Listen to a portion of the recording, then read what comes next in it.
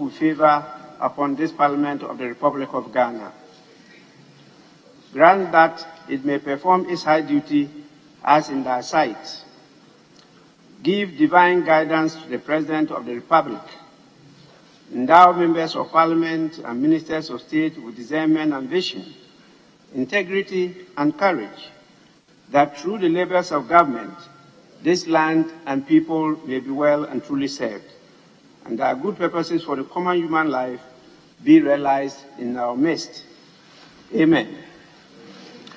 O God, grant us a vision of our country, fair as it might be, a country of righteousness, where none shall wrong his neighbor, a country of plenty, where evil and poverty shall be done away with, a country of brotherhood, where all success shall be founded on service, and honor shall be given to the deserving, a country of peace, where government shall rest on the will of the people and the love for the common good. Bless the efforts of those who struggle to make this vision a living reality. Inspire and strengthen our people, that they may give time, thought, and sacrifice to speed the day of the coming beauty of Ghana and Africa. Amen.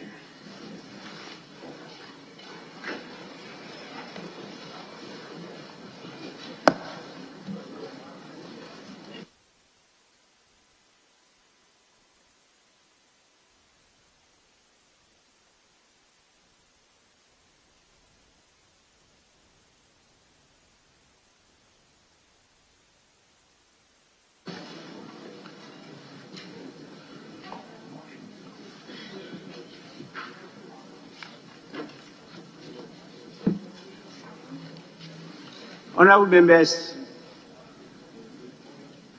I have received a message from His Excellency the President, addressed to me and the House. The message is dated 25th July, that's yesterday, 2022. It reads, reappointment of justices to the Supreme Court.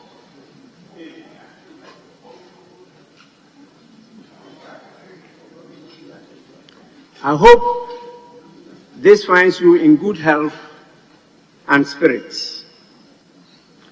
As a result of pending and projected vacancies on the Supreme Court this year, the Judicial Council advised me on 4th July 2022 by letter under the hand of its chairperson, Chief Justice Enin Yeboah, of the suitability of my nominations for appointment to the court of the following persons in accordance with Article 144, Clause 2 of the Constitution of the Republic. 1.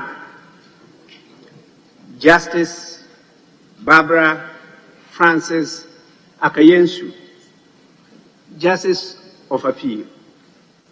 2. Justice George Kingsley Kumsi, Justice of Appeal. 3. Justice Samuel Kwame Adibu Asedu, Justice of Appeal. And 4. Justice Ernest Yao Gau, Justice of the High Court. Upon receipt of the Judicial Council's advice, in accordance with my duty under Article 144, Clause 2, I consulted with the Council of State by submitting the names and curricula vitae of the nominees for appointment to the court. The Council of State has, by letter dated 25th July 2022, notified me of the successful completion of the consultation process. I am, therefore, in accordance with Article 144, Clause 2, seeking the approval of Parliament for the appointment of the nominees as Justice of the Supreme Court. Their curricula vitae are hereby attached.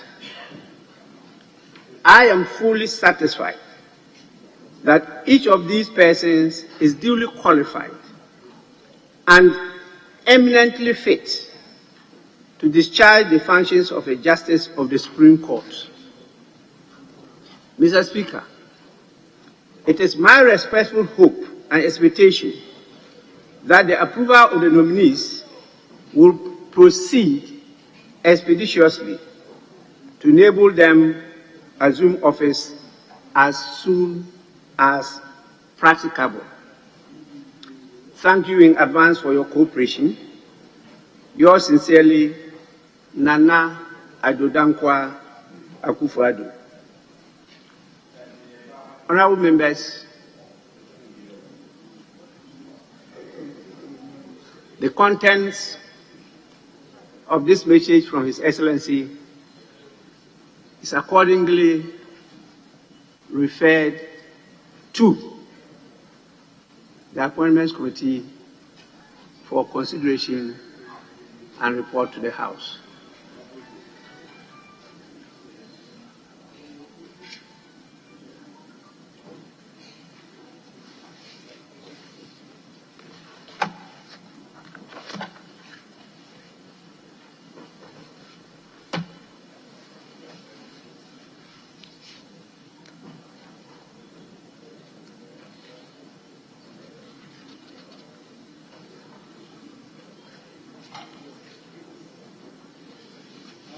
We will now move to item 4.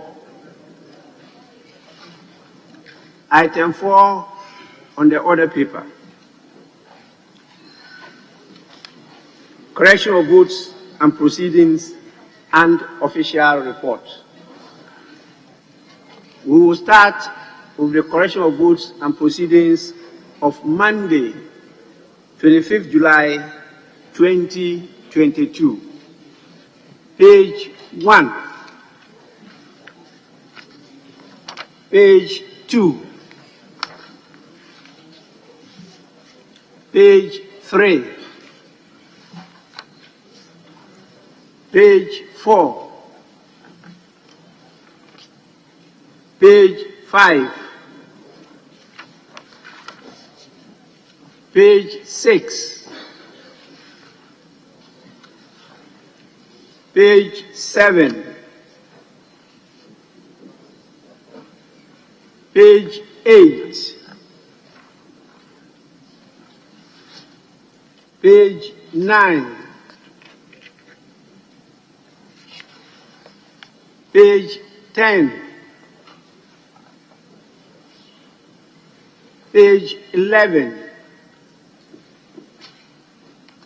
page 12,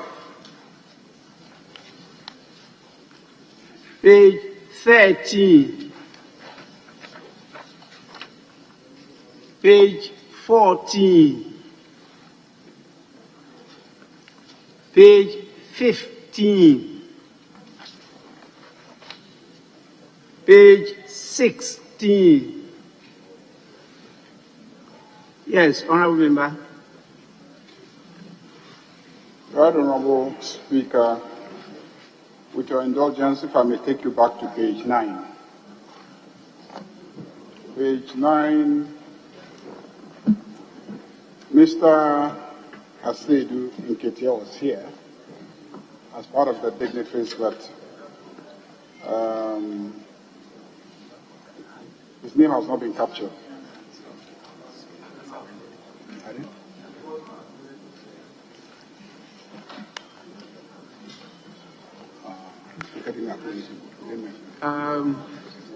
Honorable Member, my attention was not drawn to his presence. Okay. And I actually did not announce or recognize his presence. Okay. I'm not saying he wasn't. Okay. I said my attention was not drawn. Okay.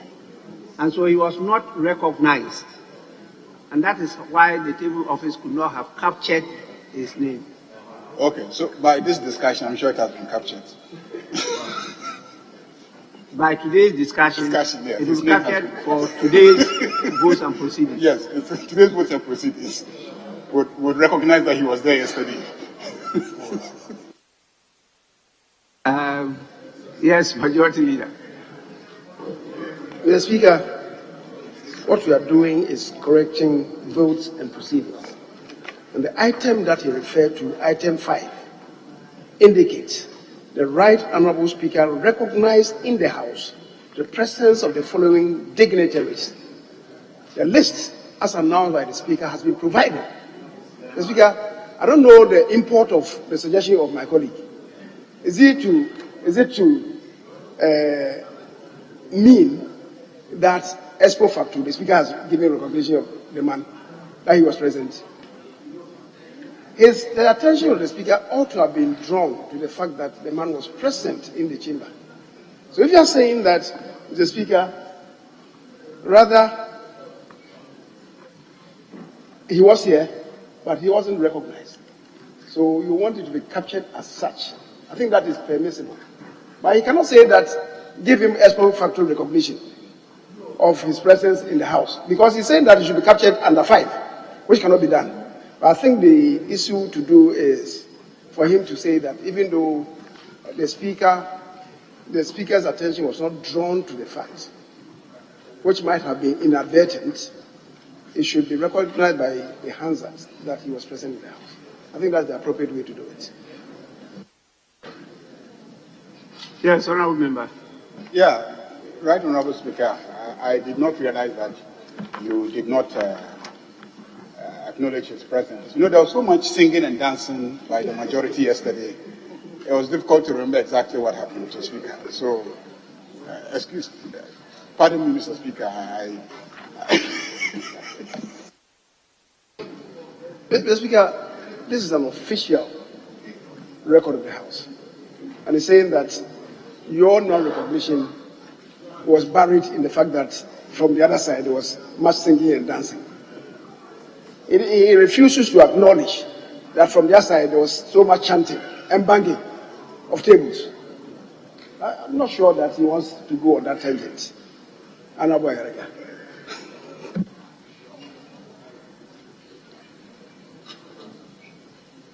Have you finished your conversation? So we can proceed now.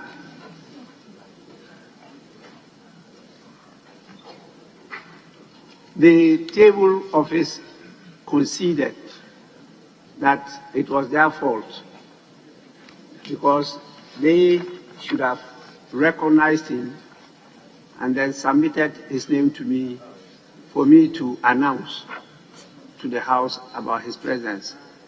That they said they've admitted that it was an oversight and to be done in the near future. So we move on to the continuation of the correction of votes and proceedings, and we're at page 16. Yes, please. Honourable Speaker, on page 16, item 3, Roman numerals III and IV, I need a clarification on Mr. Tremesiaboa's designation. I see Deputy Chief. I want to be clear whether it is a proper designation or it should have been Deputy Chief Director. I just need clarification on that.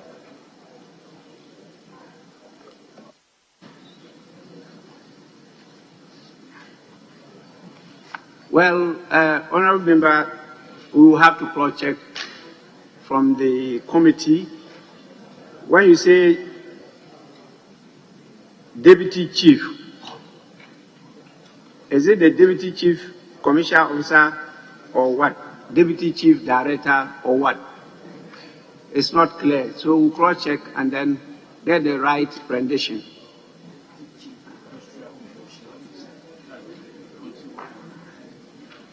No. Look at Roman 111 and then Roman 14 is what you are referring to. by Roman 111, Deputy Chief Commercial Officer. But Roman 14, that's Roman 1V, is Deputy Chief Industrial Promotion Officer. So please cross-check on that. Page 17, page 18, page 19, page 20, page 21, page 22. Yes. Honorable Speaker, page 19, item 3, Roman numeral II, Mustafa Abdul Hamid is a doctor. Thank you.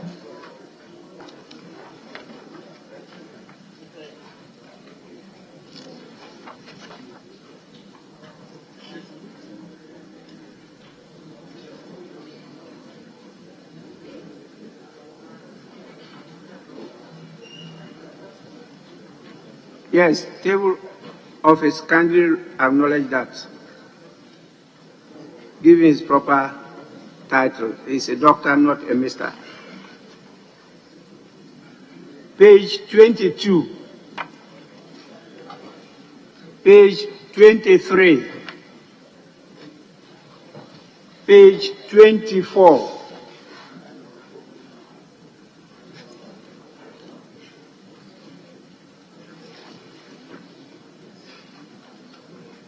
Page 25.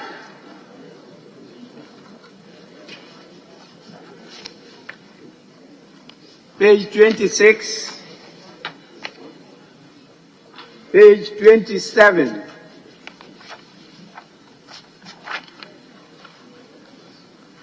Page 28. Sorry, page 27. Honorable Speaker, please, on page 27, Roman numeral XXXII, Mr. Samuel B. Jojo. The symbol here presupposes that he is also an accountant. But I just want clarification because Nita Kipwe is accountant, Lands Commission Headquarters, and Mr. Samuel B. Jojo. The symbol here suggests that he's also an accountant. So if there could be clarity on that as well. Thank you.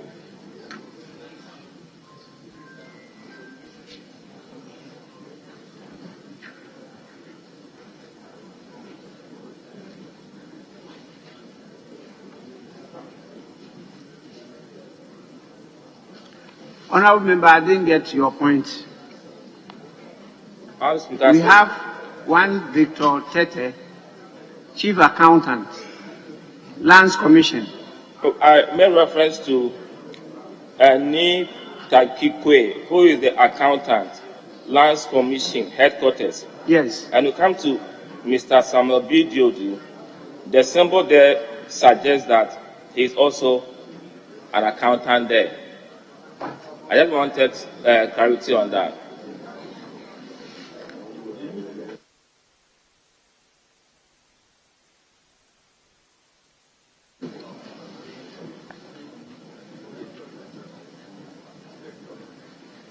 You have put an interpretation to what has been put there. What is captured there is for us to repeat, accountant, Lands Commission Headquarters. I don't see the error in that. Thank you. What I wanted to find out was whether there are two accountants in that same department, in that same Lands Commission. I just wanted clarification because there could be accountants, there could be deputy accountants. That is what has been conveyed to us, unless you have something different to tell us. Thank you. Thank you, Mr. Speaker. Page 28, page 29,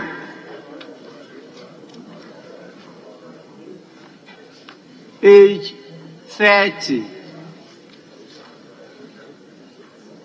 Honorable members, the votes and proceedings of the 34th sitting held on Tuesday, 25th July 2022, as corrected, are adopted as a true record of proceedings.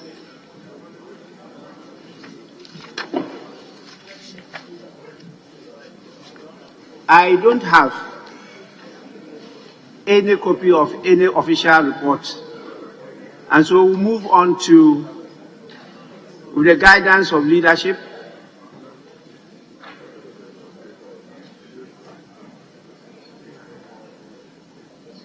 item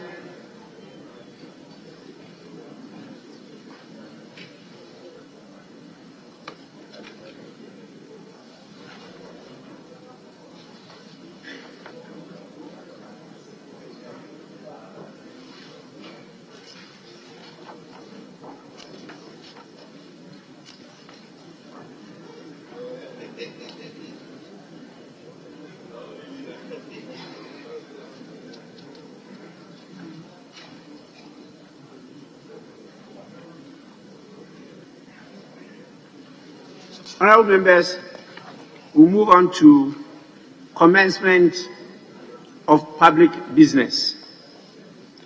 Item 8 at page 10 of the order paper, a statement by the Minister for Finance on the mid-year review of the budget statement and economic policy of the Government of Ghana for the 2022 financial year. Commencement of comments.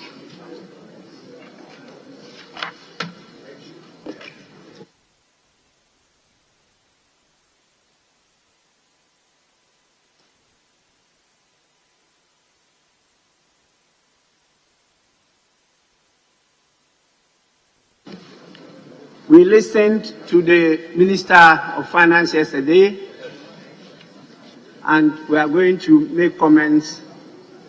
And as I indicated yesterday, comments in the nature of a debate, but not full debate. And we want to listen to the ranking member on finance. We hear the other side. And so the list I have here is guiding me to recognize Honorable Atuforsen, Doctor, to start from my left. Yes, Honorable Member. You have 15 minutes. Or I should reduce it. Speaker, I thought you would give me 30 minutes.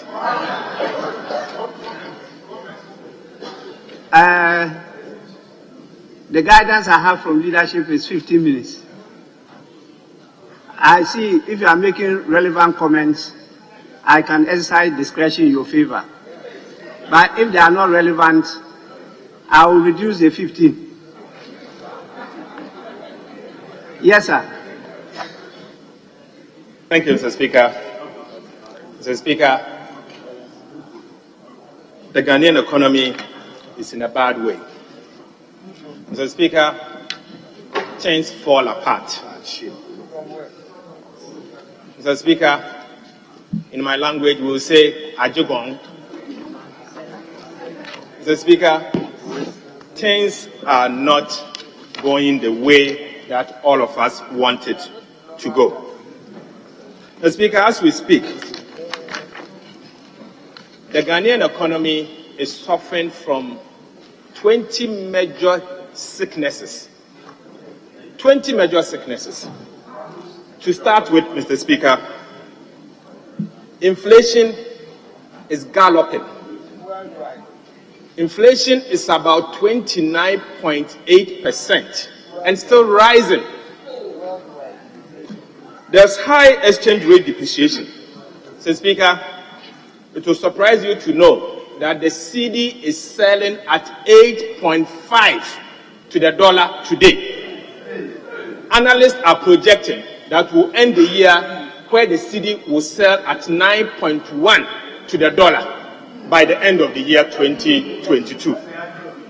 Mr. Speaker, there is rising unemployment. Mr. Speaker, the worry is youth unemployment, where it is targeted that youth unemployment as we speak is about 40%. Mr. Speaker, apart from that, we have seen weak revenue performance, obviously because there is poor policy choices, poor compliance, and Mr. Speaker, above all, corruption in revenue collection. Again, Mr. Speaker, we have seen rising debt service due to government policy. Mr. Speaker, this government believes that every single program must be confronted with one debt. Mr. Speaker, I call this one program, one loan. That is what this MPP administration is practicing. They think that every single government program must be confronted with one loan. One loan, one program. One P, one L. That's what they are practicing. Mr. Speaker, I have seen substantial rise in self-inflicted contingent liabilities. Mr. Speaker, yet our minister responsible for finance failed to mention that. Mr. Speaker, apart from that, I have seen that Ghana today has been classified as the second country in the globe that has the highest possibility of debt default. So, Speaker, this has been confirmed by Bloomberg. So, Speaker, I have the sources and I can share it. So, Speaker, apart from that, Speaker, we are seeing rising energy and fuel prices. So, Speaker, we recently engaged with the PURC as a committee. So, Speaker, impressions has been created by the PURC that they want to increase utility prices, electricity, by over 30%. So, Speaker, this is worrying. And how can the people of Ghana be able to accept all of this within a period of time? So, Speaker, but you see, there is low investment, obviously due to poor capital expenditure choices of government. So, Speaker, what surprises me is that there's weak macroeconomic management. I can see legendly incompetence in the management of the Ghanaian economy. Legendly. So, Speaker, unprecedented incompetence. Some of the choices that they make, you wonder which book they are reading. So, Speaker, I am worried as a Ghanaian, and I'm worried as a member of parliament, the way they are driving the Ghanaian economy too. So, Speaker, there's an upsurge in labor agitations, obviously because of the economic conditions. The ordinary Ghanaian cannot afford 3 square meals a day. So, Speaker, that is why my colleague, the Honorable Sam George, said that of late, the new formation in town is 010, where you skip breakfast, you eat only in the morning, in the afternoon, and you can't even take supper before you go to sleep. So, Speaker, that is where we are as a country. So, Speaker, in spite of all of this, there is high insecurity,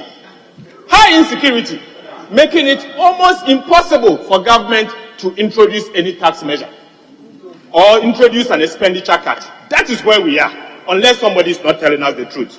So, Speaker, then we have seen Ghana's credit rating coming down, downgraded day in, day out.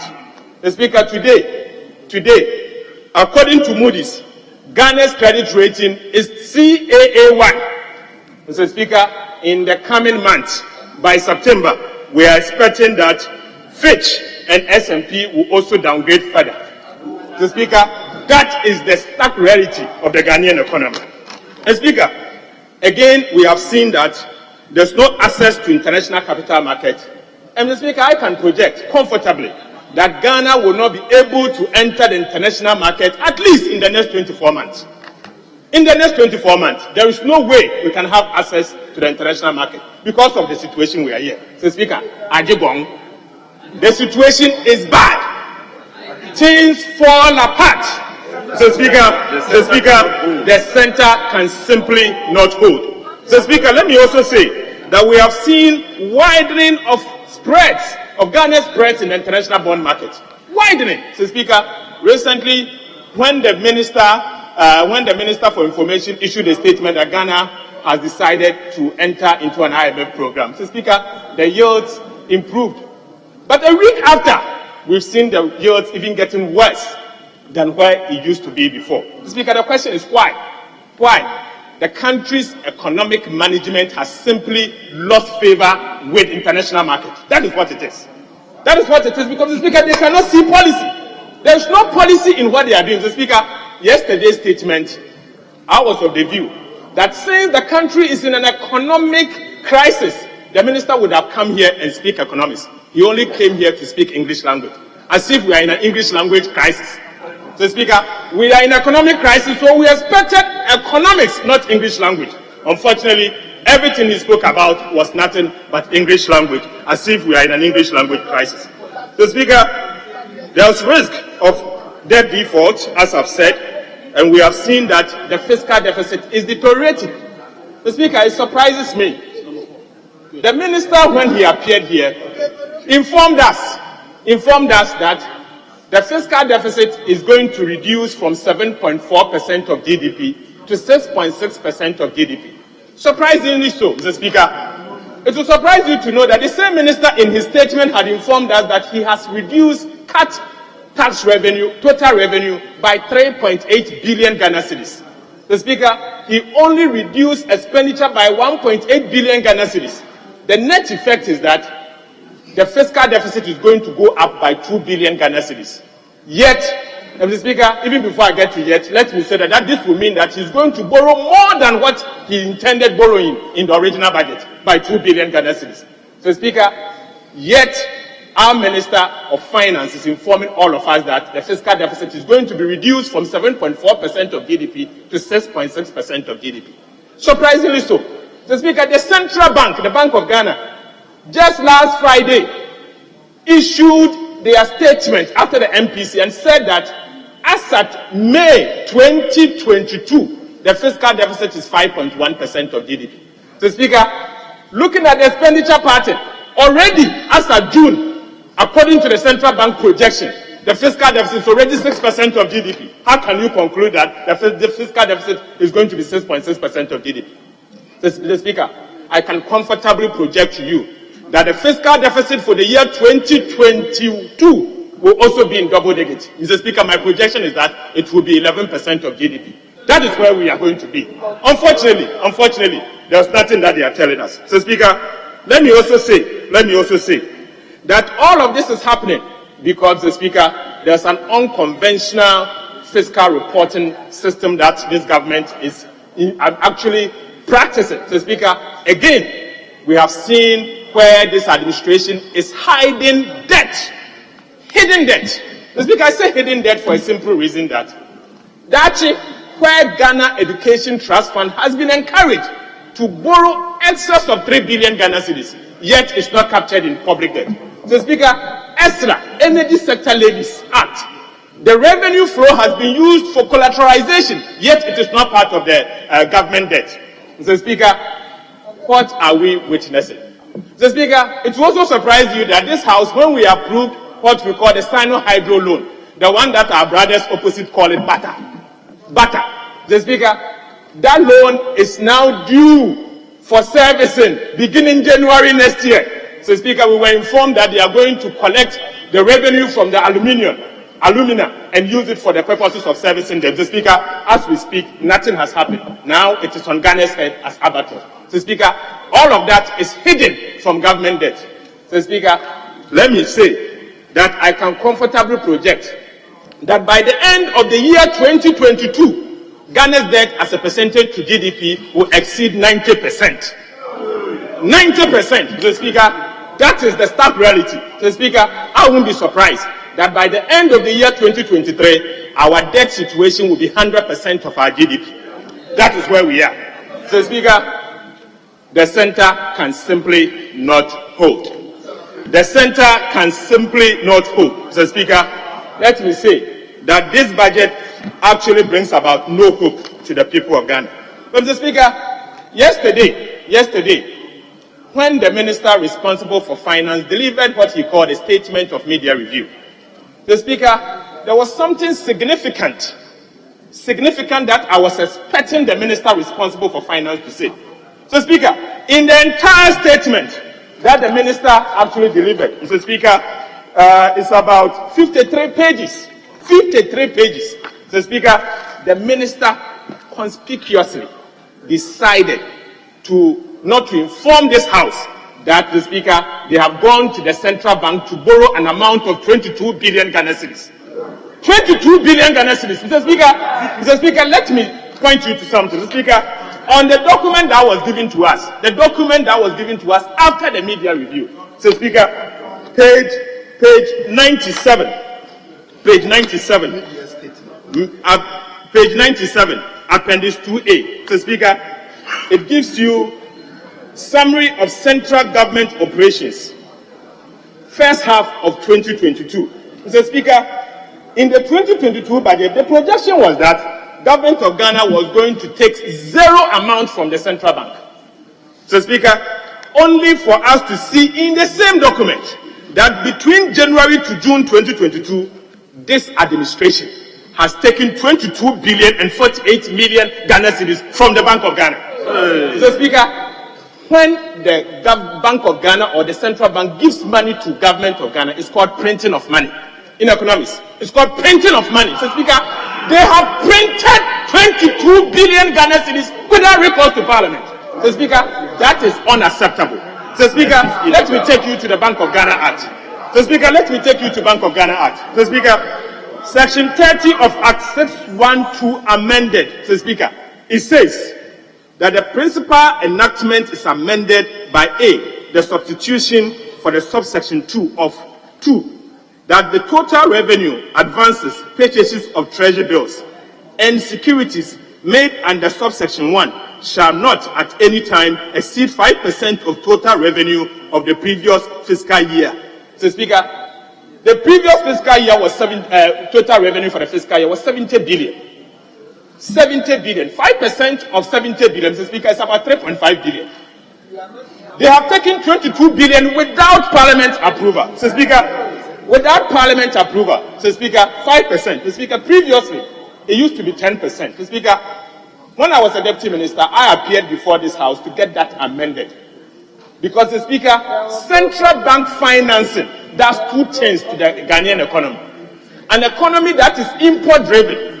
If as a country we continue that path, two things happen to us. Inflation, Mr. Speaker, will gallop.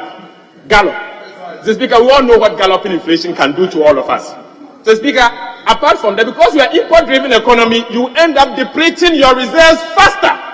No wonder our net international reserves, they cannot even complain. Mr. Speaker, it will surprise you to know. That this morning I heard our colleagues saying that, oh, it is an overdraft. Oh, it is this. Mr. Speaker, 22 billion. This 22 billion is not part of the debt. So the debt number that they have reported of 393 billion exclude the 22 billion. Why are you hiding? Mr. Speaker, even if it's overdraft, why is it not part of the public debt?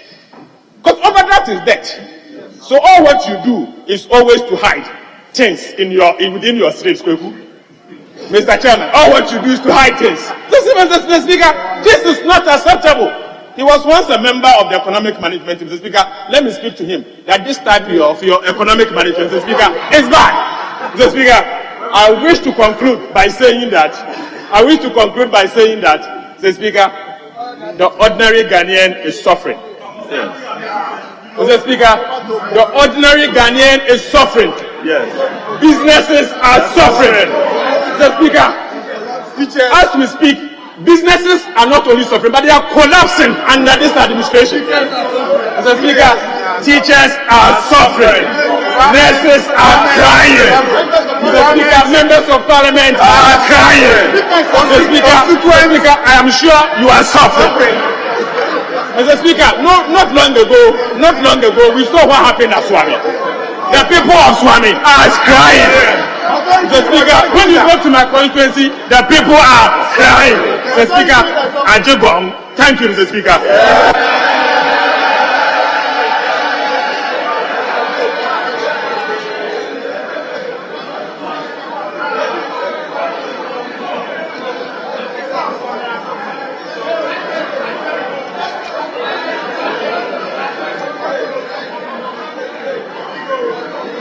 Honorable members,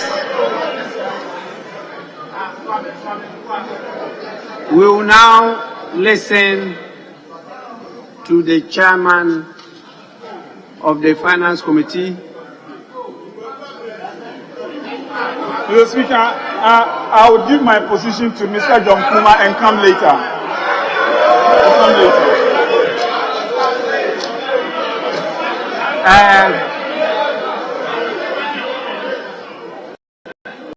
Honorable members,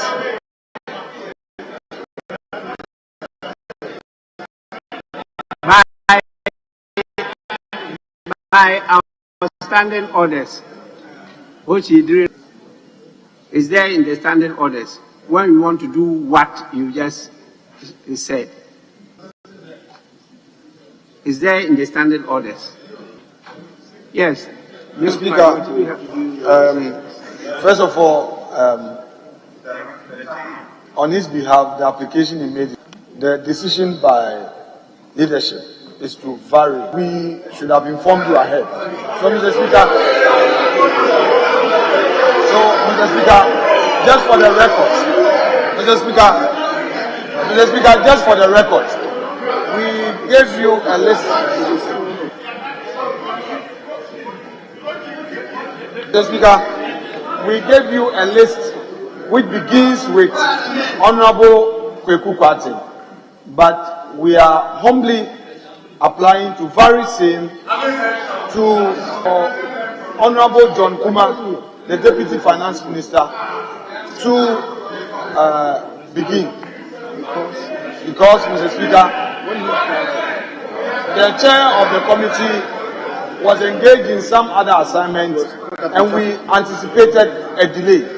So we gave the Deputy Minister the opportunity to start. But we should have, Mr. Speaker, informed you ahead of time. So we take responsibility and plead with you to grant this application to vary. I definitely will not deny him, no. I will not deny him. I was just drawing his attention that he should have premised it under a standing order. Mr. Speaker, I agree with you. I'll grant you that permission to come back later on. Under Order 86-4,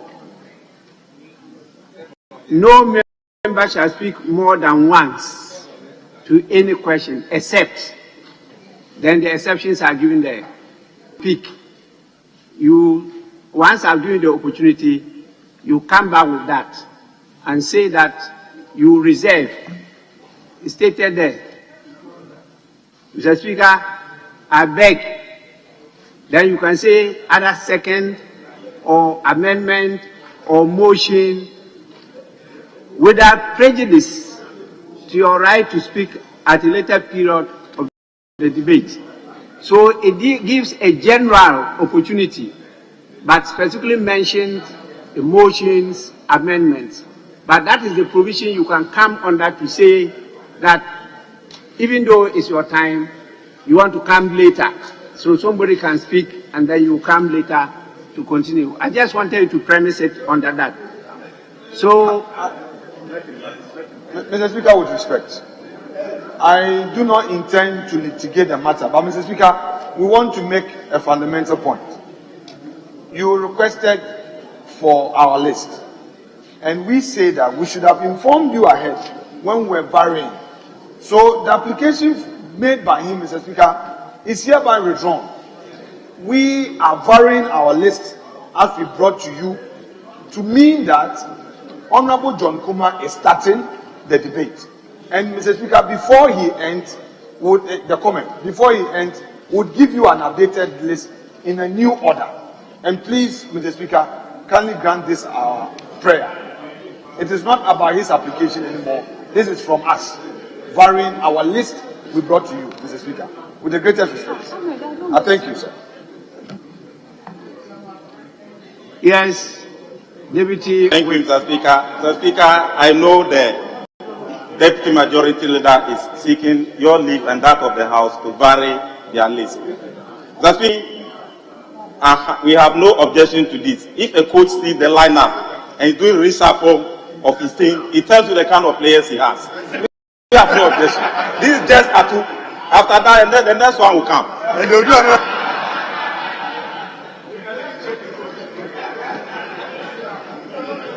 Mr. Speaker.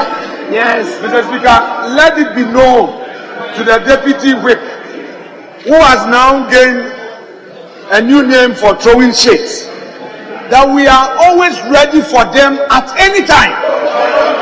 Mr. Speaker, the man who commented has forgotten that once upon a time he was a Deputy Minister of Finance. What was the state of the economy? We are ready for you. We are ready for you. What was the state of the economy when you were Secretary managed the economy? Today, you are enjoying the liberties of opposition to be throwing shades. We are ready for you, and you hear from us. Your men, Mr. Speaker, the men they are parading today were the men who were in government when they collapsed the economy. Do you have any new men? It's the same old faces.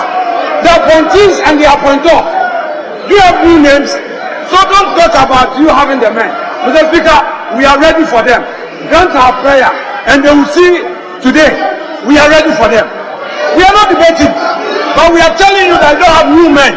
It's the same old that you have reshuffled. The same old team that you couldn't manage the economy. So don't create any impression of yourself. Mr. Speaker, we are ready. We are ready. Thank you, Mr. Speaker.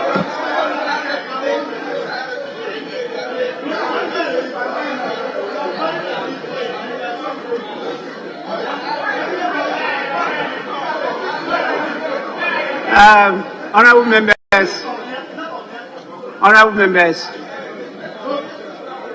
the Deputy Majority Leader has made his comments already, and that is his end. He has comments, and the comments went beyond comments, but because of the nature of the subject matter before us, I will not overrule him. Now, Minority Chief Whip, yes. Mr. Speaker, I was rightly going to say that's what I said. That I don't know what provoked him and he's so angry and virtually screaming. He should just allow the debate to flow. Since he's consciously changing his team in between, after he has submitted the list. Now it is clear, Mr. Speaker, it is not the men that they don't have. It looks like even the boys, they lack the boys. So it should allow the debate to flow so that we can make some progress. Thank you, Mr. Speaker.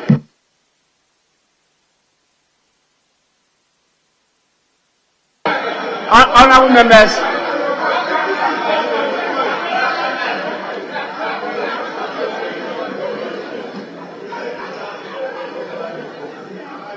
I am told to allow Honorable Deputy Minister for Finance, Honorable John Kuma. Yes, it's your time. Thank you very much, Honorable Speaker. Mr. Speaker, I want to start by reassuring the House and the country that the anchor is holding and the center is firm. That there are global economic difficulties of which Ghana is also suffering. But the assurance is that the center is firm and the anchor is holding.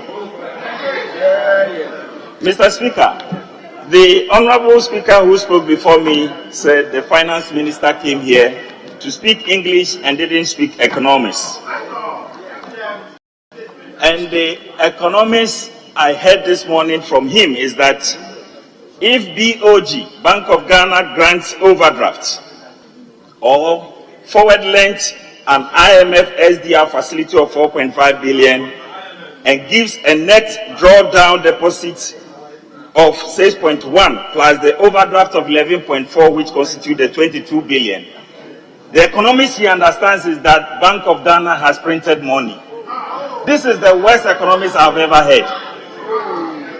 this is the economics we are being taught this morning from the NDC and our brothers in the opposition, then it is very, very, very bad for this country. Mr. Speaker, if you read Section 30 of the Bank of Ghana Act, clearly it is within the remit of the law for Bank of Ghana to grant overdraft and support to central government without printing money. And I am surprised that just this signal is the meaning of economics to our friends on the other side. No wonder they left us with a doomsday economy. Mr. Speaker, the finance minister indeed spoke economics and told us about the state of where we are currently. And we have agreed right from the beginning of the year that we shall stick to fiscal consolidation and ensure that we are able to reposition the economy from the difficult position that we found ourselves. In the beginning of the year, government in 2022 budget announced that there will be a fiscal deficit of 7.4 from the 9.4 we did last year. And furtherance to that, the government announced a 30% discretionary cut in fiscal activities. Mr. Speaker, that is reflected in the mid-year budget, where the fiscal deficit has further been reviewed downwards to 6.6%. That is an indication that the government is committed to ensuring that indeed the fiscal consolidation and the measures that we are putting in place to ensure that we bring down our debts to sustainable levels are clearly achieved. The Honorable Speaker ahead of me talked about hardship in the system. Mr. Speaker, that is true. That is why government has agreed with Labour recently on the COLA, the cost of living allowances, to increase it in the next year budget, and that is good news for workers in our country. Mr. Speaker, they are talking about lack of jobs in the country, which is true. Government has also responded in this mid-year budget that as part of the 2022 budget, government has allocated 10 billion cedis in the next 3 years under the Youth Start program, which will then empower young people to start their businesses and help Ghana become an entrepreneurial nation. So, Mr. Speaker, government indeed understands there are difficulties, but this is a government that always responds to the challenges that we face. And the finance minister has been able to assure the country that indeed we are restoring hope, we are addressing the hardships in living conditions of people, and we talk about the number of measures that we are taking to ensure that the difficulties in the system, the high prices on fuel, the high cost of food, and all that are tackled. And Mr. Speaker, they are being tackled head on and frontally. Mr. Speaker, clearly the mid-year budget also emphasized that even though we are facing economic challenges, government is still committed to protecting our social interventions and flagship programs like the free SHS. Mr. Speaker, it is important for this country to ensure that the future generation of this country is well educated. And even though many people have expressed concern about the free SHS, government has shown commitment that we will continue to protect that flagship program to ensure that we invest in the future of this country. And in the midst of all that difficulty, government is working hard to ensure that the free SHS is sustained. Various programs of government like the One District, One Factory are also being promoted, and we will continue to ensure. Even the NAPCO program, which has ended, we are encouraging NAPCO beneficiaries to take advantage of the Youth Start program and build themselves into an entrepreneurs for this country. Mr. Speaker, yes, it is important also to agree that in the appropriation for 2022, government suffered delays in the revenue measures. The key measure that was in the 2022 budget was the e-levy. And Mr. Speaker, it is true, in this house, we struggled to pass the e-levy, and there was a price delays. It is true that the credit agencies or credit rating agencies downgraded Ghana. It is also true that external financing window opportunities were shut to Ghana.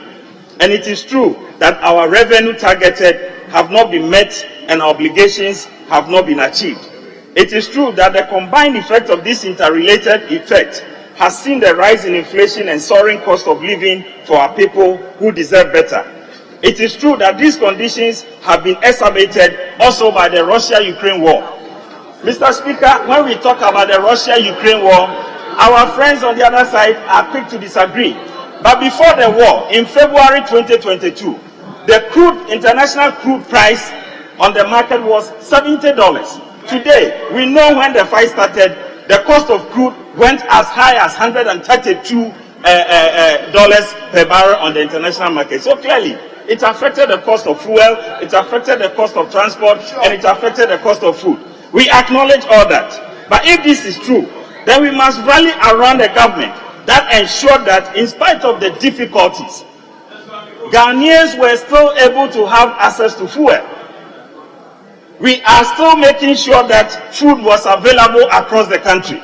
And Mr. Speaker, to address the difference in high cost of food in our capital cities, government is intervening to ensure that we are able to improve on the transportation system and bring back the prices to a level that is appreciable to the population. So, Mr. Speaker, clearly it is important to end by stating a very important quotation which was in the mid-year budget. Mr. Speaker, the finance minister, who has shown before in 2017, when he picked this economy, we know how he built it as one of the fastest growing economies in the world. 2017, 2018, and 2019 until COVID struck. When we talk about competence, the managers, economic managers of this country have shown that indeed, without external shocks, they were and continue to be the best managers of this economy. And the center will continue to hold. Mr. Speaker, the anchor is firm. Mr. Speaker, we have a president who has shown by his deeds, and he's deeply committed to the welfare of the masses of this country. That is why even in these difficult circumstances, free SHS is still going on. That is why in these difficult instances, Mr. Speaker, the leap that support poor people in this country is still being maintained. That is why in this difficulty, about 3 million children are being fed under the school feeding.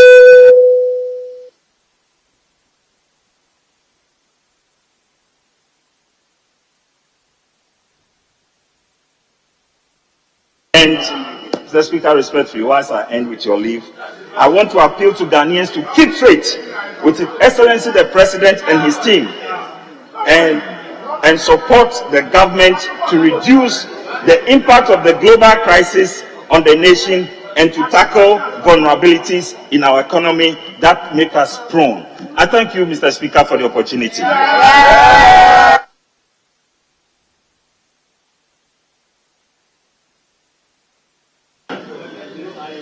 Honorable members,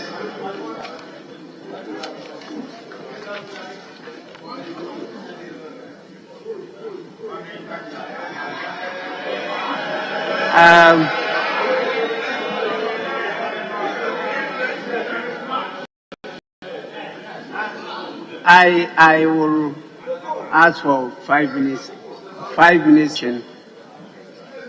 of sitting. 5 minutes. 5 minutes.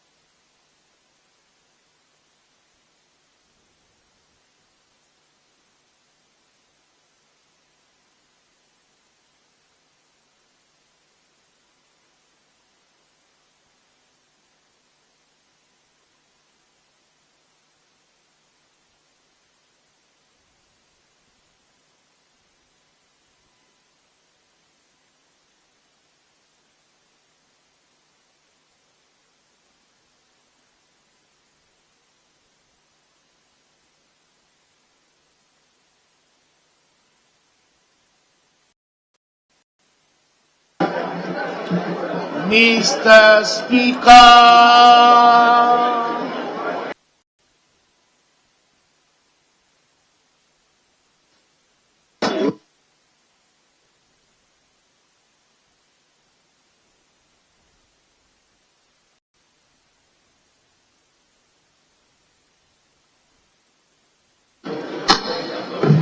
Honorable members, it's now the turn of Honorable Eric Opoku.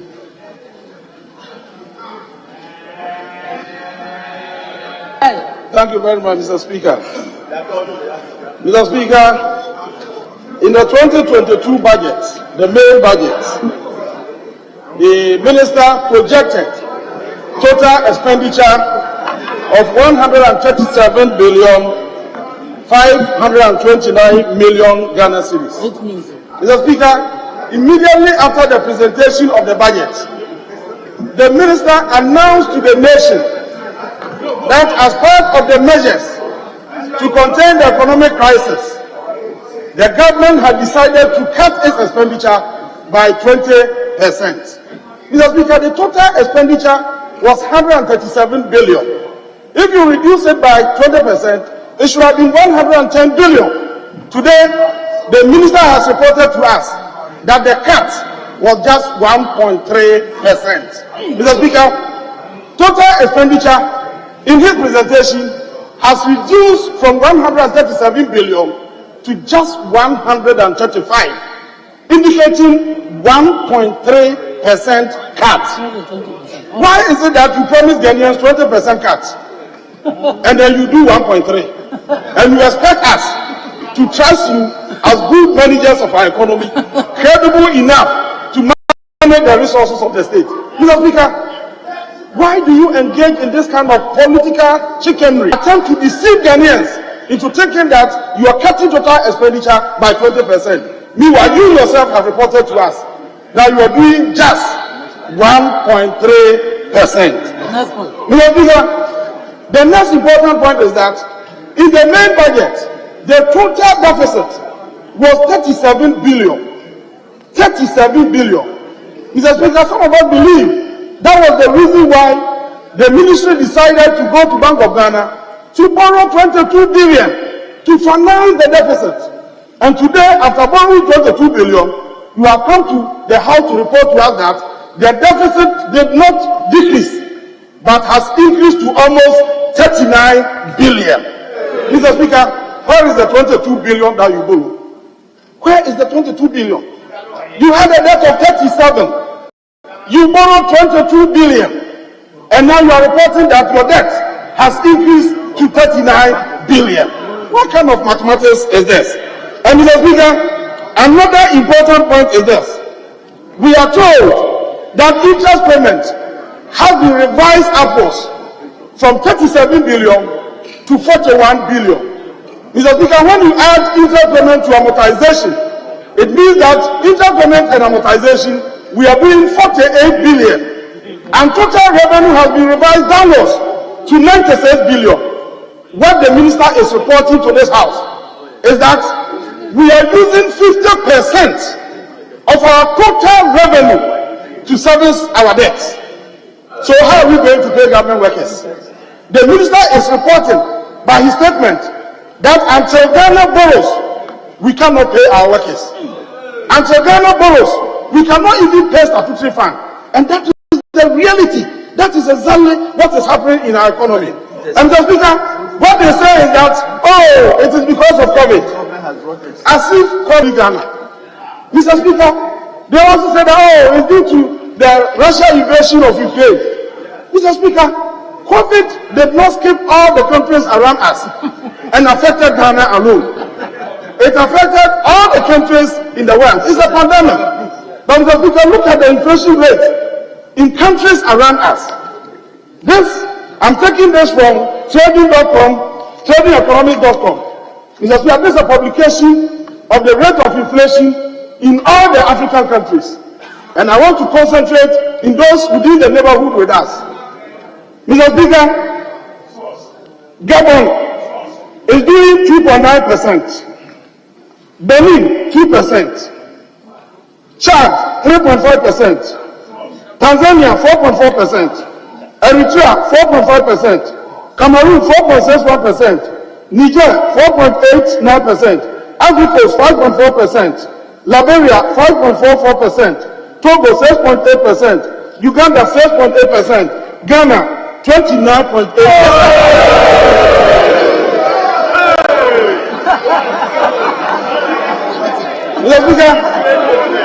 If the economic crisis we are witnessing today is attributable to COVID, why is it that countries around us are not experiencing the same or close rate of inflation? But look at what Ghana is doing. Mr. Speaker, it is due to mismanagement, crass incompetence, and nonchalance on the part of the managers of the economy of Ghana. Mr. Speaker, another important point. Assuming it is COVID and the Ukraine war that has pushed us to where we are today, I have a publication from Business Insider Africa. What they have done is to list debt to GDP of all the African countries as at the end of December 2021. And unfortunately, Ghana is listed among the highest 20. In fact, Ghana plays the 8th highest in terms of debt to GDP. And Mr. Speaker, as we speak, Togo is doing 64%. Their debt to GDP is 64%. Burkina Faso 44.3%. Cote d'Ivoire 47%. And Ghana, as of December 2021, we were doing 83.5%. Mr. Speaker,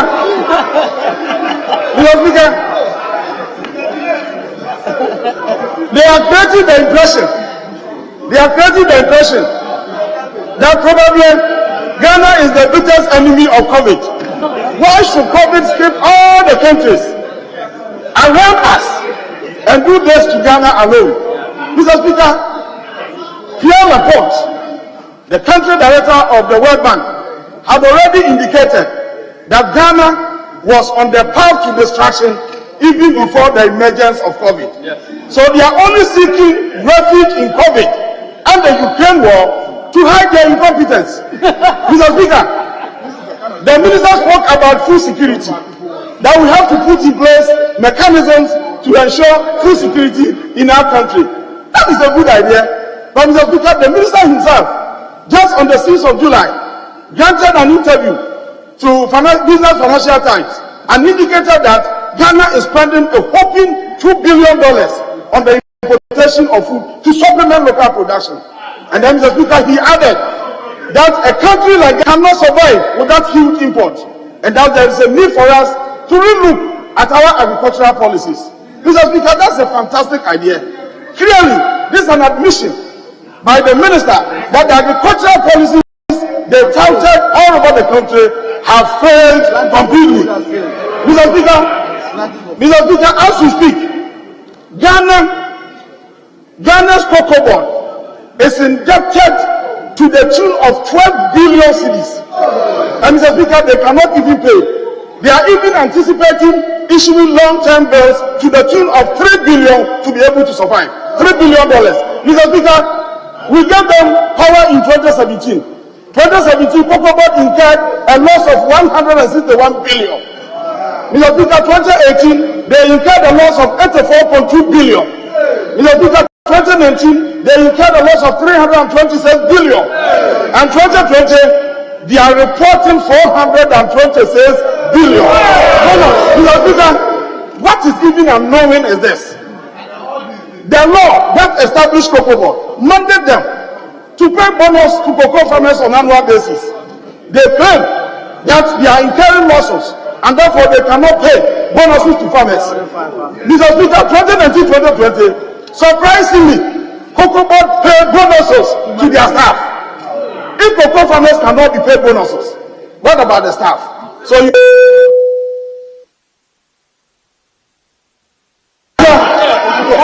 Mr. Speaker, on this note, I would like to say that Ghanaians are suffering all over the country. Not because we don't have resources. We have the resources, we are sitting on it.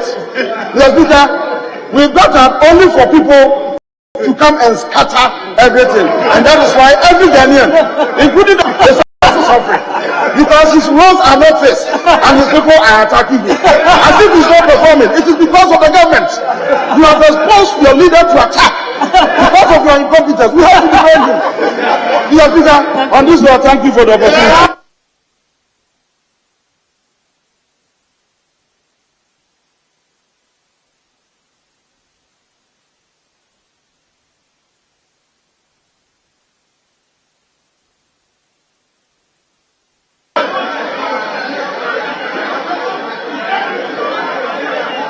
Honorable members,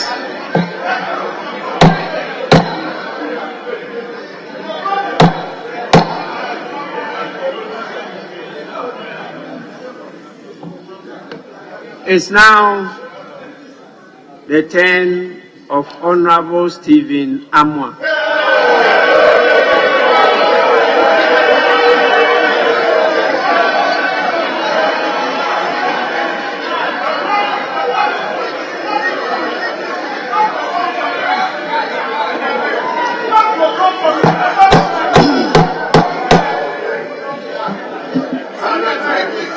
Mr. Speaker, thank you for this prestigious opportunity. Mr. Speaker, I would like to admonish my brothers and friends on the other side of the political divide to understand one fact. And the fact is, when it comes to financial economic management, it is not about propaganda. It is not about lies, because you are dealing with facts and figures. It is extremely astonishing that a ranking member who, God forbid, they get the opportunity to come to power, is likely to lead the economic management of this country as a finance minister. Is deceiving the entire country that we are poor managers of the economy. Mr. Speaker, surprisingly, they even got wet when there were no rains. I'm saying this because the time they were handing power to the new patriotic party under His Excellency Nana Addo Dankwa Akufo-Addo, the economy of this country was growing somewhere around 3.2, 3.4. It is an established fact. Mr. Speaker, today, we are growing higher than that, even with this global situation. Mr. Speaker, when they were handing power to us, interest rate in this country was hovering around 40%. It is a fact. Mr. Speaker, as I'm talking to you now, some of the banks are giving as low as 23%, even this situation. Mr. Speaker, policy rate under the NDC government before they handed power to us was 25.5%. Even with this situation, it is 19. You can move from one factor to another. Mr. Speaker, it is not about lies. The ranking member said that the statement never presented anything about the economy or English. I want to find out whether previously such statements are presented in Hausa, Dabani, Asante, or Ga. Mr. Speaker, the fact is that their experience from the communist inferior tactics is always making them unable to have alternative policies. And I'm just advising them. This is the statement, page 20. Update on domestic macroeconomic developments in 2022. So you did not even read it as a ranking member, and you want to come to power. How? Mr. Speaker, the point I want to make again is that we accept the fact that there's hardship. We empathize with Ghanaians, but any honest person that reads the Bible and the Quran and is not deceiving Ghanaians understand the fact that the situation we have today is perfectly global. Mr. Speaker, US, which is the best economy in the world. Inflation rate post-COVID has been increased by over 320% from about 1.86 to 9.2. It is a fact. Mr. Speaker, as I'm talking to you now, United Kingdom inflation rate has been increased by about 400%. Mr. Speaker, baby food shortages, even in parts of US. As I'm talking to you now, railway workers, aviation, judiciary, postmasters, they are on. As I'm talking to you now, doctors and teachers are now threatening the government, except those who are suffering from unconscious incompetence, who do not accept the fact that the situation we have are global. Mr. Speaker, the NDC government that they are making, they are producing all this destructive interference of rates. They are supposed to adopt contractional fiscal policies, which means is that they care about the poor. I keep on asking them, they can't answer me. What is the economic management policy direction? That none of the poor policies in Ghana, with the tenacity and the national character we need, they have not been able to do one. Mr. Speaker, do you know why? When it comes to infrastructure, both NDC and PP mostly, and I repeat again, borrow. But when it comes to poor policies, you have to manage internal economic work, but they cannot. Anytime they are leaving this country into the hands of the MPP, they have a constant figure, around 3%. When they were leaving first, it was 10.7. Now 3.2. Interest rate was 52%. The fact of the matter is that between the NDC and the MPP, apart from propaganda and the communist inferior tactics, we are extremely far better than them. You care about the poor. Mr. Speaker, I want to ask the NDC, can you compare Okada to free school? Okada policy. You will let people ride bicycles before they eat. MPP government says that we will let them go to school. Which one do you prefer? We all know that we have crisis. Do they understand the fact that our economy is import driven? Do they know that? And once it is import driven, we depend on international markets. Even this situation in which we are, we have been able to sustain almost all the pro-poor policies. They could not. Even simple teachers and nurses allowance, because they failed to manage the economy well, they scrap them. Mr. Speaker, the fact of the matter is that the MPP government understands the management of this economy well. That is why yesterday we decided not to burden this house with any extra supplementary budget. We understand the game. We know what we are doing. We have been able to reduce that to GDP. Mr. Speaker, let me explain this to them. If they understand the economy, anytime any country's productivity is impaired unproductively, your GDP will not grow. Yes. You contributed to the problem we're having in Ghana because of the seemingly balancing house. Any good policy of this government, and you say you love Ghana. You say you love Ghana. Tell me, you are giving figures from mostly French-speaking countries. Please go and learn your economy well. Almost all the French-speaking countries do not have economic sovereignty. They derive that from the Central Bank of France. Go and check. So it is wrong to compare the two. You don't know your facts. Go and check. The fact of the matter is that, Mr. Speaker, even in this situation, you don't do this analysis. You will do, that is why you have industry performance, continental performance, and global performance. Mr. Speaker, even it is expected as part of the projections of the world that we were supposed to grow 2.9 as a globe. Our projection is 3.7. And in Africa, it was supposed to be 3.6. Ours is 3.7. And you said that the very minister that before COVID was growing 7%. Inflation rate 7%. Interest rate came to 12%. Policy rate came to 12%. He should resign. Then for His Excellency, former President Mahama, respectfully, he shouldn't come again. Where are the Guinea fowls? Where are the Guinea fowls? So if we want somebody to resign, first, they should not bring former President Mahama. Then we agree.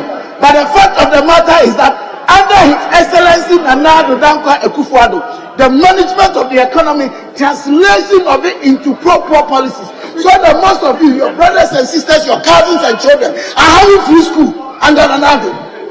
Are having free school. Put up your hand if your family member is not enjoying free school under Ronaldo. God will ask you. God.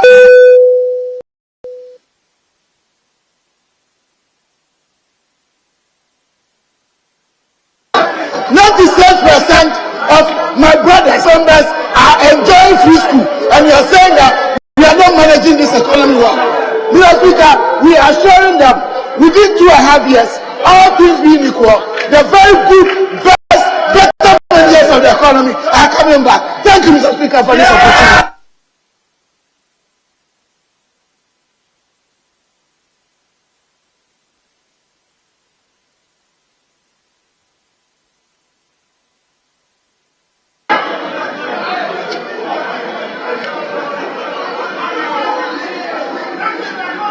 Honorable members, it's now the turn of Honorable Isaac Adongo.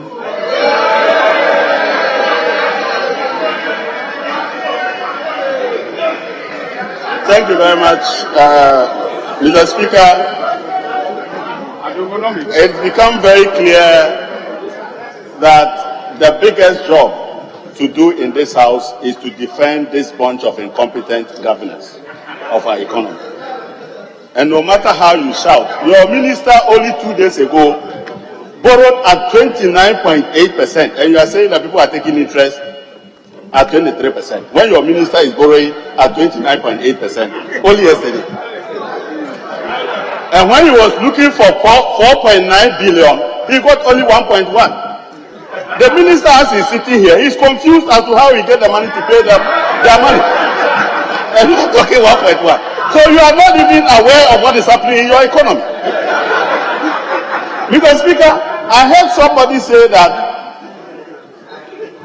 the Bank of Ghana is giving overdraft and that the Bank of Ghana is not printing money. Why? Is the Bank of Ghana a deposit-taking institution? Is the Bank of Ghana raising money?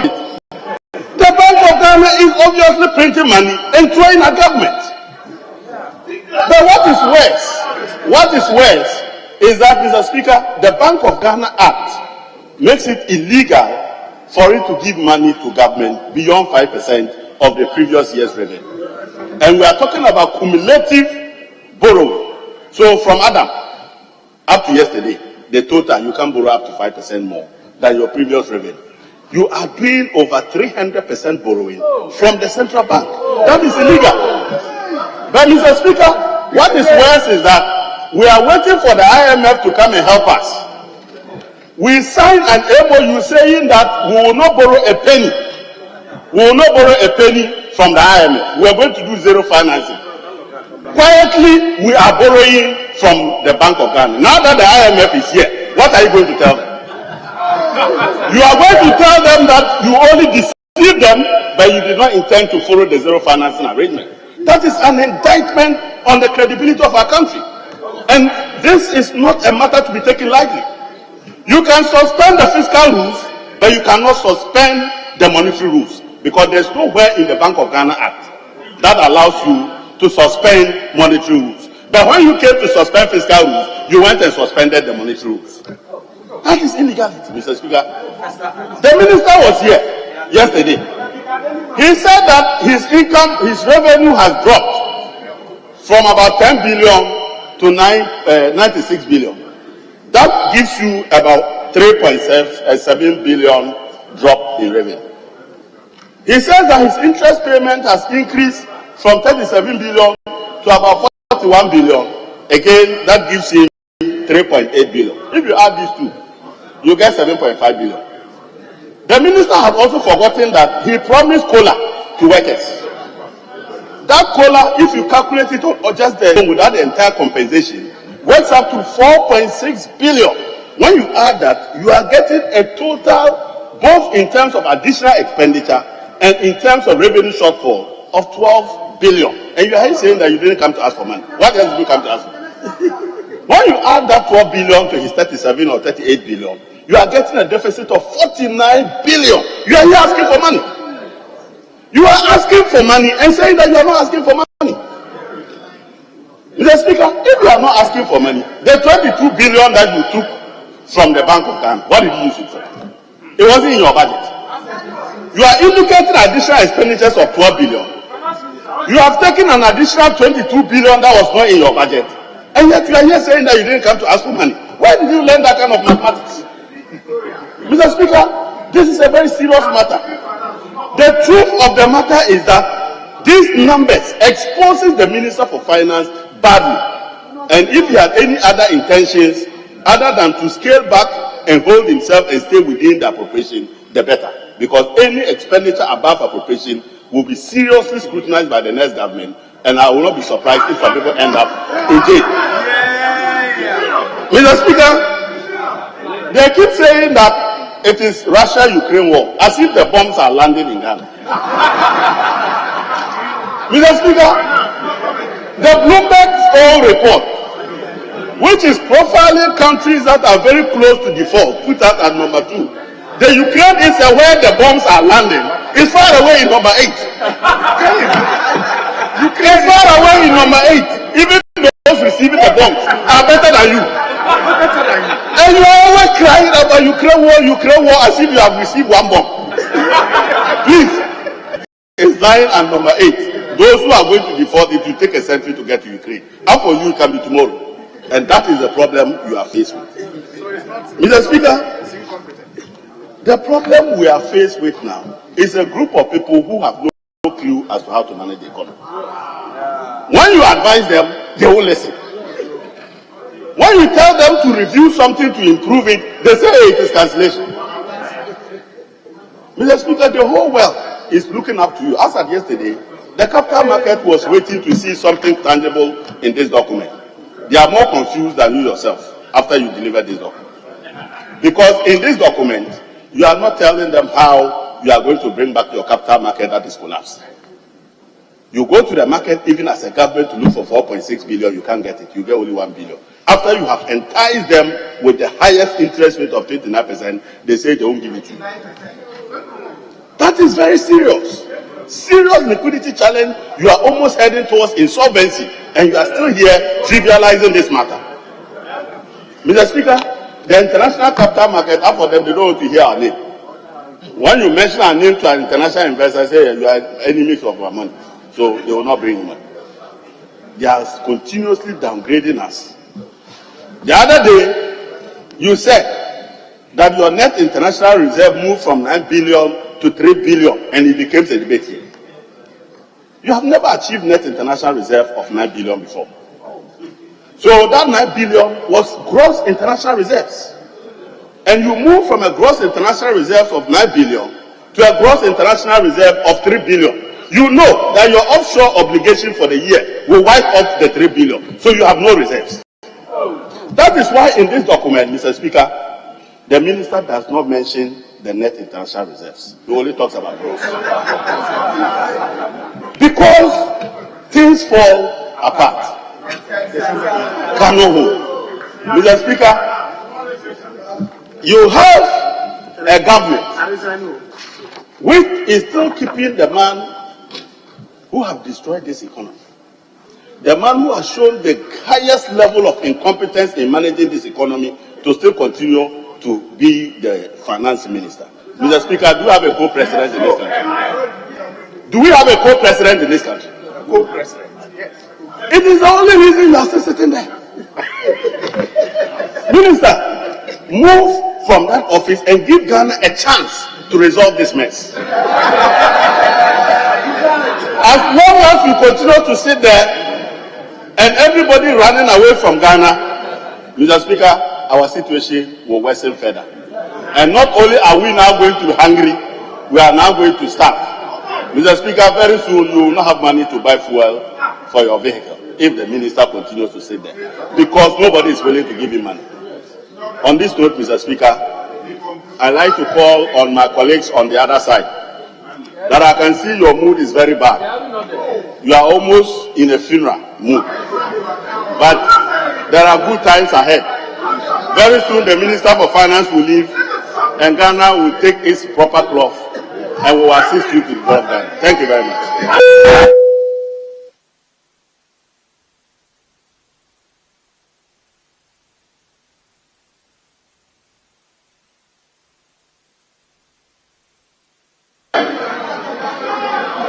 Honorable members,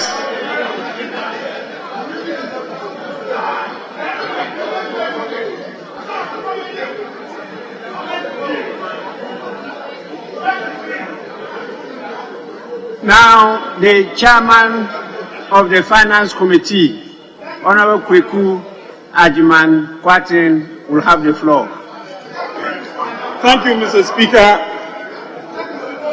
Mr. Speaker, first and foremost, I'd like to thank the Finance Minister for presenting to us in accordance with law the review of the 2022 budget statement as has been implemented so far. Mr. Speaker, what he presented to us was very clear. He informed this House that a combination of both external and domestic factors have conspired to create challenges for this economy. The Speaker, was he right or wrong? Of course he was right. He proceeds to put on the table for our consideration government solutions to these challenges, mindful of the fact that these challenges are not just in Ghana, but global. Mr. Speaker, again, was it the right thing to do? Of course it was. Our task as Parliament, Mr. Speaker, is not to jubilate. It's not to jubilate that our country is facing challenges, that the ruling party is on the defensive, and therefore we have achieved some political ends. Mr. Speaker, what shall it profit a man?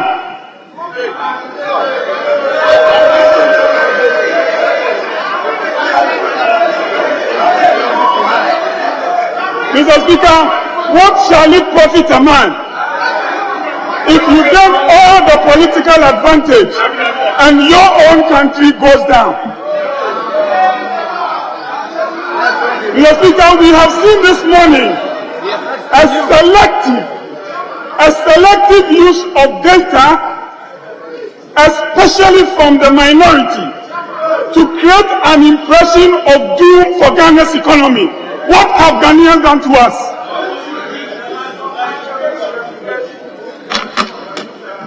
Mr. Speaker, I agree with Honorable Atifo Singh. I agree with Honorable Opoku Bobie.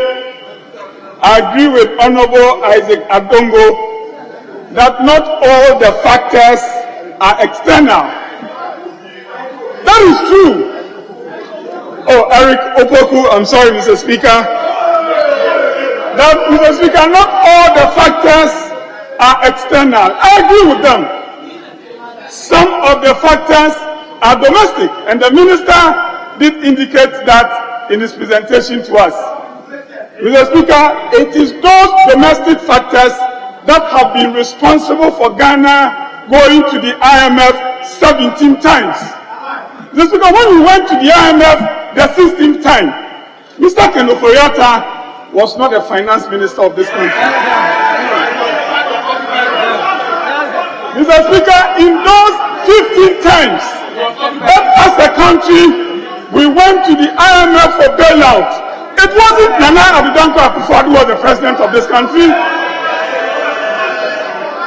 So if today we have the opportunity to deal with a matter that has been worrying our economy for so long, why would people jubilate that the current government is on the defensive, or the current government has indicated challenges to which we must all find solutions?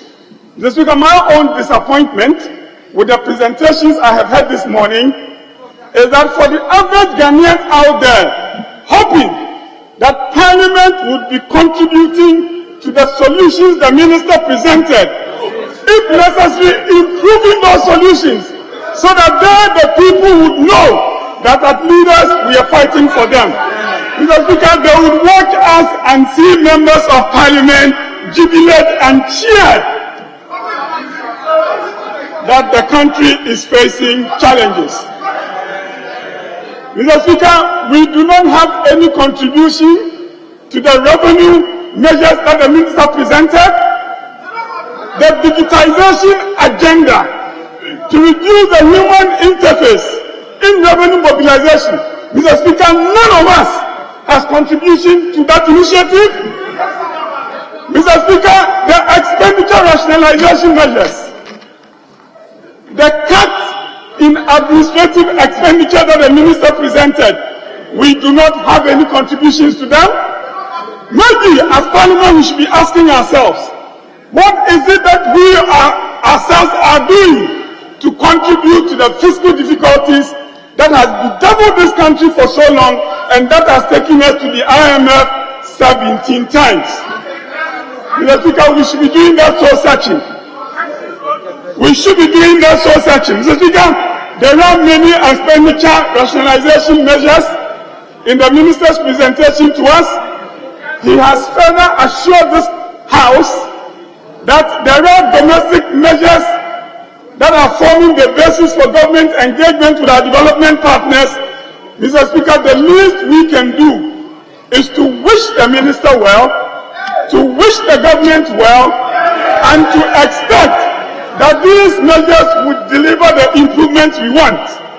That the contributions we have had here, especially from our colleagues on the minority, have been completely disappointing.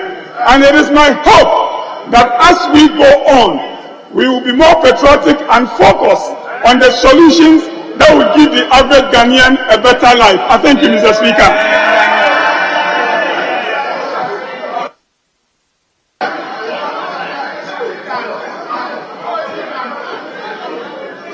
Honourable members, we have a program starting at 1. We will have to suspend sitting, go and commence the program. Some of you will be with us. Some will have to come back. My deputy will take over and you move to question time. We'll finish and come to continue with the comments, debate on the statement.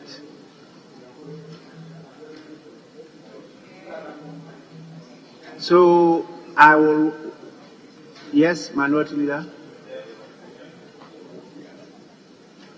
Mr. Speaker, I can understand the management of your time, but I was going to plead if you can give the last 2 speakers from either side 5 minutes. On either side? I said either side, but I see that the majority leader is ready for a suspension. We can suspend. Thank you, Mr. Speaker. Yeah, because we have our partners already in and they are waiting on us. So it's better for us to go commence, and I want to urge all of you to be there. Just after some major statements from our partners, I think it will be proper for you to come to continue with the program, but with questions. After the program, I'll be here to continue with the deliberations on the statement. So with this, sitting is accordingly suspended.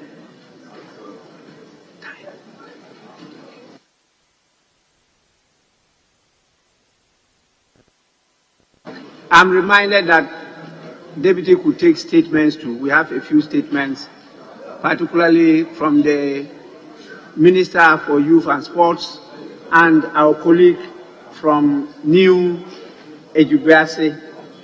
They have a statement on the, is it Commonwealth? Yes. So the Deputy will take questions and statements. With this, I reiterate my earlier statement that sitting is suspended.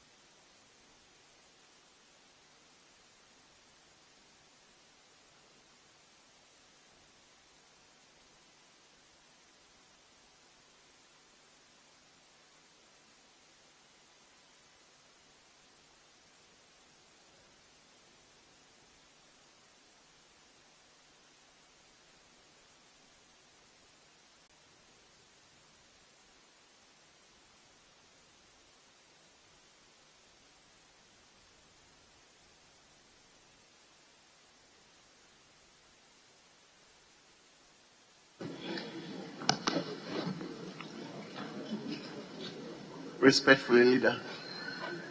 Ari? Yeah, Mr. Speaker, I believe we can go to item number 6 and take a statement. Statement. Item 6 on page 5. Very well. Honorable members, let me invite you to page 5. Page 5. Statement. I have a statement here which stands in the name of the Minister for Youth and Sports, Honorable Mustafa Yusuf, on participation of Ghana at the 2022 Commonwealth Games in Birmingham, England. Yes, Honorable Minister, let's hear you. Thank you so much, Mr. Speaker. Mr. Speaker, I want to express my gratitude to you, the House, for the opportunity to make a statement on Ghana participating at the 2022 Commonwealth Games in Birmingham, England. The 2022 Commonwealth Games, which starts this week, July 28, 2022 to August 8, 2022, is the 22nd edition of the Commonwealth Games since the inception of the Games in 1930. Mr. Speaker, over 5,000 athletes from over 70 Commonwealth countries and territories are expected to participate in the competition in about 15 sporting disciplines, including para-sport events. Ghana is being represented by 100 athletes who will participate in 13 sporting disciplines, including para-weightlifting. The other sporting discipline Ghana will participate in are athletics, badminton, beach volleyball, boxing, cycling, hockey, judo, para-powerlifting, squash, swimming, table tennis, triathlon, and weightlifting.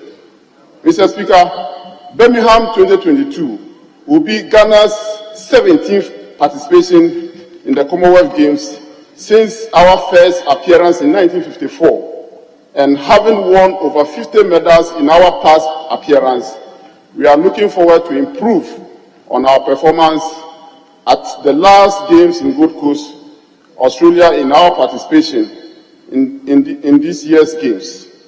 Mr. Speaker, this year's edition of Commonwealth Games 2022 has already proven to be unique competition as for the first time in the global multi-sports event, there will be more women's sports events than men.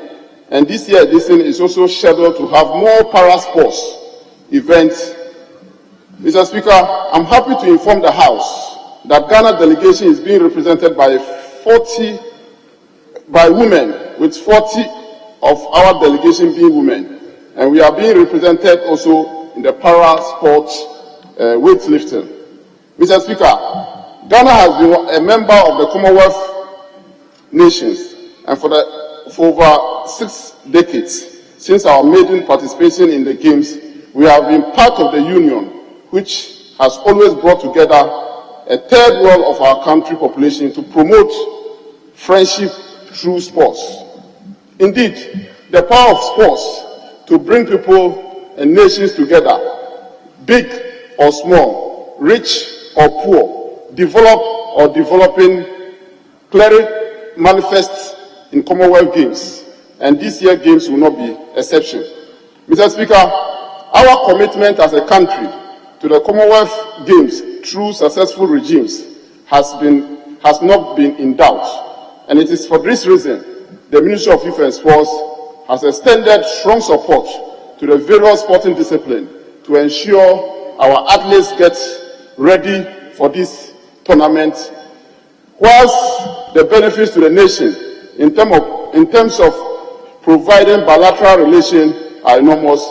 Participating in the Commonwealth Games also give our promising young athletes in school the opportunity to compete in internationally and also open doors for them.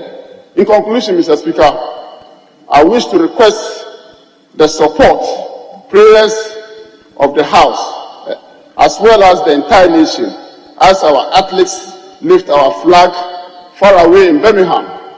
May God bless our homeland Ghana and make our nation great and strong. Thank you so much, Mr. Speaker. Thank you very much.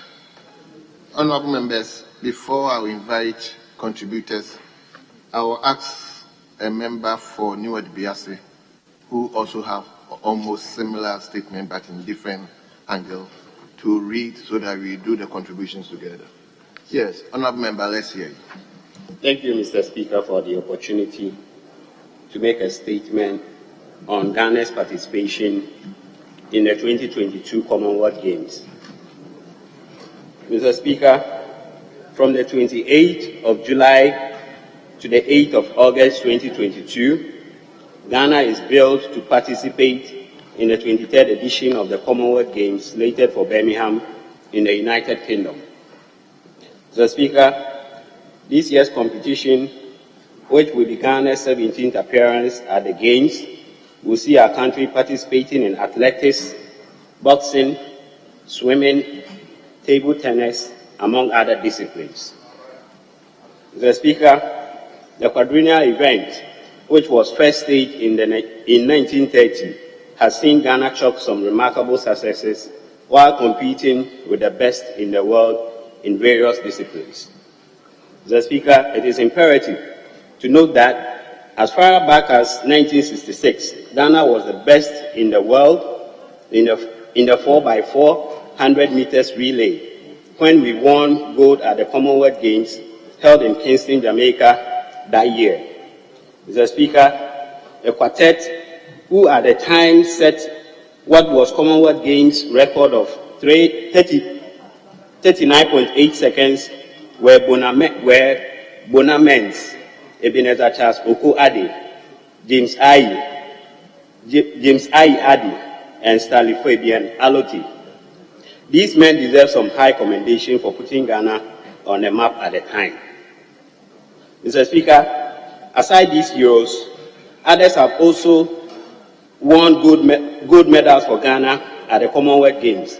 In fact, Ghana's first gold medalist at the Games was Mike Ahi, who won gold in the men's long jump on 26 November 1962. Mr. Speaker, overall, Ghana has won 57 medals at the Games, which include 15 gold medals, 18 silver medals, and 24 bronze medals, with almost all of our medals coming from either athletics or boxing. However, Mr. Speaker, in the last time Ghana won a gold medal at the Commonwealth Games was in 2006. Since then, our fortunes have dwindled sharply, with the last edition being one of our worst performances ever in the Games, where we won only bronze medal.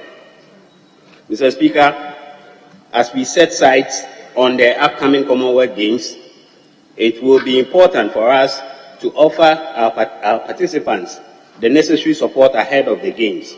Our collective support will help bring out the best out of our gallant sportspersons who will be hoisting the flag of our proud country in the full glare of the world. Mr. Speaker, I have never been more confident in our sprint team like I am in our current crop of sprinters who will be representing us in Birmingham. The team, made up of Benjamin Azamati, Joseph Paul Amwa, Saint Safu Entry, Isaac Bochu, and Barnabas Age, are a group of talented young men who have the potential of surprising the world at these Commonwealth Games. Mr. Speaker, we must recognize that Benjamin Azamati won gold in 100 meters at the Paris Diamond League. Interestingly, Mr. Speaker, the first and second fastest Ghanaians of all time are Azamati and Joseph Paul Amwa, and they are all part of this Ghana contingent for the Games. We can only hope for the best. Mr. Speaker, at the last Olympic Games in Tokyo, Ghana only was in boxing, and we hope our pugilist representing us in Birmingham will once again replicate and even better that feat as Ghana seeks to reclaim its enviable track record in the history of boxing. Mr. Speaker, though we haven't performed very well in other disciplines at the Commonwealth Games, aside athletics and boxing, I believe with the right reward systems and motivation, both extrinsic and intrinsic, we can get our gallant sportspersons to give their utmost best at this year's Games. I thank you very much, Mr. Speaker, for the opportunity. Yes. Let me invite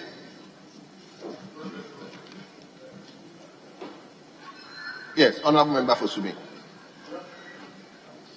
Yes, Honourable Nuabiase, may you put off your microphone, okay? Most grateful, Mr. Speaker. I wish to add my voice to that of Honourable Mustafa Yusuf, Member of Parliament for Yagaba Kubori and Minister for Youth and Sports.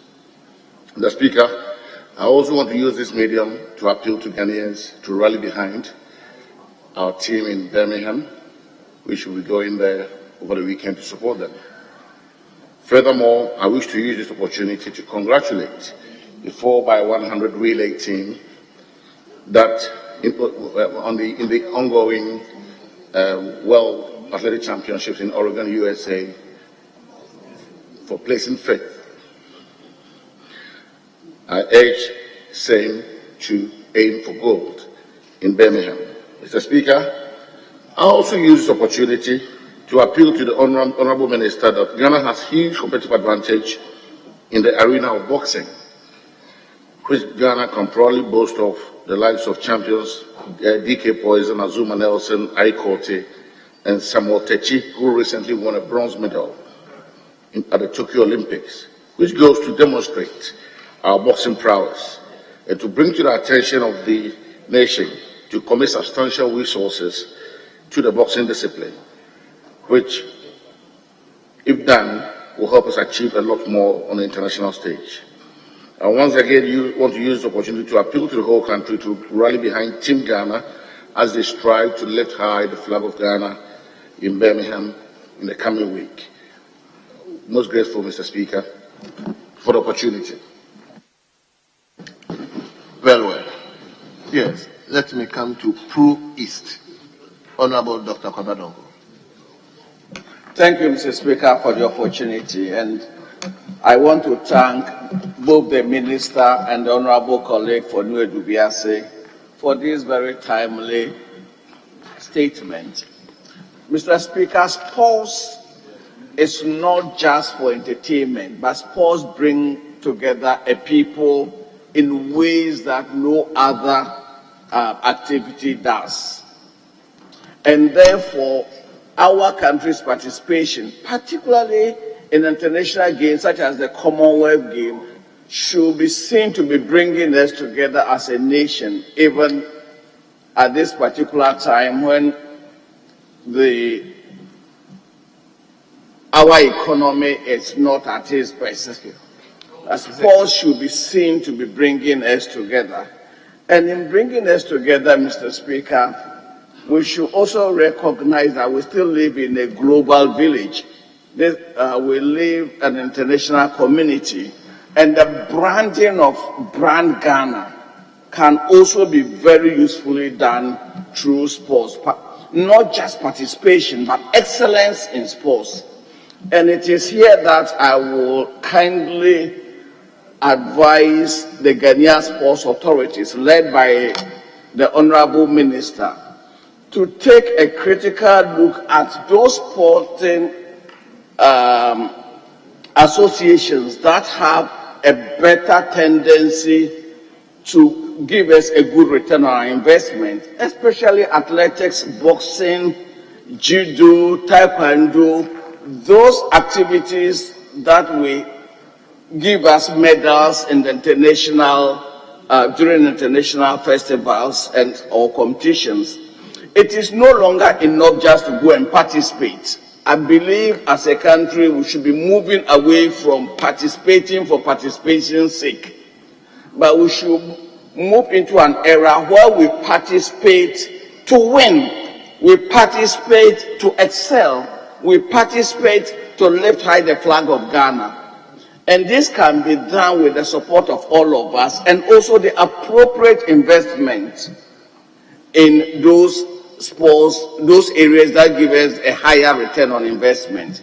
With these few words, Mr. Speaker, I want to thank you for the opportunity. Thank you, Mr. Speaker. Yes, let me come to. I'm coming to Buyakwa South before I come to.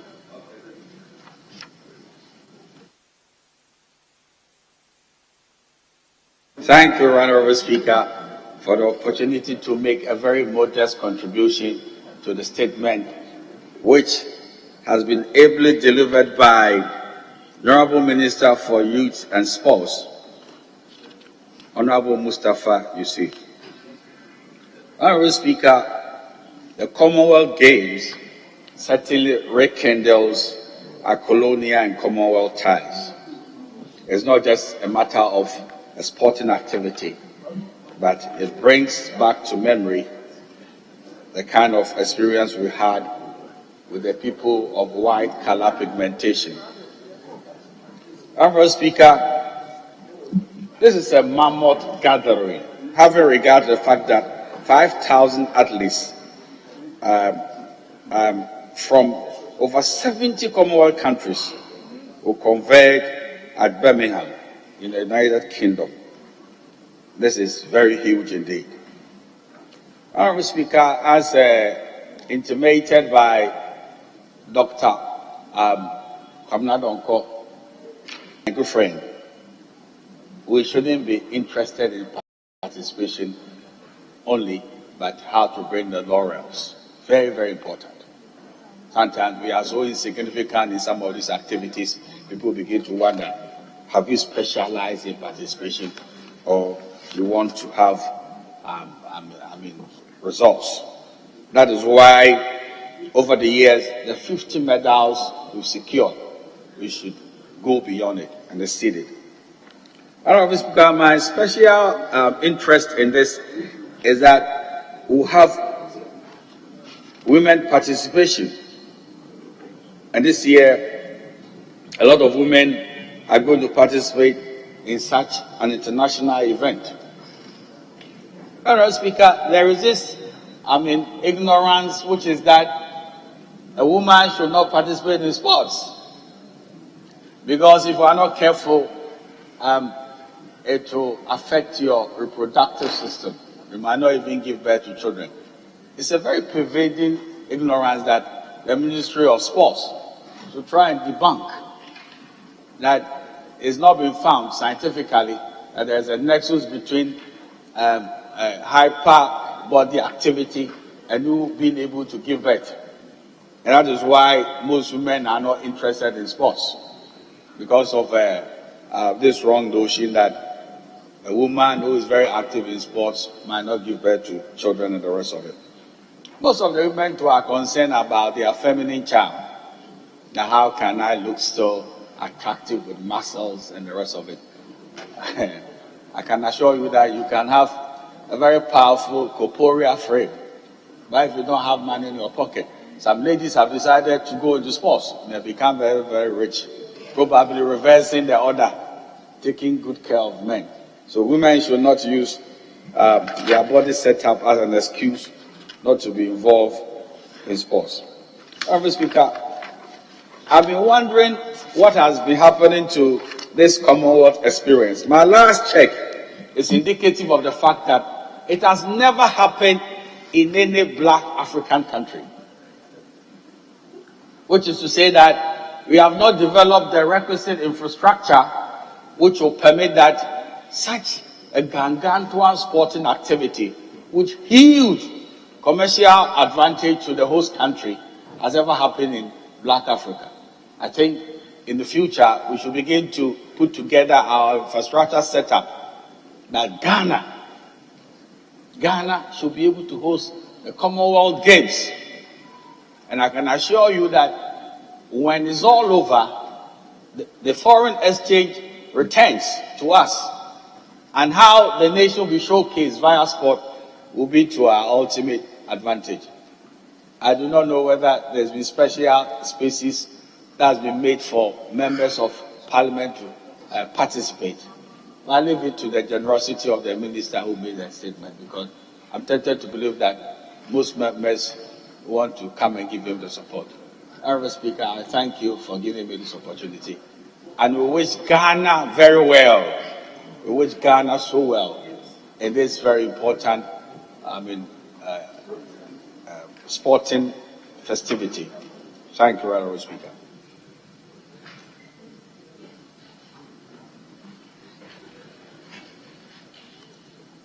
Okay, giving 1-1, then I come to leadership.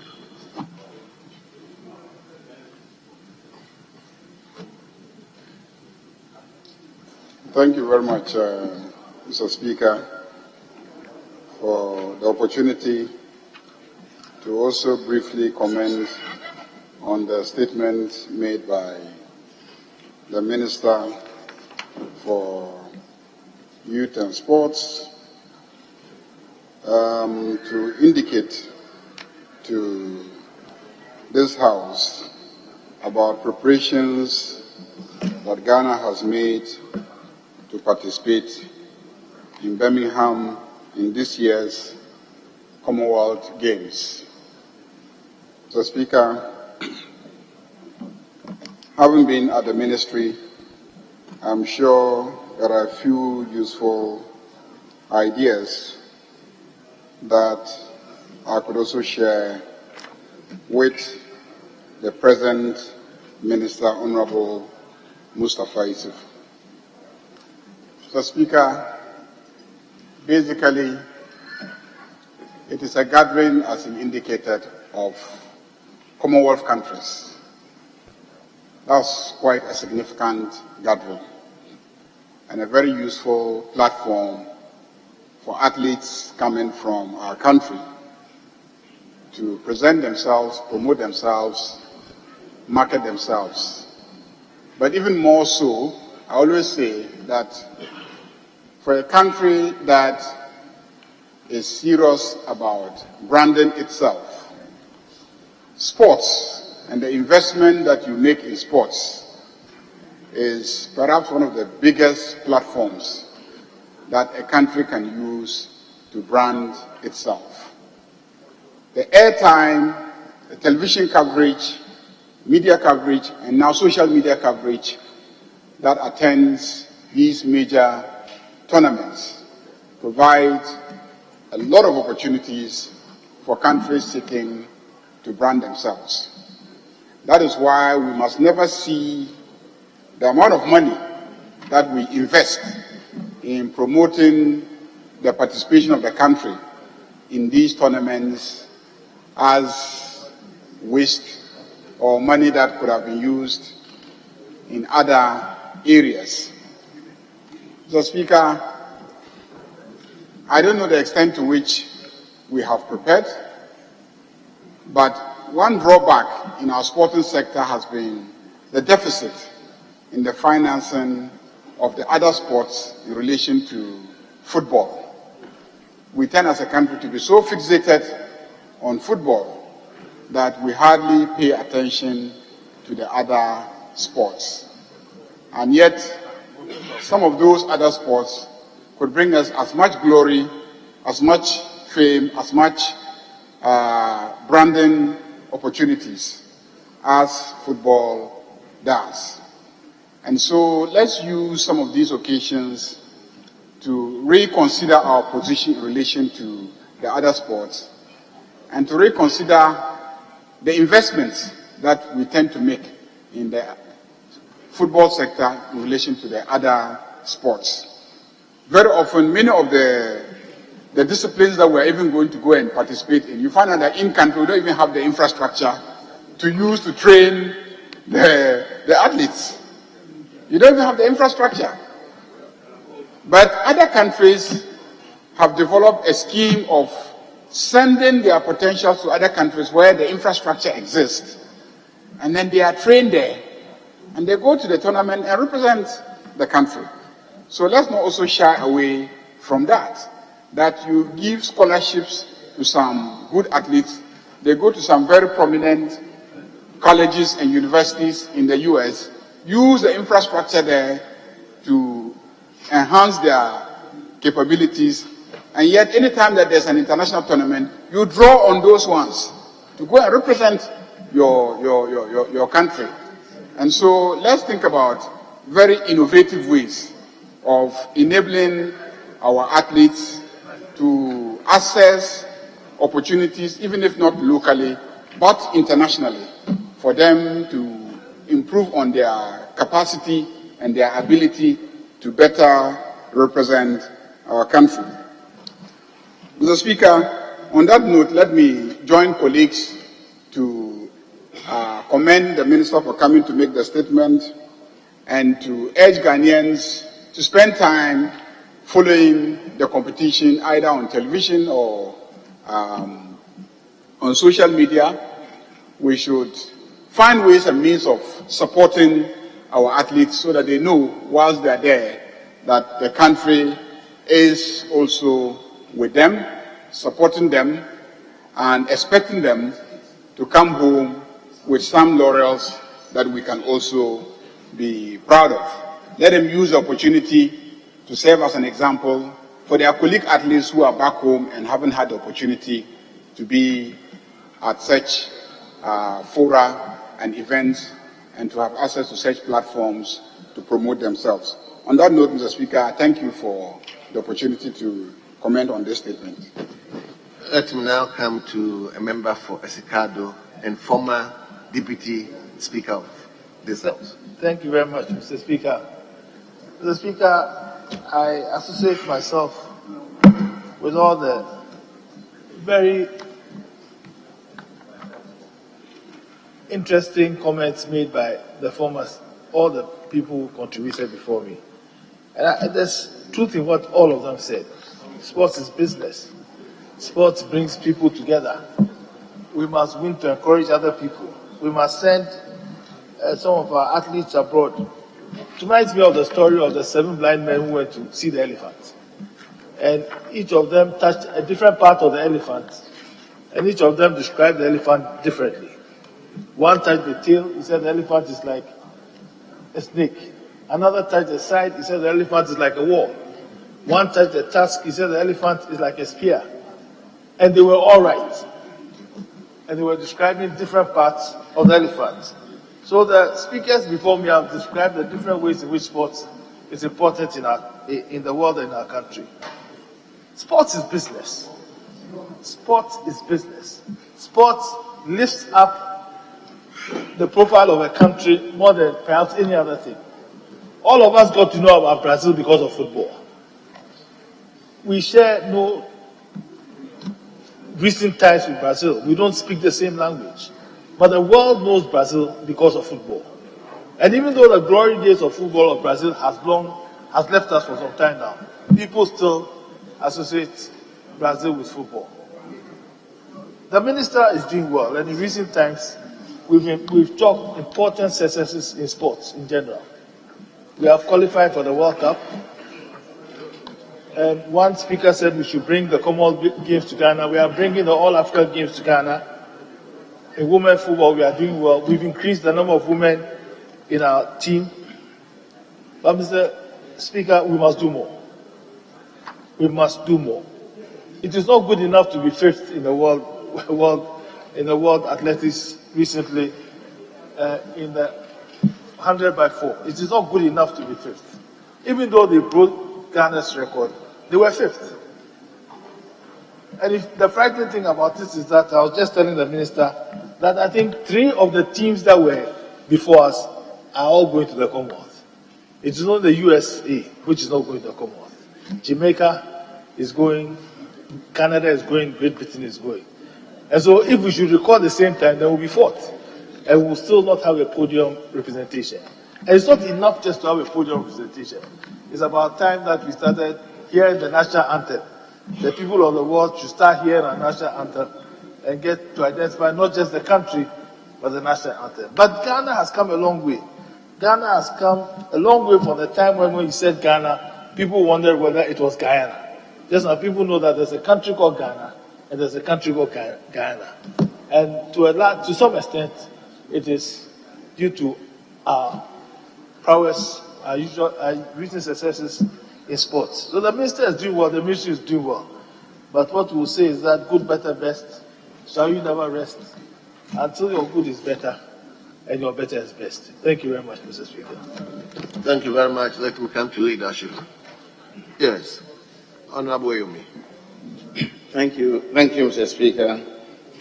Mr. Speaker, I rise to contribute to the statement ably made by the Minister for Youth and Sports and Honorable Adams Abdul Salam, Member of Parliament for New Edubiase constituency.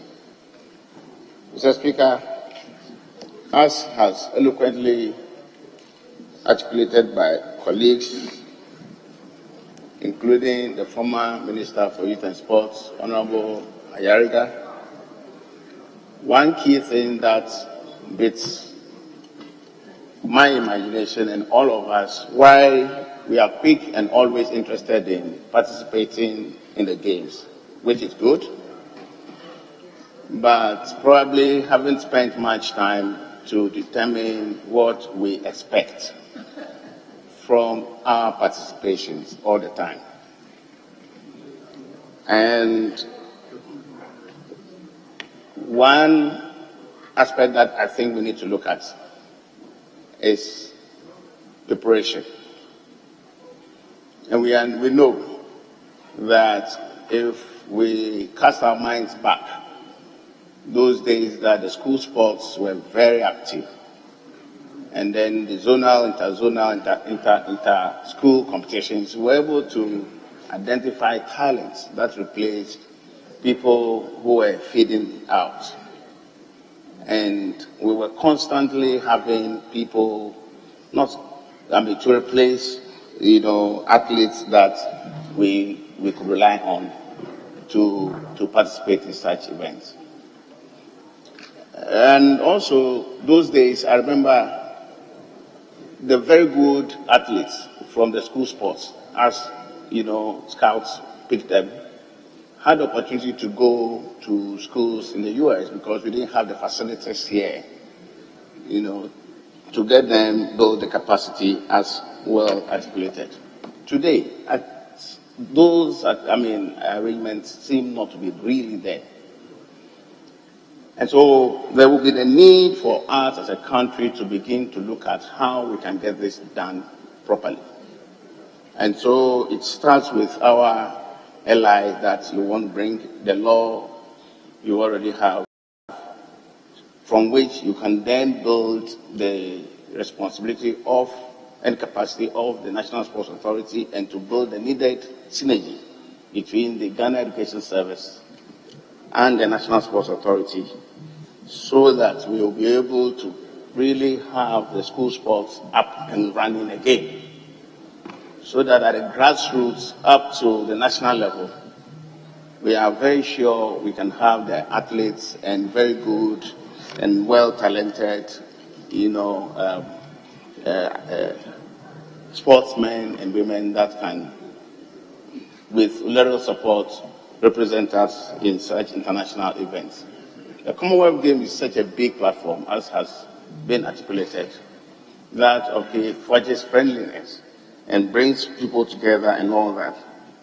I think the country ought to find a way to also leverage on that to see if our tourism, the tourism sector, can take advantage of that to market our country so very well, and the products that the country has had an advantage in, because we have other countries from the Commonwealth nations that are going to be there to know much more about Ghana. We need to showcase not only the athletes, but a little bit more about Ghana in other spheres, so that at least we can also market the country. So in all, I think we need to try and diversify certain ways to meet the modern times and trends, so that we can have those added advantages whilst we participate, not only to just participate, win in other various fronts, including economic gains. And so that will be some of the things that I want to add to the very rich contributions that have gone ahead. And we want to once again really, really thank my colleagues for all the statements, particularly what our colleague from UADBR says, so well researched, and has actually brought out some needed information that I think the minister will have to put into some action, because I'm sure you are going to be in Birmingham yourself, so we can make sure that we don't just go and participate, but obviously increase the medals. But the key thing is that if you don't practice, if you don't prepare, if you don't motivate, if you don't do all of this, it will be as putting in garbage and expecting garbage out. Unfortunately, that is not the intention of the country. And I know where you find yourself, the challenge of resources, the scarcity of it and all that. However, let us find a way to make it attractive, to bring in the private sector to support the process, so that we can have some dimensions of how to get this in going. There are a lot ways of getting this in done. So, Mr. Speaker, with these few words, I want to urge the entire country to rally support behind our team, the contingents that are going to represent us, so that at least we come and improve on our medal, the numbers. We expect gold in boxing, I believe so. I'm sure we should be able to, I don't know about the others, but for boxing, I'm very sure we should be able to come with boxing, with gold. So that I can vouch for. Well, let's see how it turns out with prayer behind them. Thank you very much, Mr. Speaker. Yes, leader. Mr. Speaker, thank you for permitting me to also add my voice to encourage our compatriots who are representing Ghana at the Commonwealth Games to put in their best effort in order for them to be able to showcase the Republic at that international forum. Mr. Speaker, as has already been in the 60s and early 70s, Ghana used to be very strong in athletics. And that's when we had stars like in the sprints, Ohene Kakari, Sandy Osaya-Jemai, to mention just a few. Of course, preceding them we had the Micah Hayes, who had won Commonwealth Games medals, gold medals, ahead of the sprint team that emerged in the 60s. The Speaker, as has already been said, some countries have emerged strongly after Ghana had shown tremendous potential to excel in sports. Ghana started winning medals. Jamaica was nowhere. Jamaica was then known for its music, not sports. Today, they've succeeded in producing high-caliber athletes that are recognized the world over.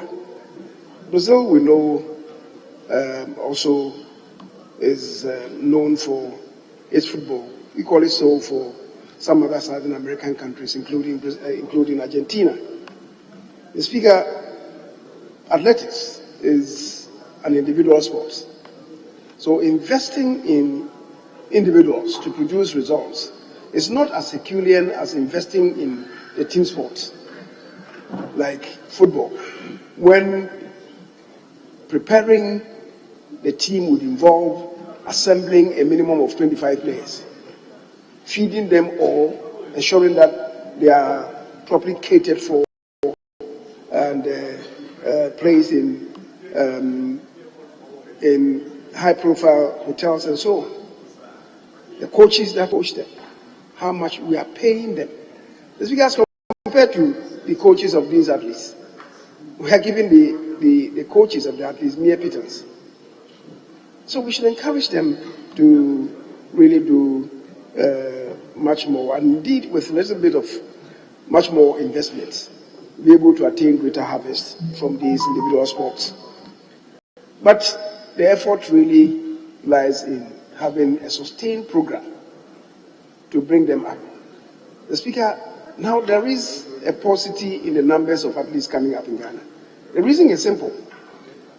In those days when elementary school lasted up to Form 4, typically a person exited at age 16. Entering secondary school was coming of age.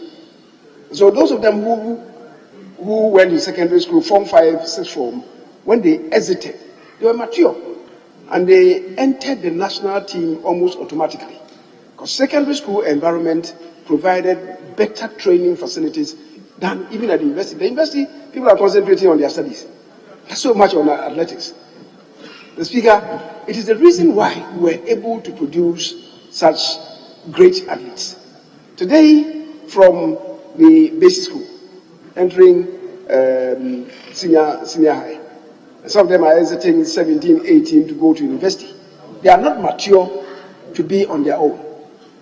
So if you want to sustain them, there should be a deliberate effort to ensure that we keep them on stream wherever they find themselves. So we are able to trace and track. Those of them who migrate to the US, not too many of them come back in good shape. Why? Because when they get there, competition is tough. And oftentimes they fade off, they are concentrating on their studies. Mr. Speaker, so if we want to do talent harvesting, let's see what we can do. For instance, we do know that if there are potentials within boxing circles, the country that is renowned for training boxers is Cuba. We can identify about 6 of our promising stars. Let them go there occasionally for training. They'll be able to come back and represent the country much better. So, or in the alternative, we can bring the coaches from Cuba to come and train them here. We do have suitable gyms as compared to what obtains in Cuba. So I think there should be greater seriousness in cultivating these individual stars who would end up representing Ghana. Having said so, Mr. Speaker, we've succeeded. Those days we had only 2 stadia in the country, Kumasi and Accra. And in the evenings when we went to these stadia, you saw our athletes training there. Today we have about 4 fully equipped stadia in the country, plus Cape Coast and Obuasi. Maybe you are talking about 6 of them. Go there each evening. You don't see the athletes training there. They are not there training. So what is happening? You reap what you sow. If you not get them going there to train, how do you, on the nick of time, want to see that maybe be able to produce at least overnight? It's sustained training that will give you the results. The Speaker, having said so, the ministry should be rallying Ghanaians in the UK, especially those of them in London and Birmingham, to go and support our compatriots who will be representing the country. Apart from London, the community, the settlement with the highest number of Ghanaians is Birmingham. So we can get them to go and represent, to go and support our athletes who are going there. Speaker, we all recognize that the country is not in the best of shapes now. I don't want to see a situation where maybe we ferry about 500,000 people to go and witness and support the team. I would plead with the minister. We are not in the best of circumstances, and let nobody urge you on to do that when we are not able to perform. Perish the thought anyway, and you come back. You'll be roasted. You will be roasted. Having taken supervised about 200 people to go and support the team when we know that maybe we didn't even have the potential of harvesting any medals. I'm informed that at the World Forum of Athletics that held in Oregon, Ghana plays fifth in the quartet. One can only hope that they don't burn out. If they don't burn out and they're able to maintain that level of performance, who knows? Perhaps they can bring something. Because we've witnessed these things before when individuals win medals and yet in the Commonwealth they're not able to perform because perhaps they peaked at the level of the world performance, and then you give them about 1 month, they burnt out because they would have reached their peak and they are descending. One only hopes that maybe they have not reached their peak, and for that reason they'll be able to excel and go over go beyond what they themselves did, and be able to bring some medals back home. We can only wish them well and hope that Ghana will register strongly at the Commonwealth Games. Mr. Speaker, thank you very much for the opportunity. Thank you very much. We are left with one statement.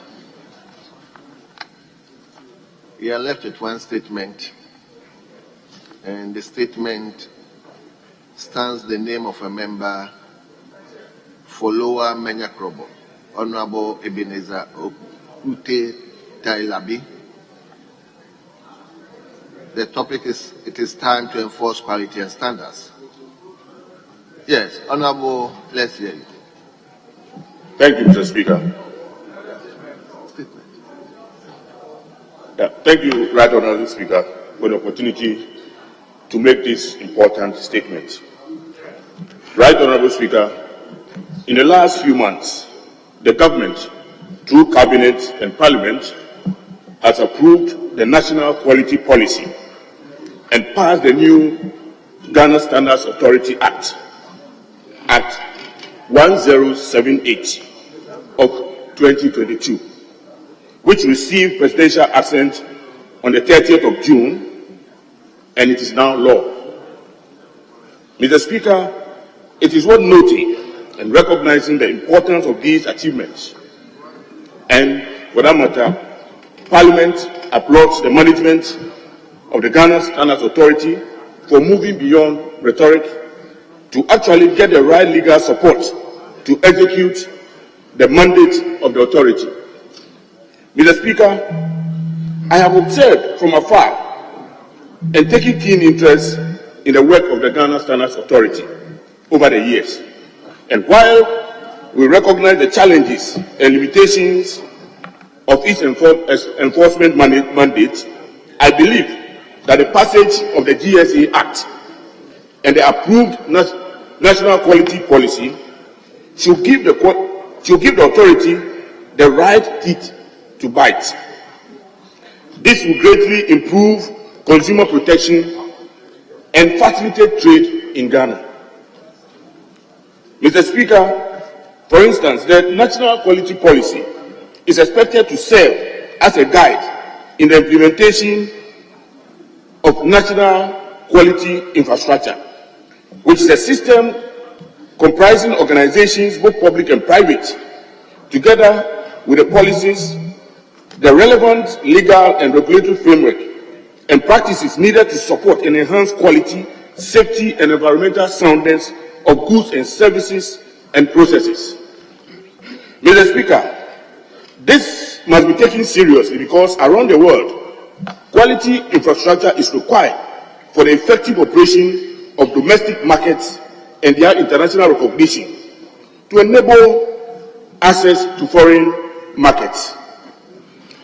I believe if this if it is well implemented, the policy will raise quality consciousness among manufacturers, suppliers, importers, consumers, and serve as an undertaking by the government to introduce and maintain quality culture in the public life throughout the society.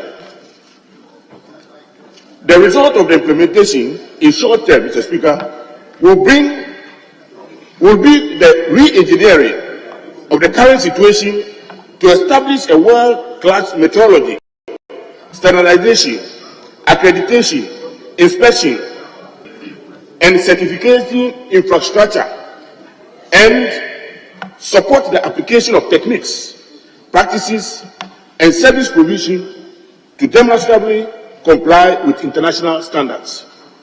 Mr. Speaker, I also believe that it will improve the international competitiveness, leading to the enhanced export performance, protection of consumers, as well as protection of health, improvement in safety, and the preservation of the environment. The policy and the Act will protect Ghanaians from counterfeit and unsafe products, raise quality of life, and raise quality of lives of Ghanaians, support government's industrial transformation agenda and other national strategies to increase exports and enhancing import substitution. Mr. Speaker, it will also lead to improving business regulation and the ease of doing business. In short, the Act is a game changer for both industrial transformation and job creation. I am reliably informed that the GSA has already started training new workforce known as trading standard officers to enforce standards. As stated above, Mr. Speaker, I will emphasize once again that I expect that the passage of the Act will drive Ghana's industrialization agenda, help create direct and indirect jobs, and most importantly, shore up GSA's enforcement drive to protect consumers and facilitate trade. As that is a key component of the Act. This is also to remind GSA that to whom much is given, much is expected. So the passage of the bill and the approval of the NQP must give us higher sense of responsibility to correct our local standard regimes and ensure rigorous enforcement of the New Standards Act to bring order in the public space, create jobs, generate revenue to the state, and ensure discipline in the society. Mr. Speaker, simple research indicates that GSA has developed over 4,000 standards on almost every food and non-food products, including building materials, roads, hospital equipment, electrical cables and appliances, school uniforms, perishable and non-perishable foods. Regrettably, Mr. Speaker, the lack of enforcement has over the years allowed companies and individuals to do things anyhow and with impunity. This trend poses risks to lives and property, especially when it is in connection with health, electrical and electronic, and food products, which is why I believe that there could be no better time than now for the country to take advantage of the law and ensure enforcement of standards in all sectors. Mr. Speaker, in conclusion, I believe that as a country, we have not done too well when it comes to enforcing standards that have been generated locally, let alone the global ones that have been adopted. Standards and weights, whether in America, Africa, or the Europe, have a direct link with quality and are meant to be the same to ensure good health, protect consumers, and ensure fairness in all business transactions. When standards are applied in the things we do, it leads to certain benefits, which in turn will lead to better quality of life in the world. I thank you, Mr. Speaker, for this opportunity. Thank you. Very well. I'm just inviting one from each side. We have the last statement to also make. So So let me invite Honorable Kabadonko. Thank you, Mr. Speaker. Mr. Speaker, this statement couldn't have come at a better time, especially coming soon after the passage of the new GSA Act. Mr. Speaker, it is also important that the Act, if properly implemented, will give Ghana the leverage to become a major player in the on the international trade scene. Mr. Speaker, students of development studies and development management will tell you that the use of tariff and non-tariff barriers can be exploited intelligently to enhance national development. The history of Japan, India, Malaysia, and side states are available for us to learn from. But in order to exploit this, you need a central body that is nationalistic, that is intellectually astute, and that is progressive. I believe this new act gives the Ghana Standards Authority the powers within which to play on the international scene from a position of intelligence, intellectual dexterity, to know when tariff barriers should be removed, to know when non-tariff barriers should be used in the national interest. But Mr. Speaker,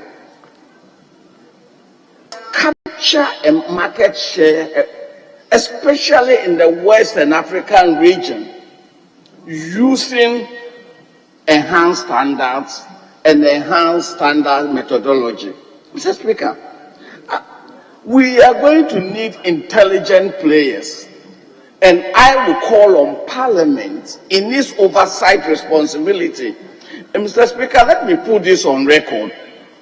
The failure of governance in this country, in my opinion, can be squarely laid at the feet of Parliament in its inability to exercise its oversight responsibility seriously. We are all culpable, and if there's going to be a change, the change must start from Parliament. How we exercise our oversight responsibility, more often than not, we neglect that aspect of our work. We neglect that aspect of our work. And therefore, the new GSA law gives Parliament a lot of oversight responsibility. Our ability to police GSA will determine how effective GSA will use the new powers that we have given GSA for the development of this country. Mr. Speaker, I thank you for this opportunity.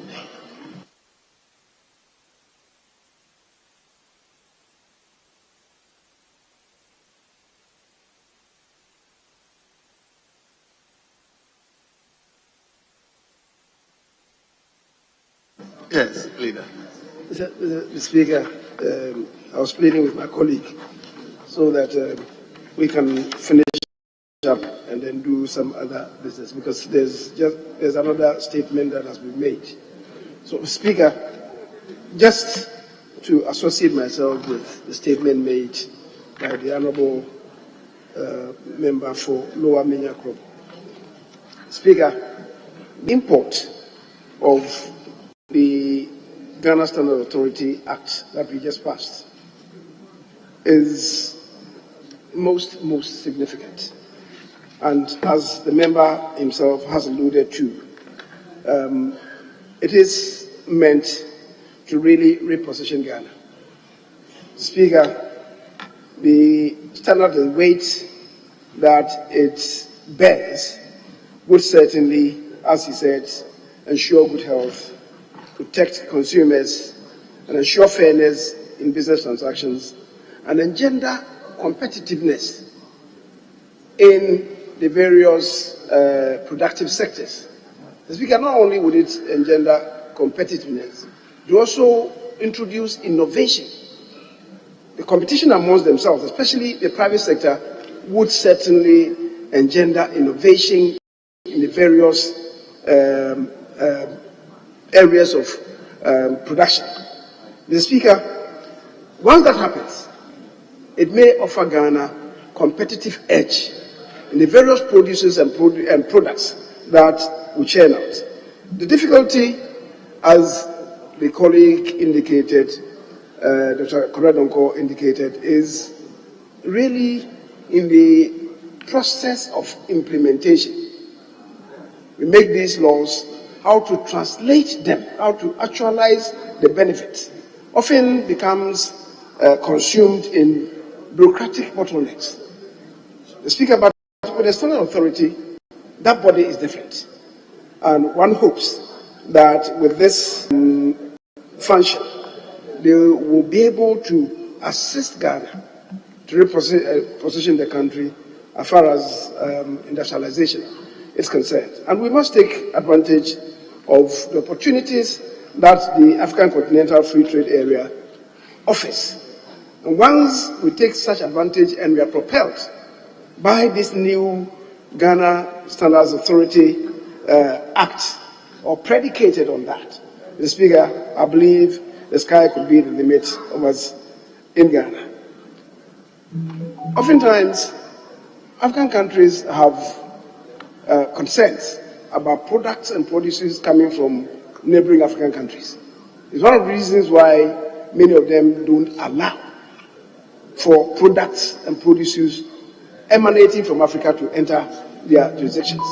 Speaker, if we use this, give ourselves this competitive advantage, I believe that we'll be able to enhance trade amongst ourselves in the shortest possible time.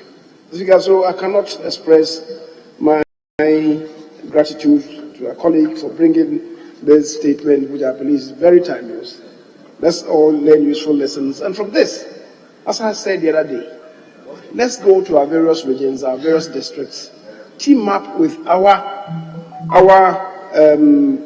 district assemblies. We know each assembly has some resource base. How do we do the identification and encourage local industry to tap into the resource base to develop and enhance, give employment to the people in the district, and enhance the advantage that the district itself, because it will generate revenue for the district, the advantage the district could have in also propelling development in their various districts. Mr. Speaker, thank you once again. Very well. So we take the last, which stands the name of a member for Yendi, Honorable Omar Farouk Aliyu Muhammad, on the need for an agricultural revolution in Africa. Honorable, you have the floor now. Thank you very much, Mr. Speaker, for the opportunity to read a statement on the need for an agricultural revolution in Africa, agro-insurance index in Ghana. Mr. Speaker, I'm most grateful for the opportunity to address the House on the issue of the need for an agricultural revolution in Africa. Mr. Speaker, a report by the Food and Agriculture Organization, FAO, in 2020 stated that the COVID-19 pandemic exposed the vulnerability of agri-food systems to shock and stress and leads to the increased global food insecurity, malnutrition. Action is needed to make agri-food systems more resilient, efficient, sustainable, and inclusive. Agriculture is far the single most important economic activity in Africa. It provides employment for about 2/3 of the continent's working population for each country, contributes an average of 30 to 60% of gross domestic product and about 30% of value of exports. Mr. Speaker, Africa's significant infrastructure challenges increase food insecurity by limiting farmers' ability to store and transport crops. According to the FAO, estimates sub-Saharan Africa each year loses around $4 billion of its gains harvest on out of estimated 27 billion. In a good part due to the food spoilage associated with the poor storage and transportation Of course, the long-term solution to this problem is improved infrastructure, namely roads, ports, refrigeration, power generation, requiring significant investment at the national level. Investment and the most African governments have largely failed to do so. Mr. Speaker, agricultural index insurance has been a tool for risk management that has shown significant promise for promoting sustainable development and resilience. Index insurance has helped small-scale farmers and pastoralists to increase their resilience to weather shocks like droughts or food, while encouraging investment in productivity in the good years created a pathway for prosperity. However, effective implementation of agricultural index insurance has been complicated. Agricultural index insurance intervention require collaboration across multi-public and private sector partnership markets that have struggled with expensive and yet a poor quality contracts and inadequate consumer education, resulting in low levels of adoption of individual farmers. Agricultural index insurance agricultural index insurance and our understanding of how it can be used as a tool to sustain development has grown sustainability since the earliest intervention, which took place in the 1970s. A growing body of research suggests that agricultural index insurance will be the primary risk management tool for major resilient-based initiatives. Mr. Speaker, the Ghana Agricultural Insurance Program, GAIP, has provided agricultural insurance for Ghana since 2011. It developed the first agricultural insurance product for the country, a risk management tool for adverse effects on climate change and other risks of agricultural production. In June 2018, Ghana Agricultural Insurance Pool paid nearly $133,000 to ensure Ghanaian farmers to pay off loans for inputs they otherwise would owe despite losing their crops. Mr. Speaker, agriculture in Africa is a massive social and economic footprint. More than 60% of the population of sub-Saharan Africa in smallholder farmers. About 23% of sub-Saharan African GDP comes from agriculture.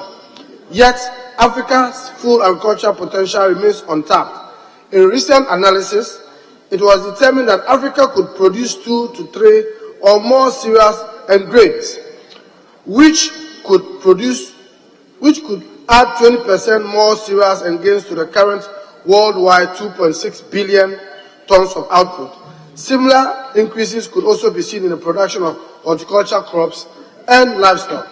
Mr. Speaker, the evolution and future of modern agriculture in Africa therefore will require a judicious and considered use of natural resources in order for the promise of a modern agricultural sector.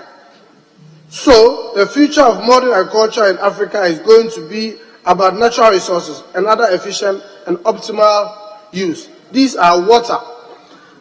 Although many statements and researchers indicate Africa still has the most underutilized fertile lands available for agriculture, and the underutilized water resources, it's equally true that the land degradation and limited use of water-saving techniques suggest that Africa might not be able to deliver on the promise it holds for the rest of the world. Agricultural productivity expansion in Africa would need to ensure that while farmers use rainfall for their crops, irrigation capacity using efficient irrigation system that can be deployed, a water-saving and modern agricultural system which will need to employ the best in the class technology and efficient water use. Soil health. Several studies have been undertaken to properly map up and classify Africa's oil for sustainability for agricultural production. This has moved the oil health management agenda forward somewhat. However, for sustainable growth to be achieved in Africa, agriculture needs to be more tool available for farmers, including the smallholder farmers, to enable, monitor, and manage soil health. Renewable energy. As a continent, Africa's experience in 2,000 kg is a statement of Zubihi and Gauss in 2005 of solar radiation on Africa as a continent experience an average of 300 full sunlight days, yet the penetration of solar energy is at only 0.7% of the world solar installation, a research by et al. In 2009. Non-fossil-based resources of and its agriculture. It's fair to say that alternative agriculture has heavily been explored. Water use. Micro-irrigation technology has agriculture not only in water-scarce countries, but gave birth to the technology like Israel, but across the world. Take the technology that has made sure that more lands can be put under production within micro-irrigation itself. Advances such as low-pressure dip and subsurface dip has made great advances in water efficiency and efficient irrigation. Satellite technology now makes it possible for use remote sensing to accurately measure oil and therefore to be able to provide efficient advisory services that supports water conservation. Digital establishment. Multiple digital technologies have transformed our ability to aggregate and consume information. This creates huge possibilities for the future modern agriculture, especially in Africa. As has been the case for the mobile telephony, Africa has been able to jump some steps and get front of queue as a first-time telephone users.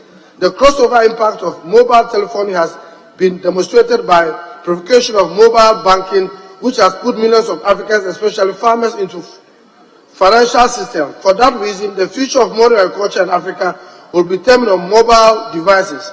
Advisory services in Africa will be determined and training of marketing services and certification. Services can also be delivered on via mobile phones. Planners of Africa agriculture future would do well to have the utility of the phone in mind as they plan. In conclusion, Mr. Speaker, a radical new path must be charted, one that keeps an eye on global imperatives while ensuring local sustainability as it's prioritized. On the global level, the agricultural sector will need to address inequalities by focusing on improving profitability of producers through improved access to global markets and further integration. Therefore, globality means we have to find a balance between what is good for the global agricultural sector and what is good for local agricultural system. The revolution to transfer and propel the state of agriculture in Africa is one of the most consciously planned to yield a continental change. Mr. Speaker,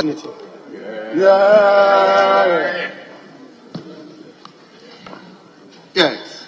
Let me invite the ranking member for agriculture.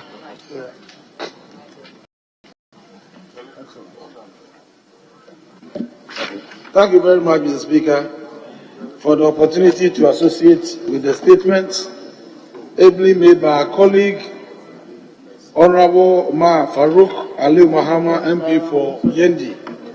Mr. Speaker, indeed, agriculture is the backbone of the entire economy of Africa.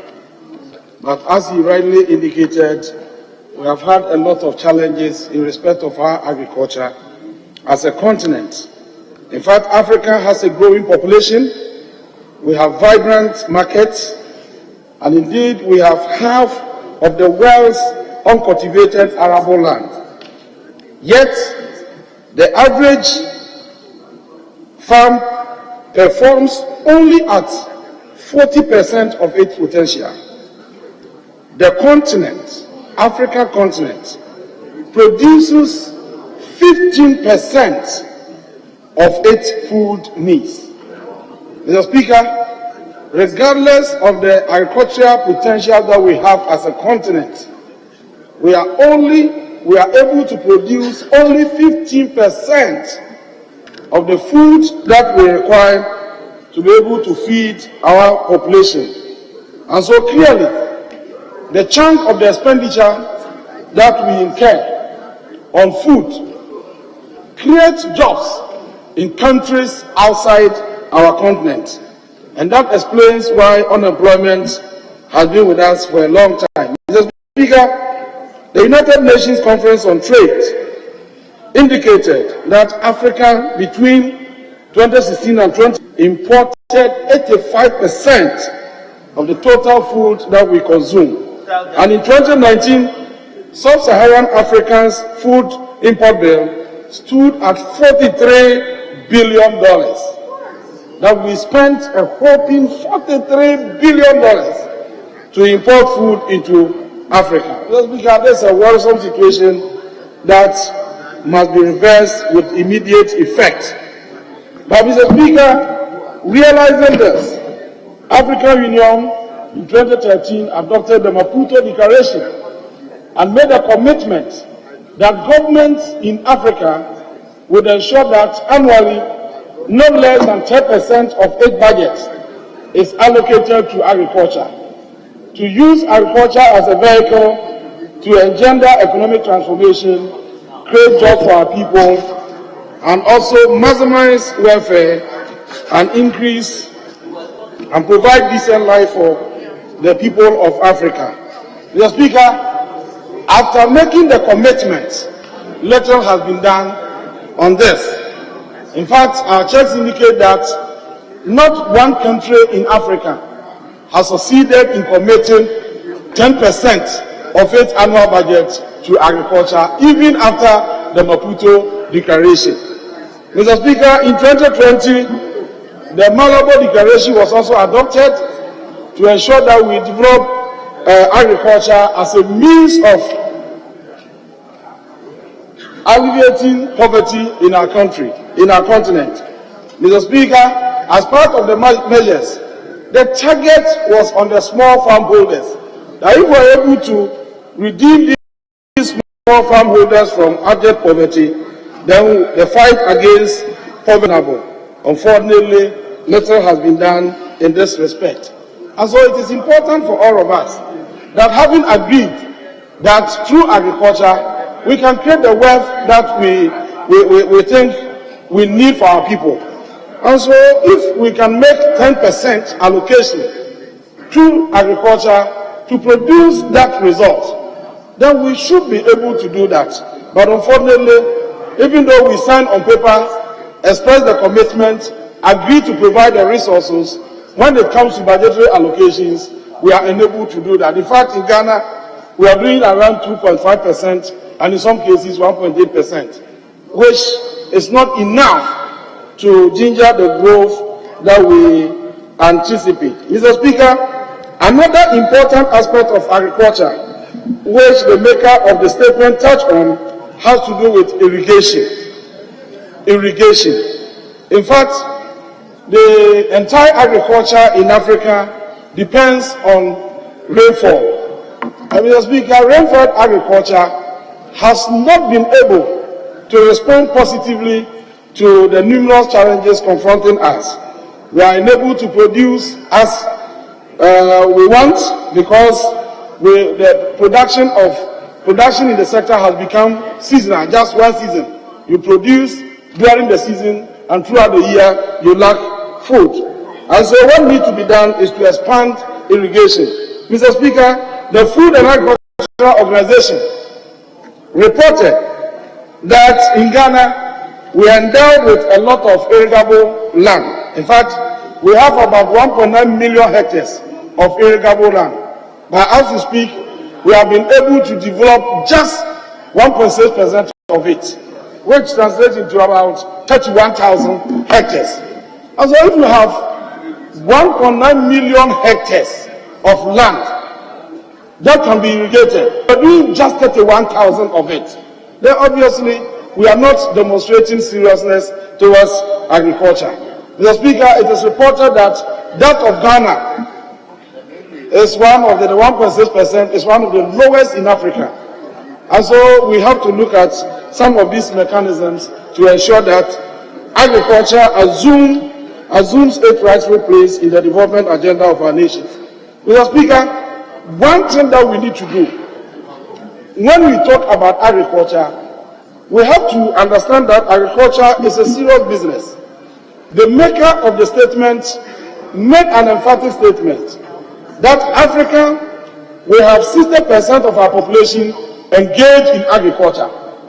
And the 60% of our population that is engaged in agriculture contributes only 23% of our GDP. 23% of our GDP. That means a lot. We are using 60% of our population, the labor force, to contribute just 23%. Mr. Speaker, it means that 60% of Africa's population is sitting on only 23% of our wealth. And that explains the level of poverty among our farmers, because they share just 23% of the wealth that we have as a continent. Mr. Speaker, we have to look at agriculture properly. We have been paying lip service to agriculture for a long time. Quite recently, we were talking about planting for food. Yes, it was a good idea that we come out with cliches like planting for food and jobs, thinking that we can use that to produce a lot of cereals to reduce the imports. Unfortunately, the Congress has been the situation. At the time that we are talking about the success of the program, our food import bill is ballooning. And that is why I'm saying what we say must reflect on the ground. And there shouldn't be any discrepancies between what we say and what pertains on the ground relative to agriculture. Mr. Speaker, the most important point that I want to end with has to do with agricultural insurance. Agricultural insurance. I think the maker of the statement highlighted the importance of insurance in the agricultural sector. Mr. Speaker, farmers borrow from the banks to invest in the production of food and other things that makes life comfortable for all of us. Unfortunately, if there's an outbreak of drought or fire and the farms are consumed, because they don't have insurance covering their farms, they lose all their investment and they are discouraged to engage further in agriculture. Mr. Speaker, we have some of the companies that were established somewhere in 2011, but they have not been very effective in providing the kind of insurance that will motivate our farmers to put their best into agriculture. We have to look at that and ensure that government channels a lot of the resources into insurance for our farmers. Mr. Speaker, I think that we have everything on our continent to make agriculture the best to transform our nation. What we don't have is the political will. And so we as political leaders must demonstrate that we appreciate the challenges confronting us and we are ever ready to make resources available. On this note, Mr. Speaker. Well. Yes. Honorable Ni, but be brief. Mr. Speaker, I'll make it very, very brief. Mr. Speaker, thank you for this opportunity. And I want to thank the maker of this statement, our brother, Honorable Omar Farouk Ali Mahama, for this well-researched paper that he's put together. Mr. Speaker, Africa's approach to agriculture has not changed in the last 2,000 to 3,000 years. It's the old hunter-gatherer system of agriculture that we have been developing over the years. Nothing really has changed, Mr. Speaker. But, Mr. Speaker, agriculture is serious business. When you go to many emerging countries, such as Brazil, Indonesia, Thailand, agriculture is their mainstay. But it is industrial agriculture, not the hunter-gatherer kind of agriculture that we have. Mr. Speaker, when you go to places like Brazil, you have poultry farms that produce 5 million birds per annum. I don't think there's any farm in West Africa or even the whole of Africa that can even compete with one farm in Brazil. Mr. Speaker, if you take a place like Indonesia, where most of our palm oil now comes from, and our cooking oil comes from, Mr. Speaker, Indonesia's environmental conditions are no different from Ghana. The people that farm in Indonesia don't have two heads. They are just like us. But they have put in the structures that make it possible for them to be able to farm commercially so that we're able to of agriculture. Mr. Speaker, if we are to transform our agriculture in Ghana into an industrial agricultural hub, we should be looking at developing a commodities exchange or a trading platform which allows farmers to have future prices or trade on the futures market and be able to determine future prices for produce that they produce into the future. Mr. Speaker, with the commodities exchange, it is possible for a farmer to insure his product, know the standard of the product, standardize his product, and Mr. Speaker, be able to get a price for his produce even when he has not produced the product, because there's a platform which makes it possible for him to have a futures price. Mr. Speaker, if I were an industrialist wanting to produce cornflakes in Ghana, and I came to Ghana looking for maize, Mr. Speaker, there's nowhere you can find the maize or a standardized maize warehouse where I can get a receipt that proves that the product that I'm getting is actually what I'm paying for. You'll be told that we have stocks in Techiman and all those markets that we have in Ghana. However, Mr. Speaker, no industrialist will go and buy from those markets. They will only buy from a commodities exchange where they will get standardized products for their money. So, Mr. Speaker, we need to really look into that. And with the commodities exchange, it will take care of the insurance that my brother Farouk is talking about. Mr. Speaker, if you take the statement made by Farouk, he talks about water and the use of water and the management of water. Mr. Speaker, we are all aware that Ghana is endowed with a lot of water bodies, including the water lake, which flows into the sea or has flown into the sea for the past 60 years since the dam was built.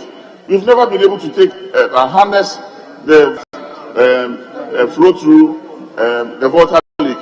But, Mr. Speaker, when you go to even countries like Egypt and Ethiopia, who share the Nile, today they are literally fighting over the water. But we are endowed and have the opportunity to be able to grow agriculture with this free resource.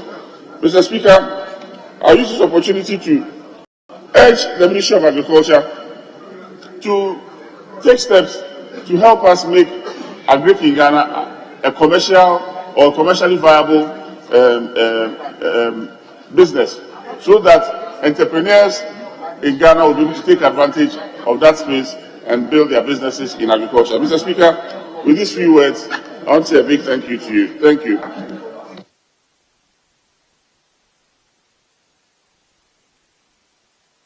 Honourable members, we will now bring statement time to a close. Let him thank the makers. Let him thank the makers and the contributors to the statement. We will now, yes, leadership. I was going to.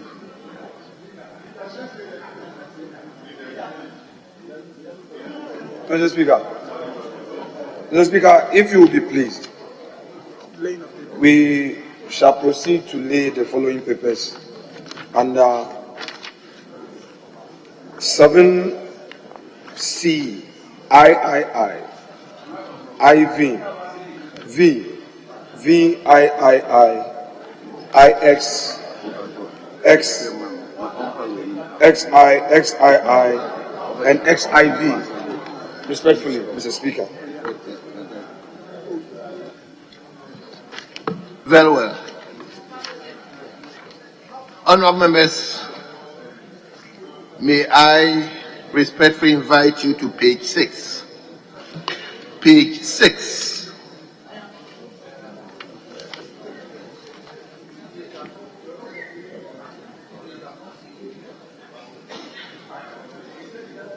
Presentation of papers. Page 6. We will start from Roman number 3. Roman numeral III.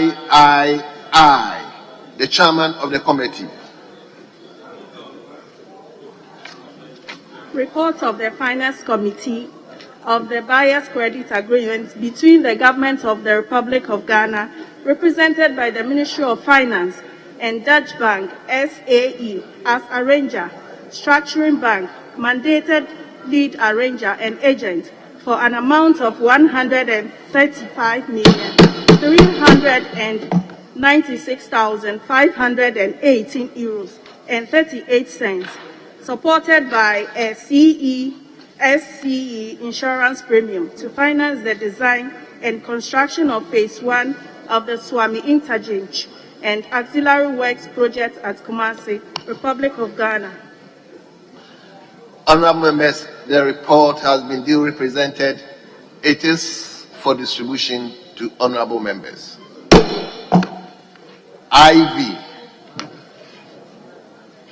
Report of the Finance Committee on the Commercial Facility Agreement between the Government of the Republic of Ghana, represented by the Ministry of Finance, and Dutch Bank SAE as arranger, structuring bank, mandated lead arranger and agent for an amount of 21 million euros to finance the design and construction of Phase 1 of the Swami Interchange and auxiliary works projects at Kumasi, Republic of Ghana.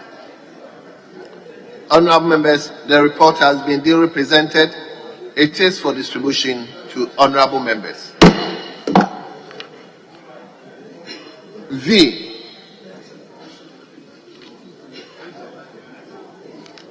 Report of the Finance Committee on the request for waiver of import duties, import VAT, GAT fund levy, NHIL, EXIM levy, special import levy, and COVID-19 levy, amounting to Ghana cedi equivalent of 14,072,310 United States dollars on materials, goods, and equipment to be procured for the provision of sports, infrastructures, and residential facilities for the hosting and organization of the 13th African Games in Accra in 2023.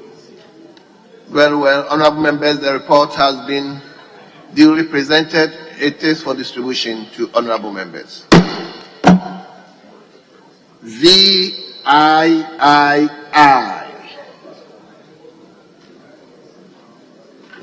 Report of the Finance Committee on the request for waiver of import duties, import VAT, NHIL, GET fund levy, EXIM levy, and special import levy, and COVID-19 levy, amounting to the Ghana cedi equivalent of 9,252,755 euros on materials and equipment to be procured for the rehabilitation and equipping of La General Hospital in Accra by Messrs. Polychanda Overseas Engineering Company Limited of China. Honorable members, the report has been duly presented. It is for distribution to honorable members. IX. Report of the Finance Committee on the term loan facility agreement between the Government of the Republic, represented by the Ministry of Finance, and Standard Chartered Bank, London, as original lenders, agents restructuring bank, mandated lead arranger and social loan coordinator for an amount of 97,721,615 euros and 91 cents, supported by a CESCE insurance premium to finance the construction of the Yefe, Bupe, and Daboya bridges in Ghana. Honorable members, the report has been duly presented. It is for distribution to honorable members. X. Report of the Finance Committee on the term loan facility agreement between the Government of the Republic of Ghana, represented by the Ministry of Finance, and Standard Chartered Bank, London, as original lenders, agents structuring bank, mandated lead arranger and social loan coordinator for an amount of 4,527,063 euros and 54 cents to finance the construction of the Yefe, Bupe, and Daboya bridges in Ghana. Honorable members, the report has been duly presented. It is for distribution to honorable members. XI.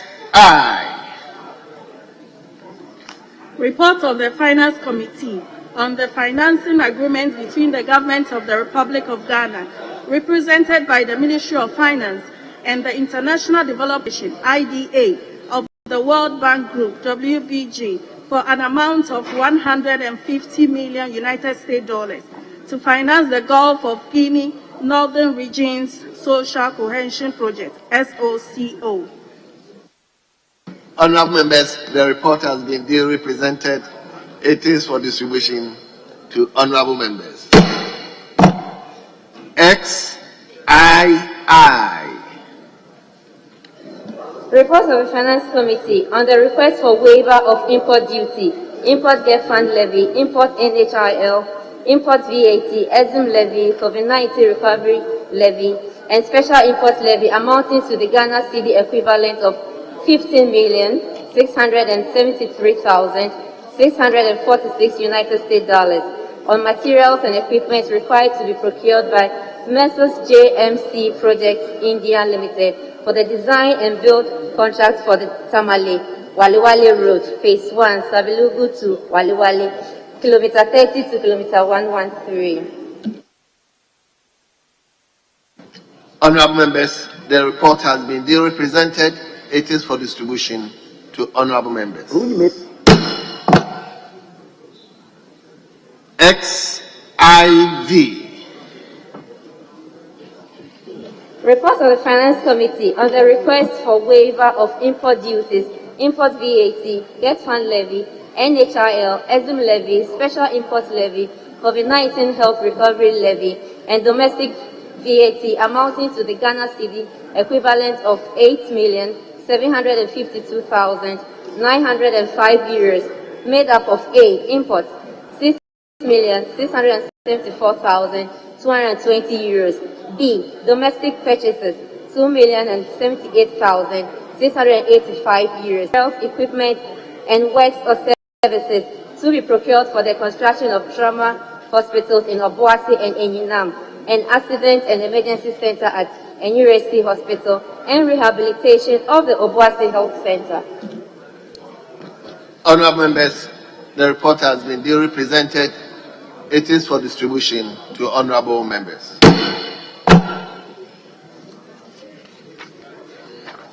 Yes, leadership. Leadership, are you going to questions or what? Mr. Speaker, I have further application to make. Mr. Speaker, we proceed to D and E. We will take I and II of D and I and II of E. After that, we will do item 9 and come to the questions. I thank you, sir.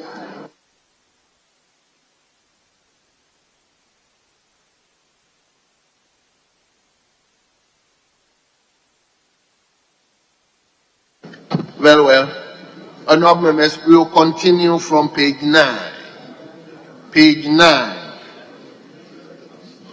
7D by the chairman of the committee.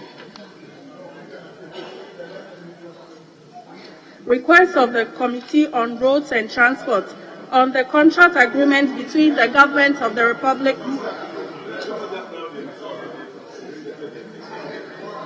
Mr. Speaker.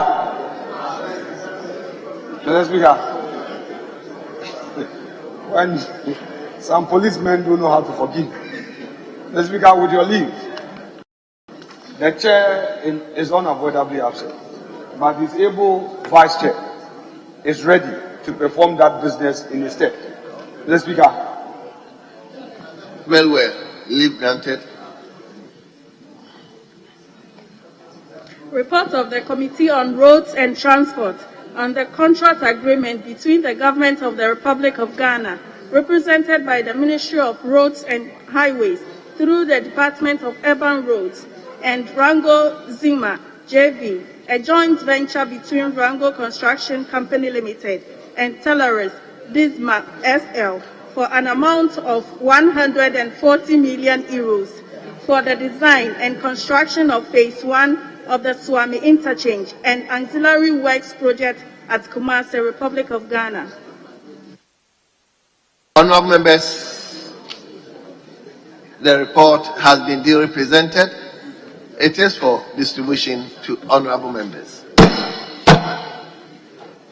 We move to II. Report of the Committee on Roads and Transport on the contract agreement between the Government of the Republic of Ghana, represented by the Ministry of Roads and Highways, acting through the Ghana Highway Authority and QGMI Constructional Infrastructure Globes SLU for an amount of 96,345,506 United States dollars and 37 cents, equivalent to 88 million euros for the design and construction of 3 bridges in the northern region. Lot 1, design and construction of bridge over Black Volta at Bope, span 240 meters.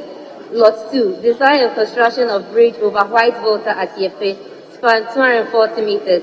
Lot 3, design and construction of bridge over White Volta at Daboya, span 300 meters.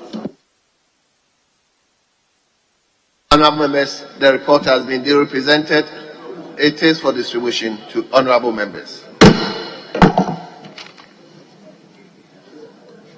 Let me now invite you to page 10, item listed EI, by the chairman of the committee. Report of the Committee on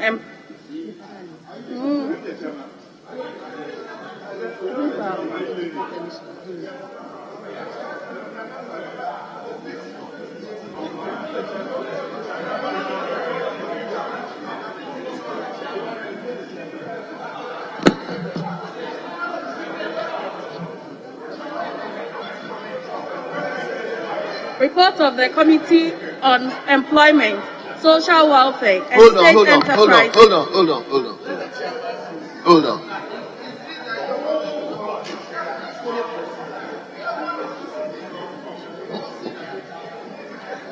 Leader.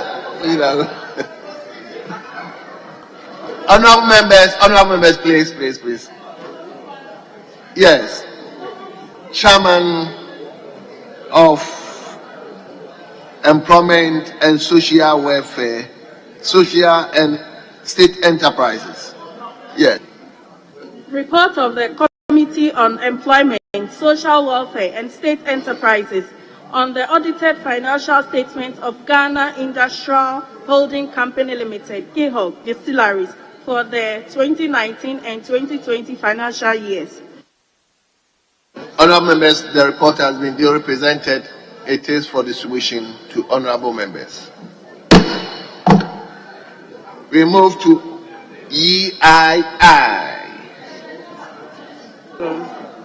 Report of the Committee on Employment, Social Welfare and State Enterprises on the audited financial statements of Tema Development Company Limited, TDC, for the 2019 and 2020 financial years.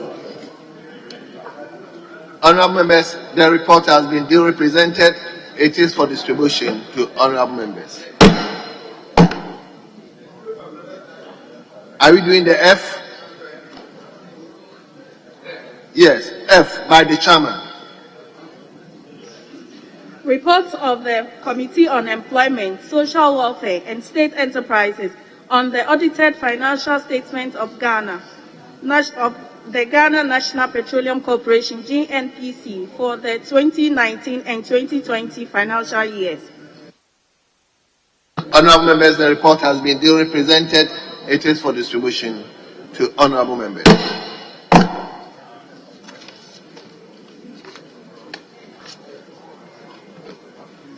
Mr. Speaker, with your leave, we may now proceed to item 9. Item 9.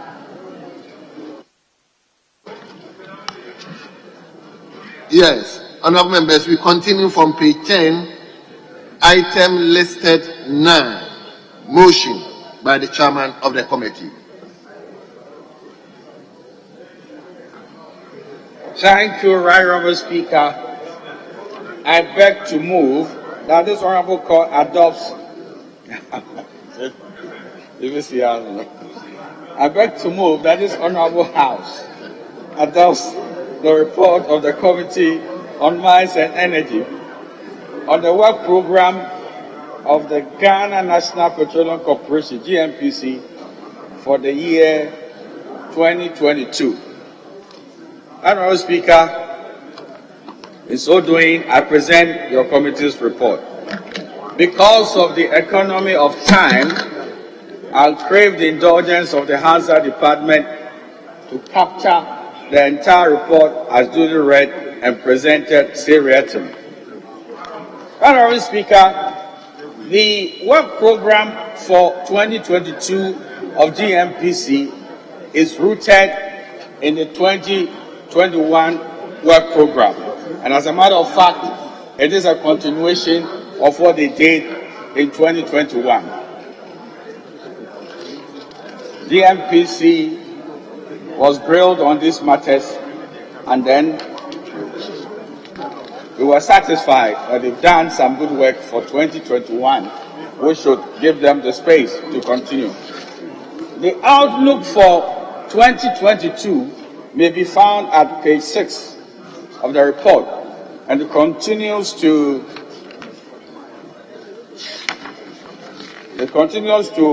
page 10 of the report. Honourable Speaker, without wasting time, let me present the observations of the committee, which may be found at page 10 of the report. Receivables from government and government agencies. Officials of GNPC informed the committee that the government of Ghana and its agencies owed GNPC a total sum of $316.38 million United States dollars. The officials also informed the committee that GNPC has taken steps to spread out the collection of the debts over the next 3 years. And, Honourable Speaker, this is how it will be paid over the 3-year period. Status of Tema City Gate Gas Project. The committee noted the progress being made in the execution of the Tema City Gate Gas Project, which is designed to propel the national industrialization agenda in the Tema and Accra. Officials of GNPC informed the committee that GNPC suspended its planned activity project due to dispute over the project site. They also informed the committee that GNPC is taking steps to seek amicable settlement of the issue in order to continue with planned activities. Accordingly, GNPC has planned to obtain environmental social impact assessment permit and complete front-end engineering design studies in 2022. Relating to the decommissioning... Chairman, may you go to conclusion, please? Mr. Speaker, may you I should continue. I should go to the conclusion. Yes. Okay. Honourable Speaker has pushed me to come to the conclusions, and I'm much obliged. Conclusion and recommendation. The committee has critically examined the 2022 annual work program of GNPC within the context of GNPC's statutory object to undertake exploration, development, and disposal of petroleum on behalf of the state. The committee also acknowledges some of the key achievements of GNPC in 2021, including attainment of reserve target of 1,153 MMBOE, representing 3.97 above target. 10 prospects across Ghana offshore basins and acquisition of commercial interest in Jubilee and 10 fields. In 2022, GNPC will work with its partners to increase the country's petroleum reserves, optimize production from the 3 production fields, Jubilee 10 and SGN fields, continue exploration on the Voltaire Basin and decommissioning of the Salcon field. The committee therefore recommends to the House to adopt this report and approve the 2022 work program of GMPC in accordance with Section 73B of the Petroleum Revenue Management Act 2011 Act 815 as amended. Respectfully submitted, Honourable Speaker.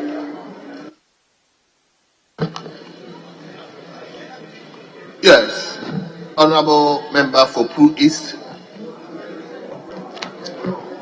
Mr. Speaker, I rise to second the motion of the committee for the adoption of the work program of the Ghana National Petroleum Corporation. And in doing, I will want to draw the House's attention to a few issues of critical importance. Mr. Speaker, the vision of GNPC is to be a global oil and gas exploration and production company whose operations will have a profound impact on the lives of Ghanaians. This is the vision that has been crafted by GNPC coming out of their parent act. But Mr. Speaker, we found out as a committee that in funding GNPC, Ghanaian government and the Ghanaian state is turning GNPC away from its core business and engaging GNPC in activities that could better be handled by other agencies.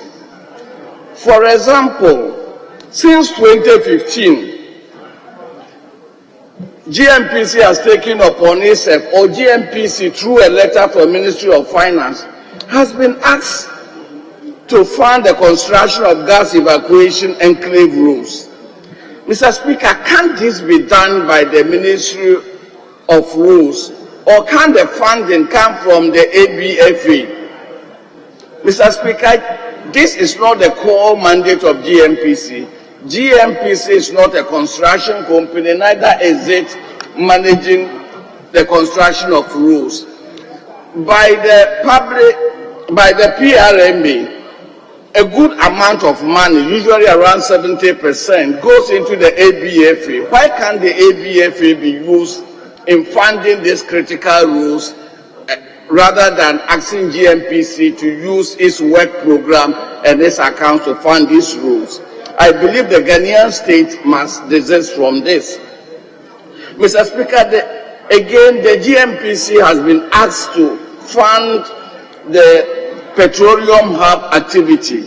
Mr. Speaker, when you have your core activity as exploration and production, when you have your core activity involving seismic, involving reconnaissance and others, must we be burdening you with additional activities when you are not yet on your feet?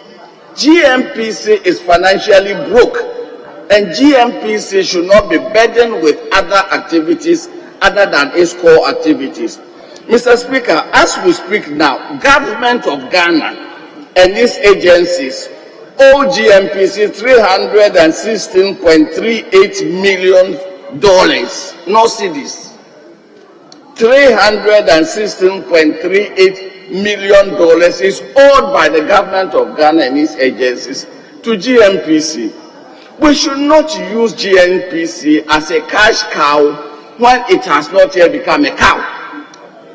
Mr. Speaker, again, the committee realized in the course of discussing the work program that GNPC has gone into an unnecessary termination of a contract that has gone through PPA and that has gone through CTRC.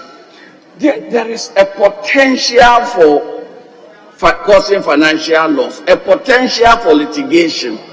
And this contract was only initiated and signed last year. So it is not even from one government to another government. Within the same government, it has just taken a change of chief executive for us to be cancelling contracts that have gone through PPA.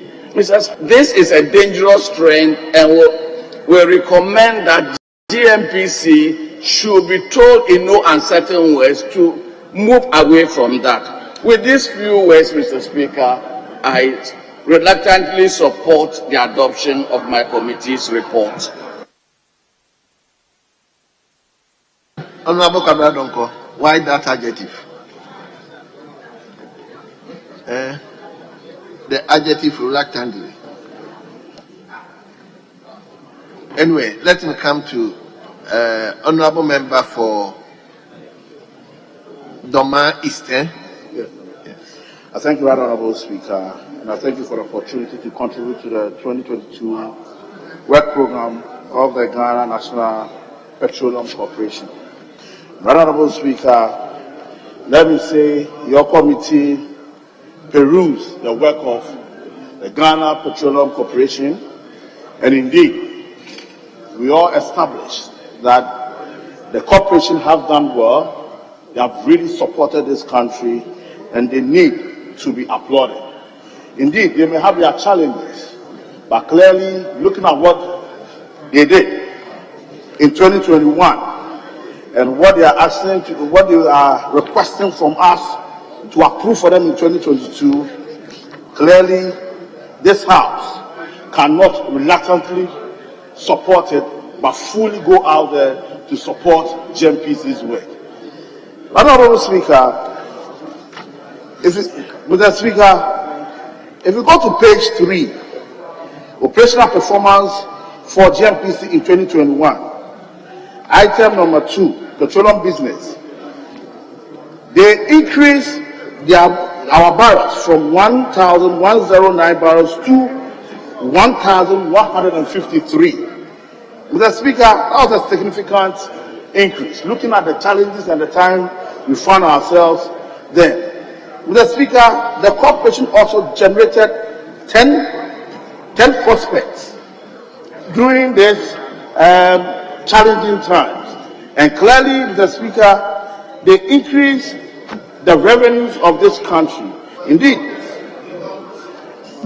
if you look at the 2022, what they intend to do, Mr. Speaker, they intend to continue the exploration of the Voterian Basin project, the decommissioning project. They also want to support the petroleum hub. And Mr. Speaker, the petroleum hub is one institution that is going to support this country immensely. A lot of projects or the job that the petroleum hub is going to create is going to enhance our youth to get a lot. And therefore, it is a good idea that GMPC is supporting this this corporation. Mr. Speaker, in terms of even the social life, Mr. Speaker, GMPC in 2021, Just 1 minute. social amenities gave us 30,000 monodecs, 3 dormitories for senior high schools, as well as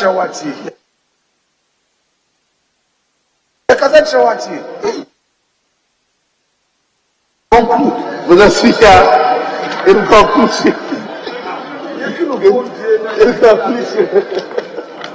in conclusion, Mr. Speaker, I wish to support this motion and to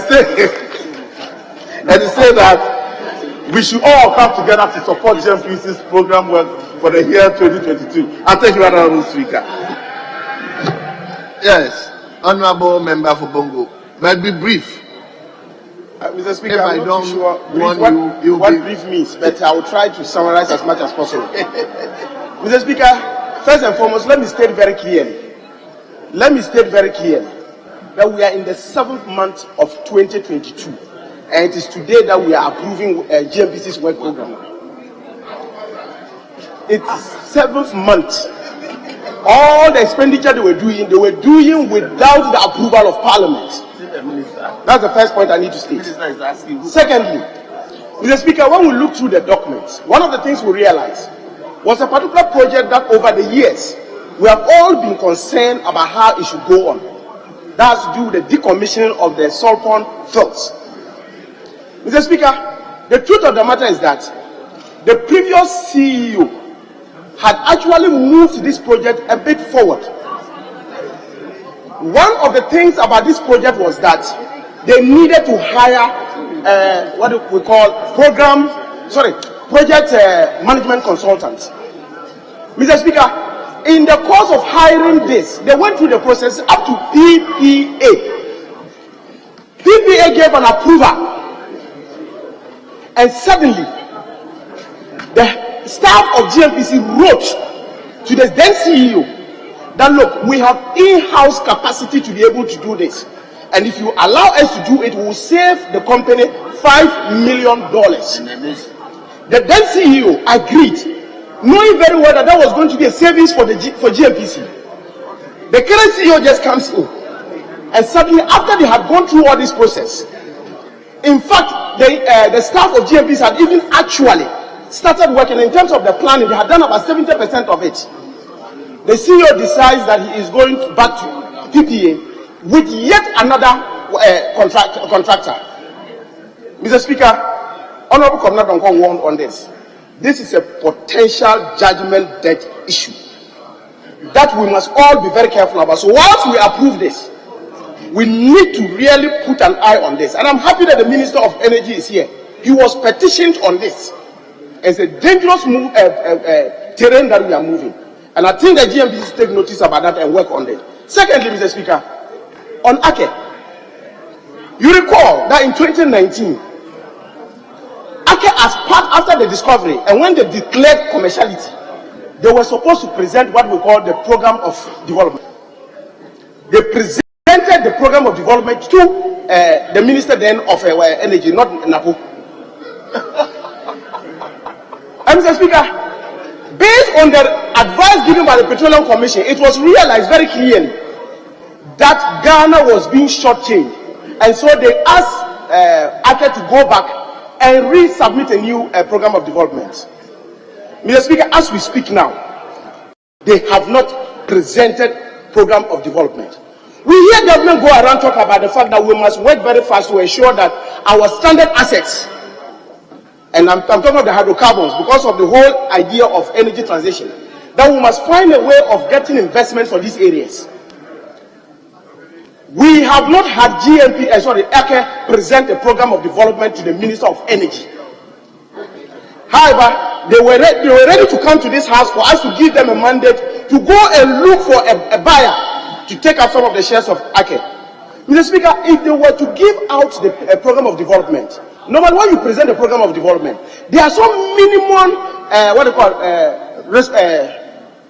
minimum requirements that you need in terms of some jobs you need to do. That in default of that, the state can intervene and take up the field. But today we are not doing that. And it appears Ghana government is not also interested in ensuring that the POD is presented to government. All that we are interested in, Mr. Speaker, is the fact that we want to see how we will sell it. That's a very dangerous thing. And that is an area we must also look at. Finally, Mr. Speaker, GNPC has no money. GNPC has spent huge sums of money renovating what they call the petroleum, house. That can accommodate GNPC in Accra to let them work and work very well. They are still asking for millions of dollars to put up yet another head office in Accra. At the time that they do not have money. At the time that, to be sincere, they should not be involving themselves in new capital projects. But they are doing that. So when Honorable Commissioner Donko says that we are reluctantly supporting this motion and asking that we should adapt it and approve it, we are doing that just because GNPC must survive. But the truth of the matter is that the whole corporation as GNPC must be looked at. And the Honorable Minister is here. He has given some assurances that he will put really serious, focus on GNPC, or else the supposed cash cow will finally end up making sure that Ghana's own hope in finding oil goes off. Thank you very much, Mr. Speaker, for all this. Yeah. Very well. Very well. Yes, let him give the opportunity to the minister. If Leader, I'm controlling the house. You help me to control the house. Please, I'm only guiding you. Yes. I know you are in charge. Once you sit in the east, yes. Speaker, you are number 3. Don't go there. Acting number 3. Don't go there. Don't go there. Speaker, we are to guide you while seated at the east. Mr. 3B. Mr. Speaker, we agreed that Ahmed will conclude for his side and I'll conclude for our side. Then if Minister wants to come in. Okay. Yes. Honorable Ahmed, yes. Thank you very much, Mr. Speaker, for the opportunity. Mr. Speaker, I rise to add my voice for the adoption of the report on the floor. But Mr. Speaker, in doing so, I think listening to speaker after speaker, I've come to the conclusion that GMPC itself has a problem. So, Speaker, it is not only the corporate social responsibility aspect. We happened to visit the Western region in 2013, together with the Committee of Communication and as an NGO. And care must be taken, because if you look at, even though Ghana is now an oil-producing country, by those living around that enclave, what they used to do in those days was that they were fishermen. Now with the production of oil, the Speaker, the fishing work that they used to do, the Speaker, is now not like how it used to be. And if you look at their living conditions there, the Speaker, is not good to talk about.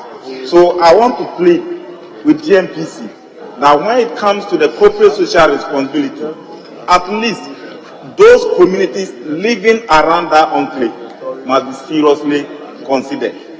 Mr. Speaker, that is not enough.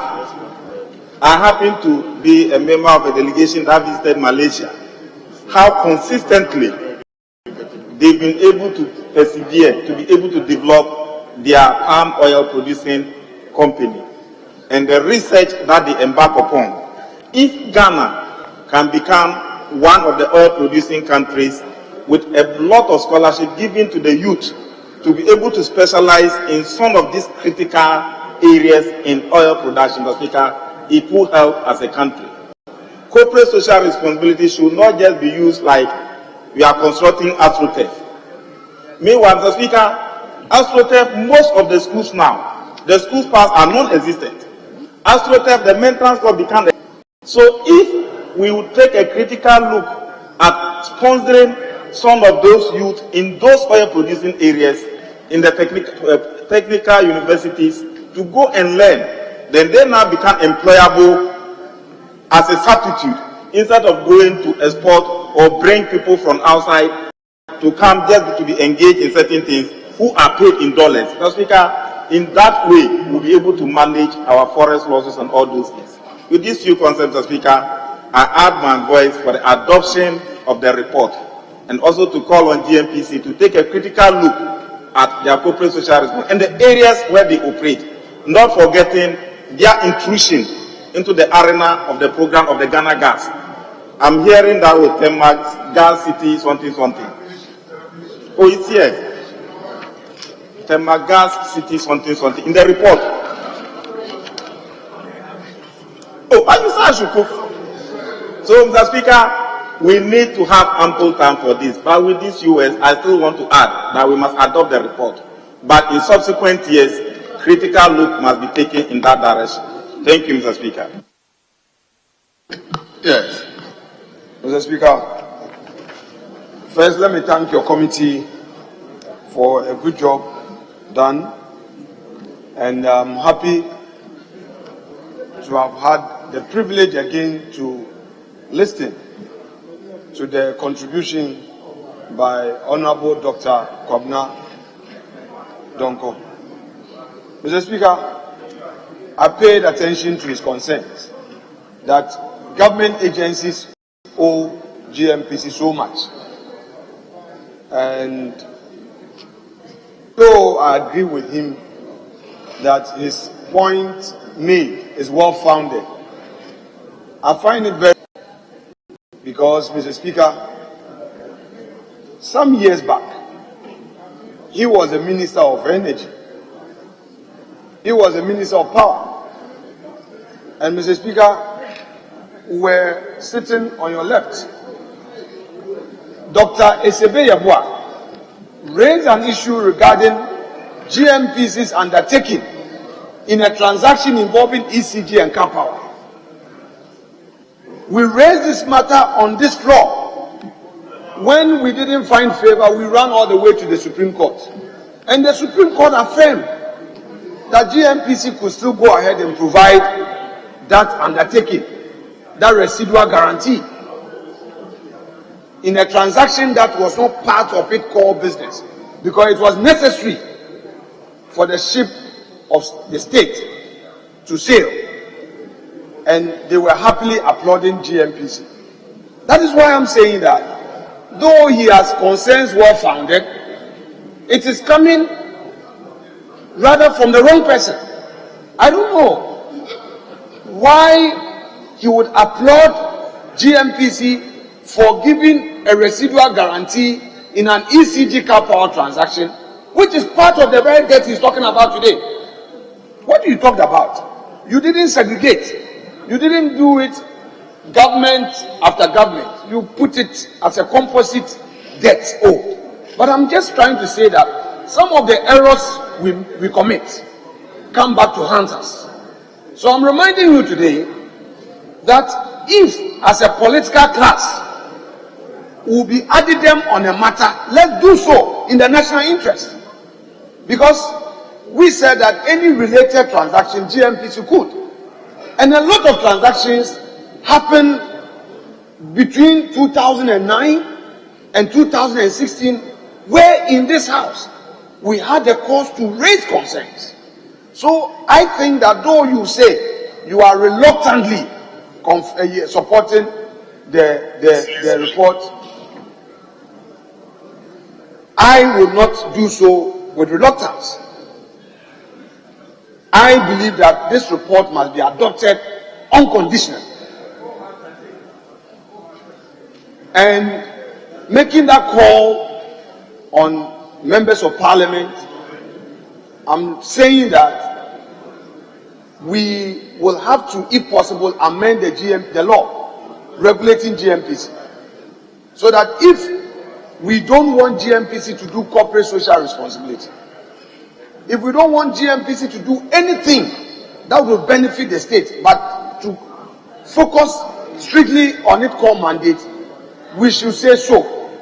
But don't let us lay the foundation, and when we find ourselves in opposition, we now decide to change the rule and say something different.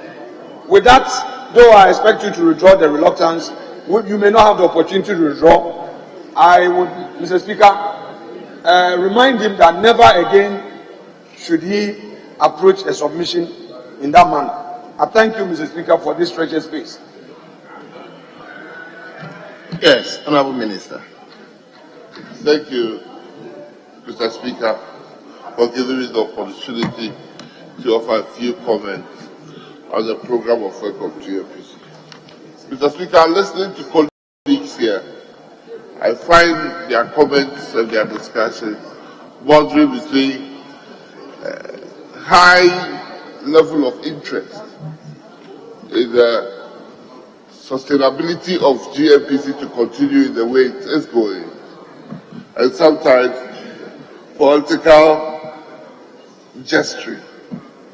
Mr. Speaker, as a house, we have to understand that some state institutions, when they were created before even laws were passed by any institution for them, like Tema Oil Refinery. The Speaker, at that time, Tema Oil Refinery even imported crude on behalf of the country, for the country to refine. The Speaker, Tema Oil Refinery had the ability to sell petroleum products even down the street, and it actually did sell petroleum products. We have gotten to the stage now in this country where Tema Oil Refinery is being urged upon to be a refinery and just a refinery. The Speaker, the second state institution is Ghana Cocoa Board. Cocoa Board at a particular time, Mr. Speaker, has done so many things in this country, including awarding education scholarships. That has been COCOBOD's CSR, before CSR became popular around the world. COCOBOD provided subventions for even farmers' houses. They did all manner of things, and we consider it as appropriate for this country. Actually, Mr. Speaker, COCOBOD and process of cocoa have controlled this country since independence. We claim we don't tax cocoa farmers, but the selling price of cocoa on the international market, oh, Mr.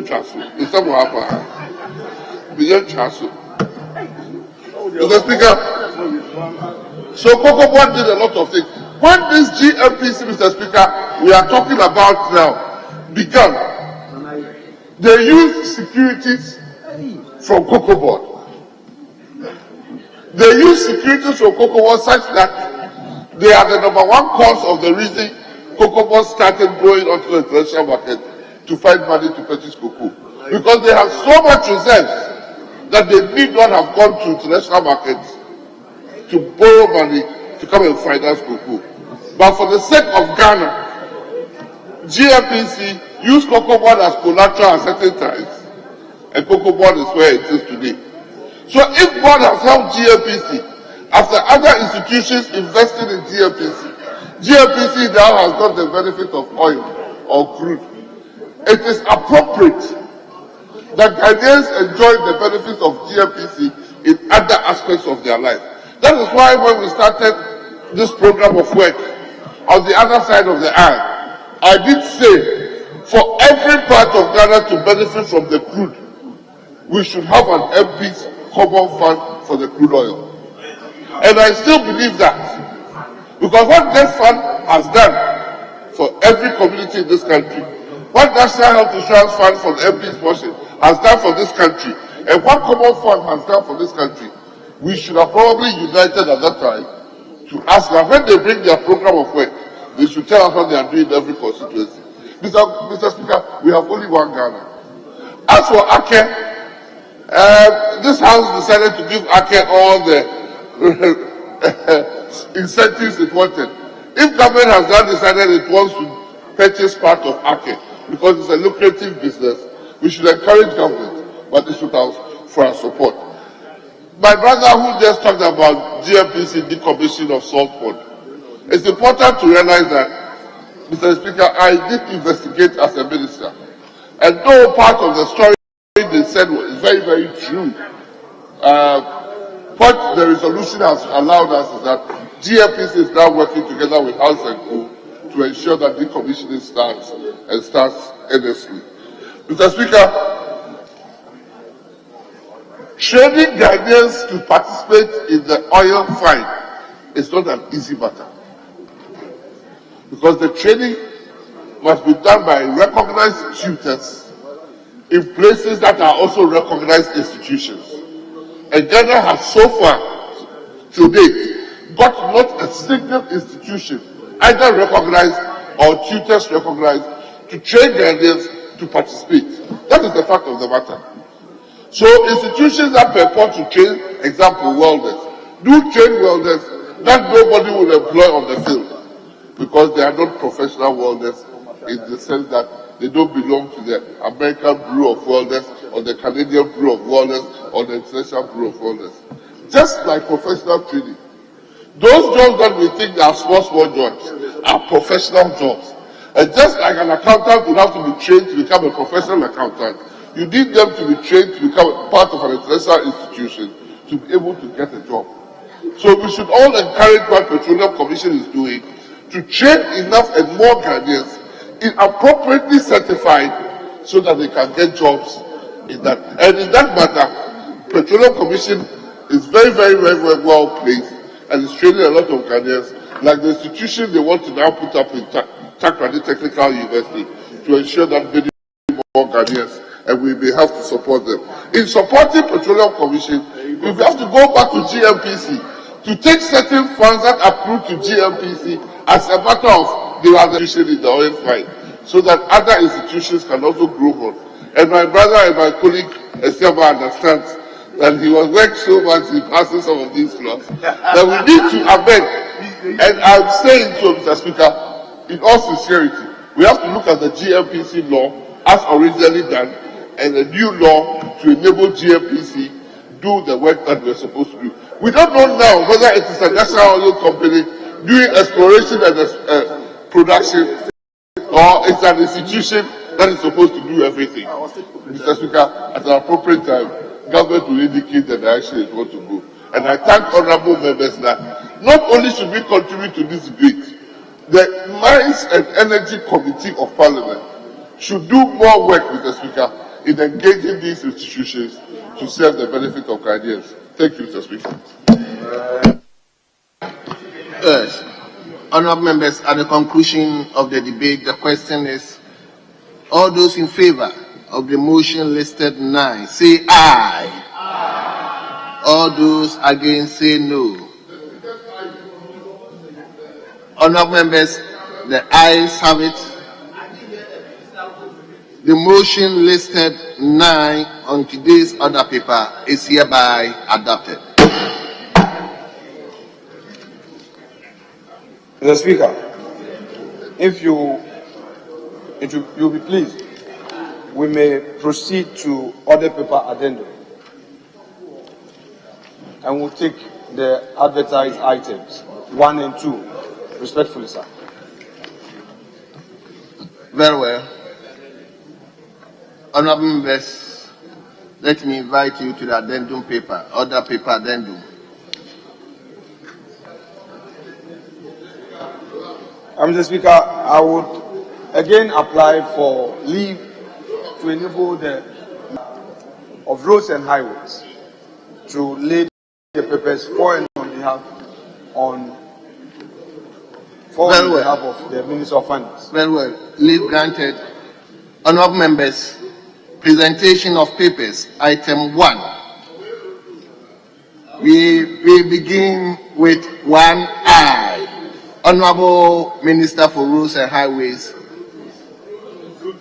Terms of receivables-backed trade finance facilities between Ghana Cocoa Board and a consortium of banks and financial institutions with the Government of the Republic of Ghana as guarantor for an amount of up to $1.3 billion United States dollars to finance the purchase of cocoa for the 2022 and 2023 crop section seasoned by the Ghana Cocoa Board.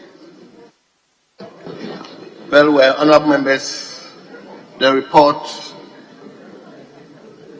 has been duly presented.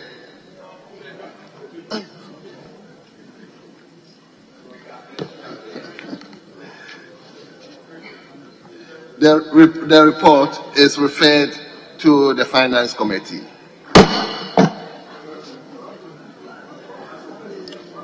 Aye.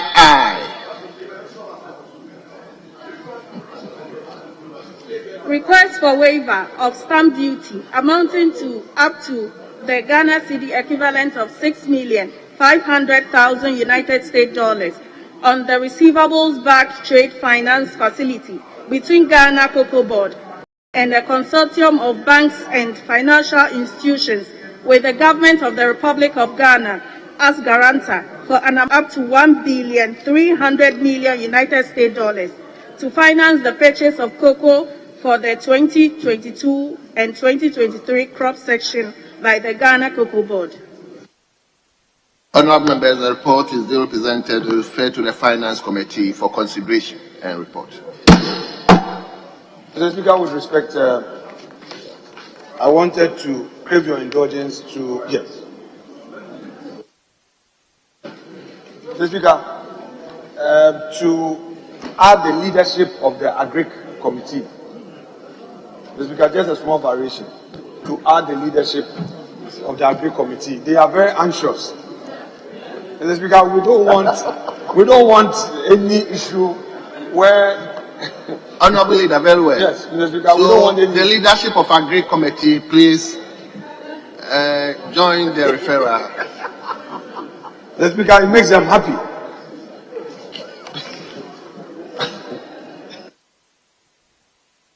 Mr. Speaker, we may proceed Yes, to. we move to 2. Item 2. Yes, please. 2A, penalties, presentation and first reading of bills. A, penalties and interest waiver bill 2022 by the minister.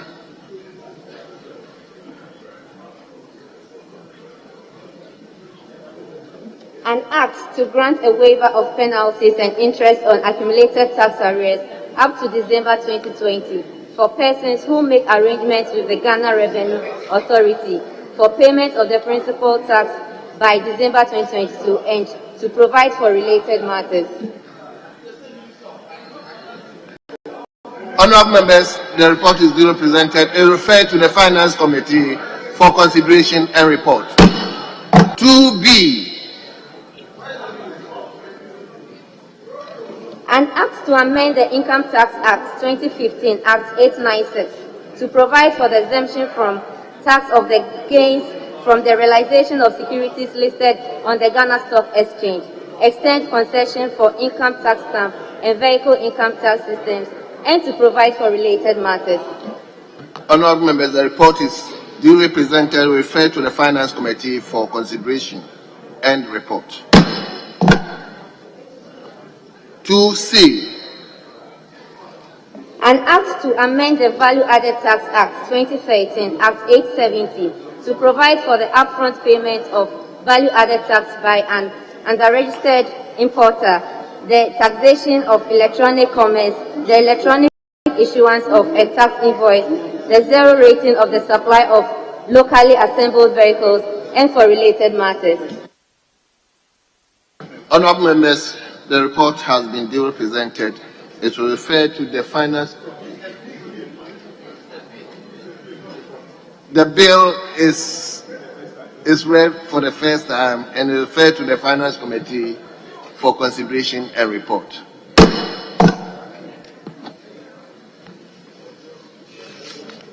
We will now come back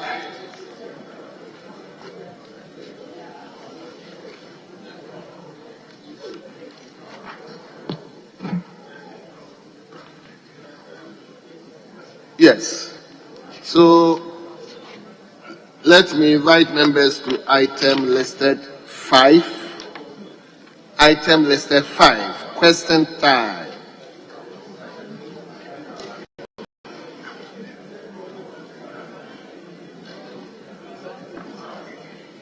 Yes, leader, let's give indication. Mr. Speaker, we want to now move to order paper item number 5. Questions time.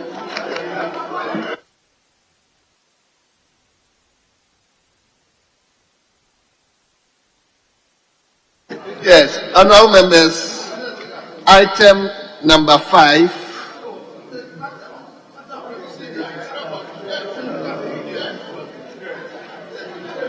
Leader, he's an available leader. Mr. Speaker, what the honourable leader is under tutelage. What the honourable colleague has done is not wrong, but just that he didn't know what he was asked to do. The deputy leader said you should make application for the deputy minister for communication. That is what he said you should do. And if that is done, you are well able to do it. Because you are coming from, I know where you are coming from. But because you are used to the back. Yes, leader. Mr. Speaker, the young man was too anxious, and the deputy whip heard it far away from me. So I think he should take a cue and make the appropriate application. Mr. Speaker, with your leave, we wish the deputy minister. We don't wish for. We seek your leave for the deputy minister for communication to take up the seat to answer the questions in item 5 on behalf of her minister. Leave granted. Deputy Minister. Honorable members, honorable members, honorable members, we have 10 questions. 10 questions. So we are going to allow only one supplementary question for the owner of the questions. Only one supplementary question for the owner of the question himself. Please. We have so many business to do. So the owner of the question, you will be given one supplementary question if he so desires. So we will begin with question 843. And the question stands in the name of a member for Pristia Hunivari, Honorable Robert Wisdom Kuju. Whilst I invite the first Deputy Speaker.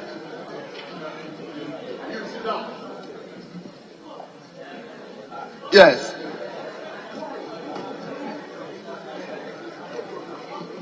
Where is Kujo? Yes. Whilst I invite the first Deputy Speaker to bail me.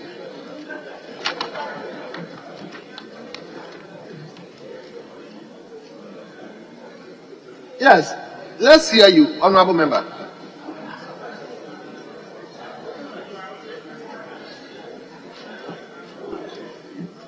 Mr. Speaker, I rise to ask the question on behalf of Honorable Kujo, who is not available. I rise to ask the Minister for Communication and Digitalization when the following communities will get their fair share of the rural telephony projects. Taniwa Remain Zone, Gambia, Beposi, Broni Impacta, Wasa Inkra, and Piasso. Yes, Honorable Minister.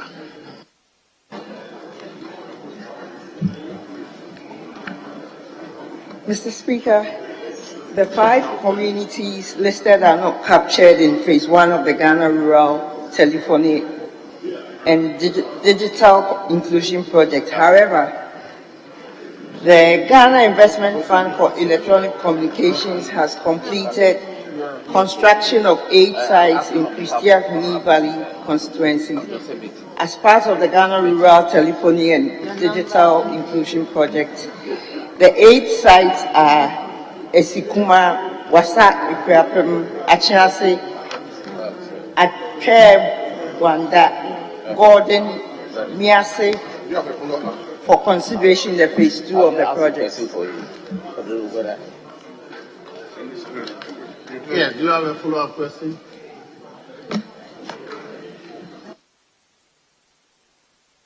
Thank you, Honorable Speaker. I want to find out from the Minister, this community that he has mentioned, whether there is any plan of enrolling them into the 2023 budget.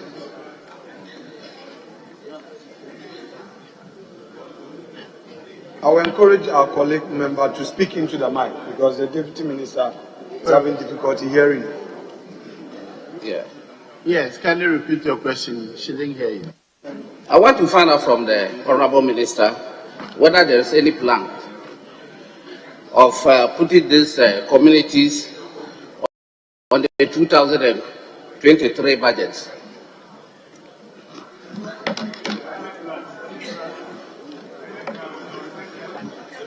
Yeah, 2023. Honorable Minister, yes. Do you have any plans in the current budget?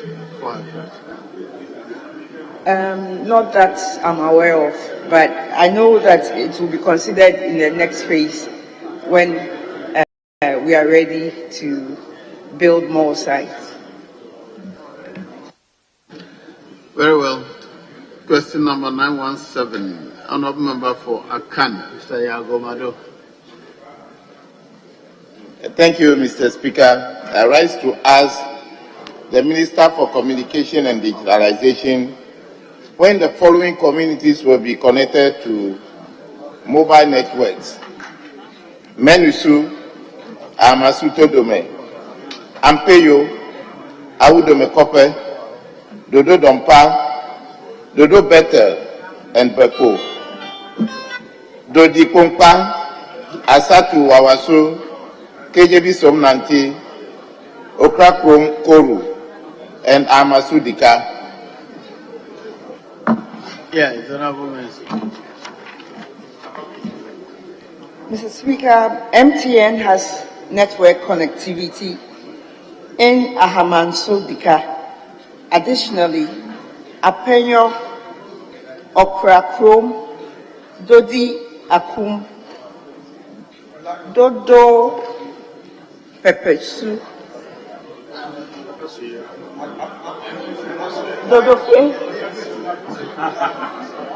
Kosamba and Obuasi in the Akan constituency under the Ghana Rural Telephony and Digital Inclusion Project are currently completed and on air. GEFEC has also completed construction sites in Akapo, Kope, Kobo, Wawaso, and Menuso, which are yet to be integrated. GEFEC will conduct a connectivity assessment of the remaining communities for consideration in the phase 2 of the GRTDIP. Thank you. Yes. Mr. Speaker, with all due respect, the answer provided by the Minister is not factual. I'm saying so because all these places mentioned here are still off network. I don't have a place like Akapo Kope and Krobo Wawasu. I would like the Minister to kindly go back and check research well. And secondly, too, I want to know with a GIFEC connection if the Minister can give me any assurance when this will be done. Thank you. Honorable Minister. Thank you, Mr. Speaker. We would do a check on the areas that you just mentioned, because from our records, these were listed under your constituency. So we'll do the checks and get back to you on that. And for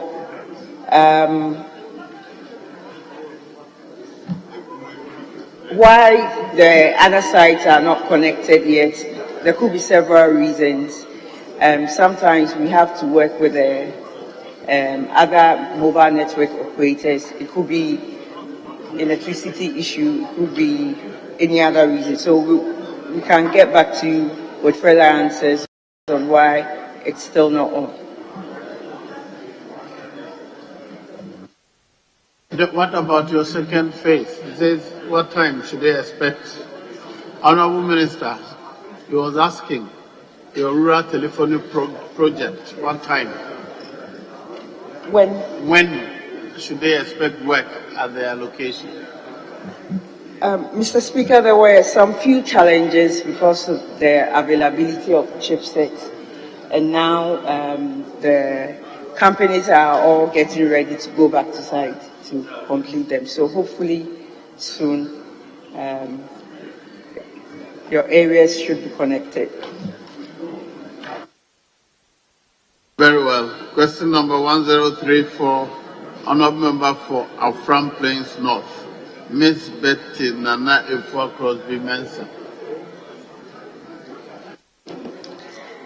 Thank you very much, Mr. Speaker. I rise to ask the Minister for Communication and Digitalization what the Ministry is doing to provide network connectivity to rural communities, especially the island communities on the Volta Lake, including Dodi, Chechako, Manchare, Fasibato, Nyakukope, and Snafukope. Thank you. Yes, Honorable Minister. Thank you, Mr. Speaker. The 6 communities listed are not captured in the Ghana Rural Telephony and Digital Inclusion Project.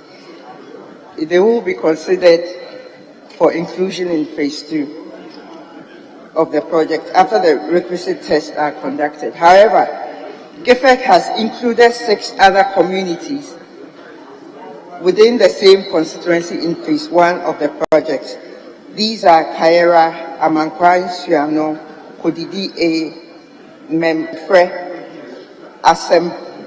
Asempaye, and Supon Ano. Land has been acquired in 5 of these communities, and Kaira is currently on air.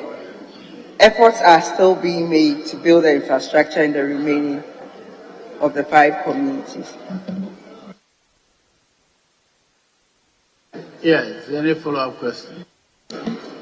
Yes, thank you very much, my dear Minister for Communication. My follow-up question, Mr. Speaker, is how soon will the phase 2 of the project commence? Mr. Speaker, I would like to use the opportunity to commend the ministry for the work being done on the inland communities. But as you can see, my question specifically has to do with the island communities. And Mr. Speaker, you'll be surprised to know that people on the island communities sometimes have to climb trees to be able to get network to communicate with the rest of the world. Others will also have to, in fact, go and stand on rocky areas, which eventually sometimes the outcomes are not very interesting. So I want the minister to tell us how soon the phase 2 of the project will commence, so that we can save the people of Accra from some. The answer is too long. The answer that question. The question is how soon the phase 2 will commence. And Mr. Speaker, you need to know some of these things so that when you are doing some of the follow-up, you'll be very well, informed. They are not surprising to me. There are constituencies in communities in my constituency where the people also carry trees to get reception. So it's not new. Mr. Speaker, thank you. Most of us that come from the rural areas, connectivity is of great interest to us. And so as part of the ministry's digitalization agenda, we are really working hard in making sure that these rural communities, including your islands, are covered. There are outstanding number of sites that the phase 1 was supposed to do. So we are going to do the phase 2 alongside the phase 1. But our only challenge now is to do with the chipsets and the other components that are supposed to arrive in the country for the engineers to start construction. So I'm hopeful that very soon the phase 2 would start. Very well. Question number 1035. Honourable Member for Akachi North. Thank you, Mr. Speaker. Mr. Speaker, I rise to ask the Minister for Communications and Digitalization when the following communities in the Akachi North constituency will be provided mobile network connectivity: Seva, Avega, Nitabuta, Wata, Zemu, and Kwebaja. Thank you.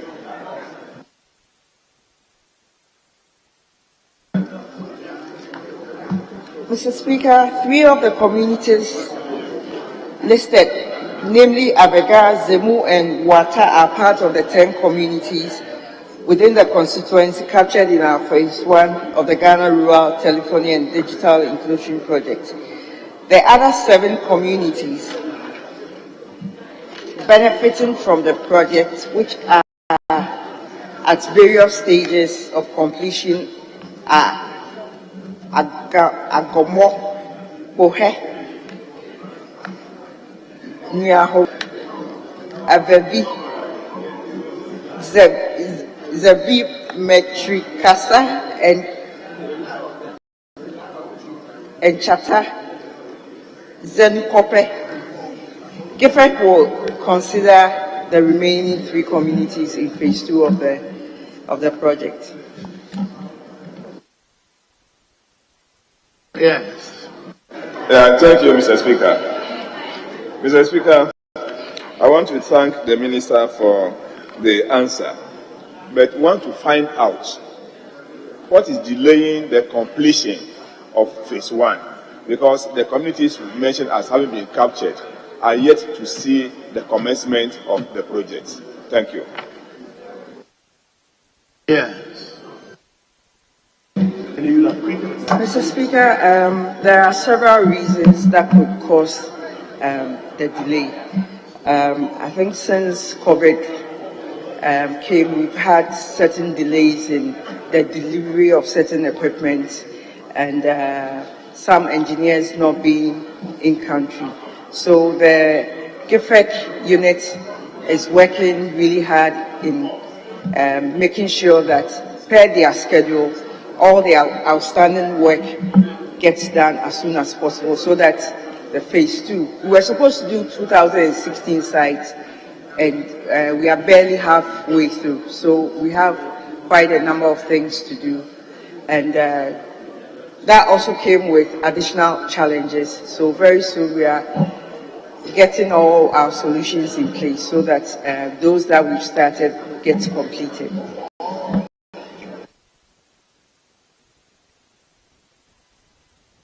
Question number 1037, Honourable Member for Cape Coast, Dr. Kwabena Mintanya. Yes.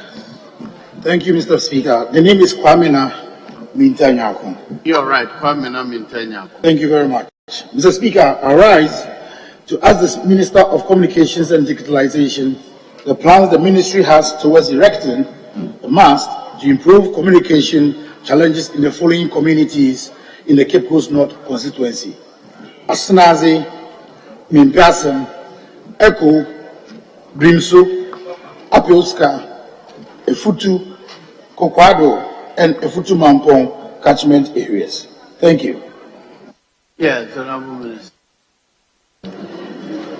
Mr. Speaker, 3 communities, Asanaze, Bremsu, Ape, Wosika, and Efutu have connectivity from Vodafone. The remaining communities are not captured in the Ghana Rural Telephony and Digital Inclusion Project. GIFEC will consider them for inclusion in phase 2 of the project. Yes. Thank you, Mr. Speaker.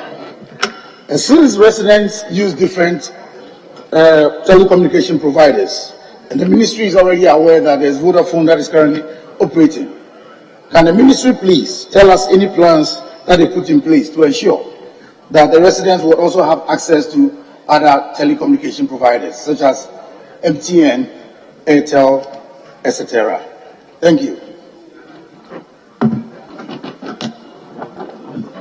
Thank you, Mr. Speaker.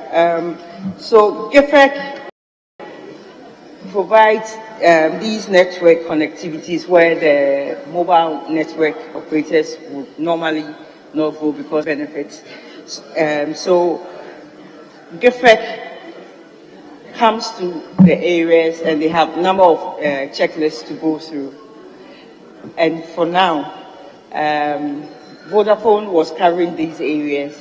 And if there are challenges, GIFEC would have to come over and do the assessment and make sure that there's connectivity in these communities. So for now, we have to wait for phase 2, where GIFEC can come in and support your communities. Question number 1074, Question Gradu Menshanov. Yes. Mr. Speaker, I seek your leave to ask a question on behalf of my colleague Akwesi Konadu, who is not available at the moment. Very well, leave granted. Okay. To ask the Minister for Communication and Digitalization, how many communities across the country have benefited from the Rural Telephony Project? Thank you, Mr. Speaker. Yes, Honourable Minister. Mr. Speaker, GIFEC has constructed a total of 1,295 sites since 2017, comprising 873 sites under the Ghana Rural Telephony and Digital Inclusion Project.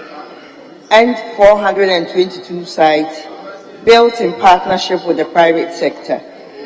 Each site serves 3 communities. A total of 3,885 communities are currently benefiting from the rural telephony project. It's envisaged that the numbers will increase to 7,314 communities when the current Ghana Rural Telephony and Digital Inclusion Project is completed.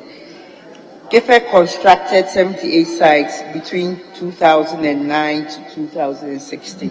Thank you. Do you have any follow-up question? Very well, you're satisfied with the answer. Question number 1127, Honourable Member for Kwadaso, Dr. Kingsley Nyako.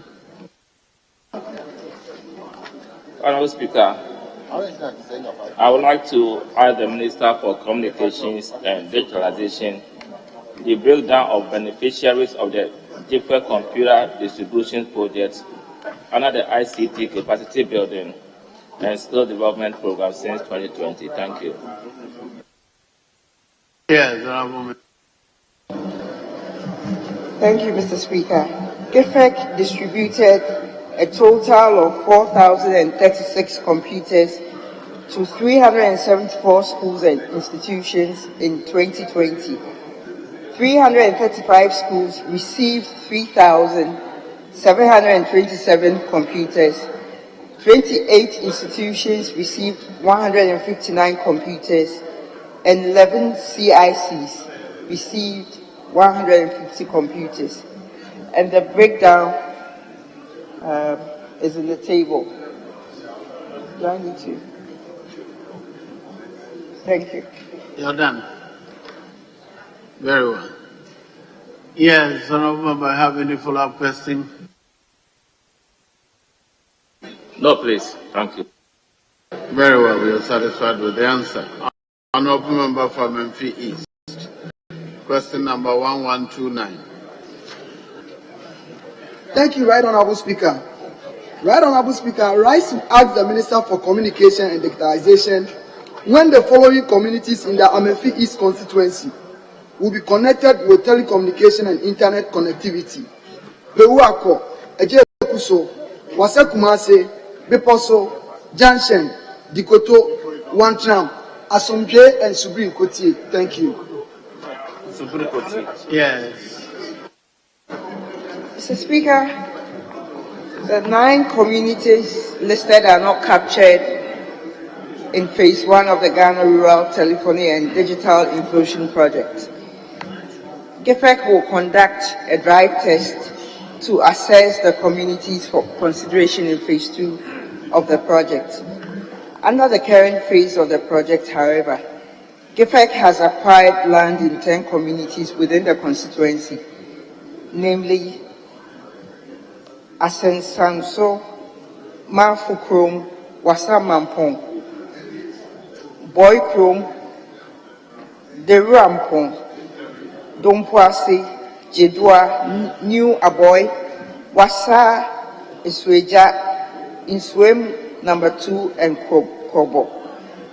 Asensanso, Mafukrom, and Wasamampong are currently completed and on air. Namely Asensanso, Mafukrom, and Wasamampong. The 6 remaining sites, Boykrom, Deruampong, Dompoase, Jedua, New Aboy, and Kobo are at various stages of completion. Thank you. Honourable, do you have a follow-up question, please? Yes, one. Thank you, Honourable Minister, for your response.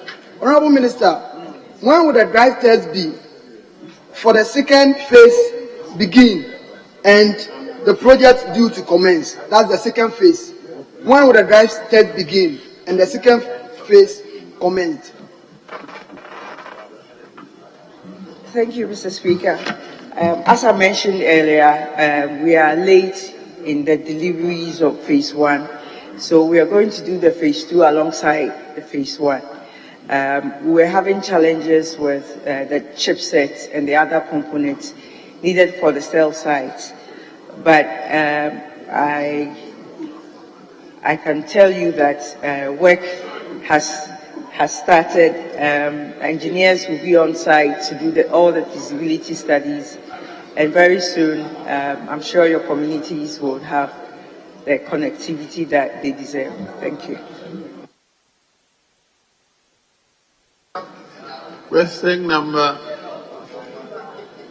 1231, Honourable Member for Awutu Senior West, Mrs. Gisela Tete-Agotui. Thank you very much, Mr. Speaker.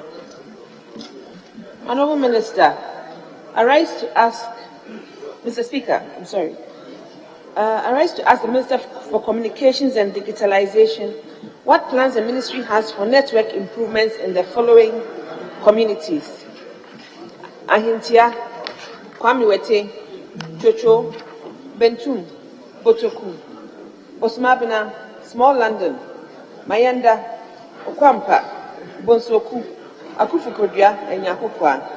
Thank you. Yes, Honourable Minister. Thank you, Mr. Speaker. 3 communities, namely Botoku, Kodria, London, have network connectivity from Vodafone. Additionally, Bonsuaku, under the Rural Telephony and Digital Inclusion Project, has been completed and is currently on air. MTN will consider Ahintia in India 2022 site rollout plan. GEFEC has commenced land acquisition for the remaining sites, which are all included in the GRTDIP, namely Kwame Wete Chocho, Bentom, Bosum Mabna, Mayenda, Okwampa, and Nyakopwa.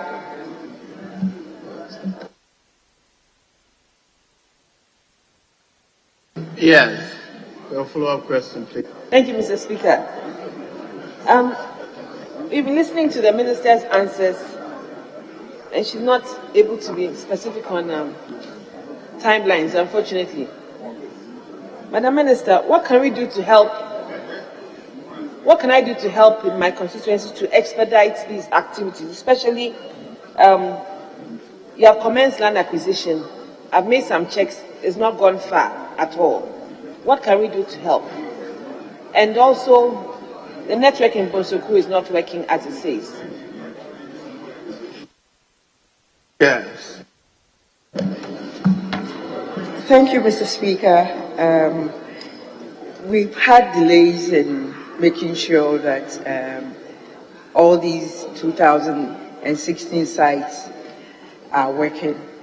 And so we've had a backlog of things that we have to do.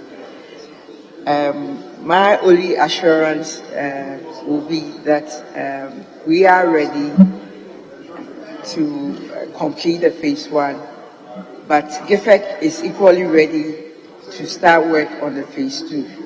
So I'm not sure exactly when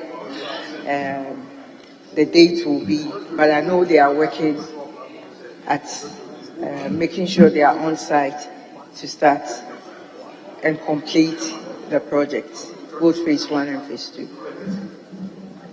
Thank you. The last question is in the name of the Honourable Member for Pandai, Mr. Daniel Nsalawapa. Yes. Thank you, Mr. Speaker. Mr. Speaker, I rise to ask the Minister for Communication and Digitalization what plans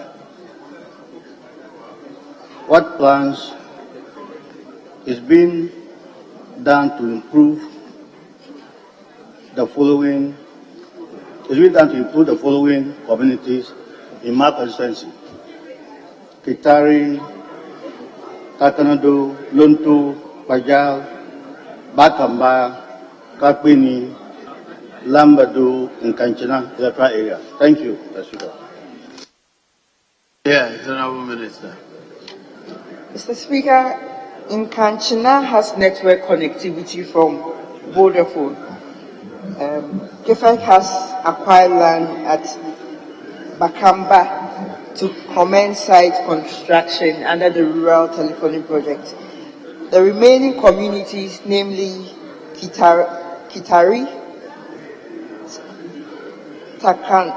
Takanado, Lonto, Rajai, Kakpeni, and Lambado electoral area will also be considered after the drive test is completed. Yes, do you have a follow-up question? Thank you, Honorable Minister.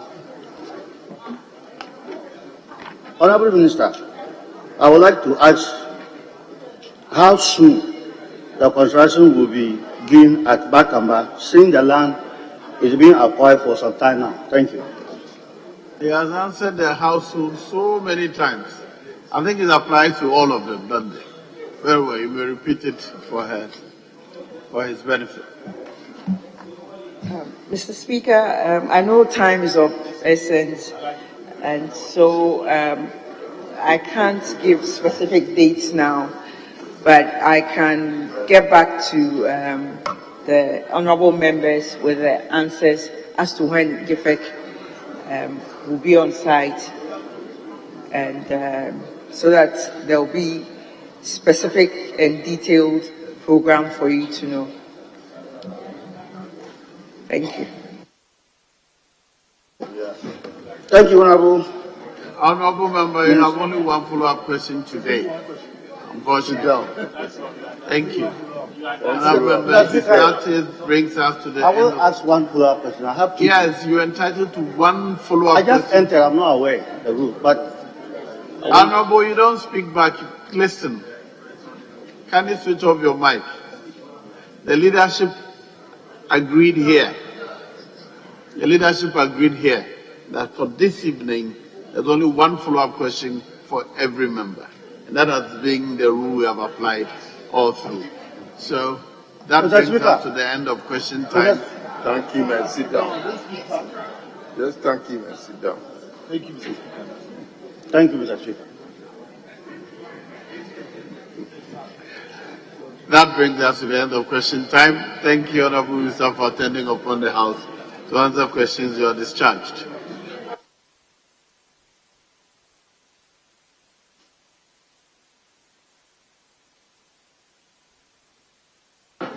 Yes, Honorable Deputy Leader. Yes. Speaker, a lot has been done today. That's about all for the day. We are in your hands. Very well. I'll bring proceedings to a close then. Yes, Honorable Deputy Speaker, just to say that the Special Budget Committee will be meeting the Electoral Commission tomorrow at 8:30. But I know the majority leader is not here to make the announcement, so members must take note. The Special Budget Committee members, we are meeting the Electoral Commission tomorrow at 8:30 on the 6th floor west, Job 600. So, Speaker, I agree with my sister. We are in your hands. Very well. The House is accordingly adjourned for Wednesday, July 27th, 2022 at 10 o'clock in the forenoon.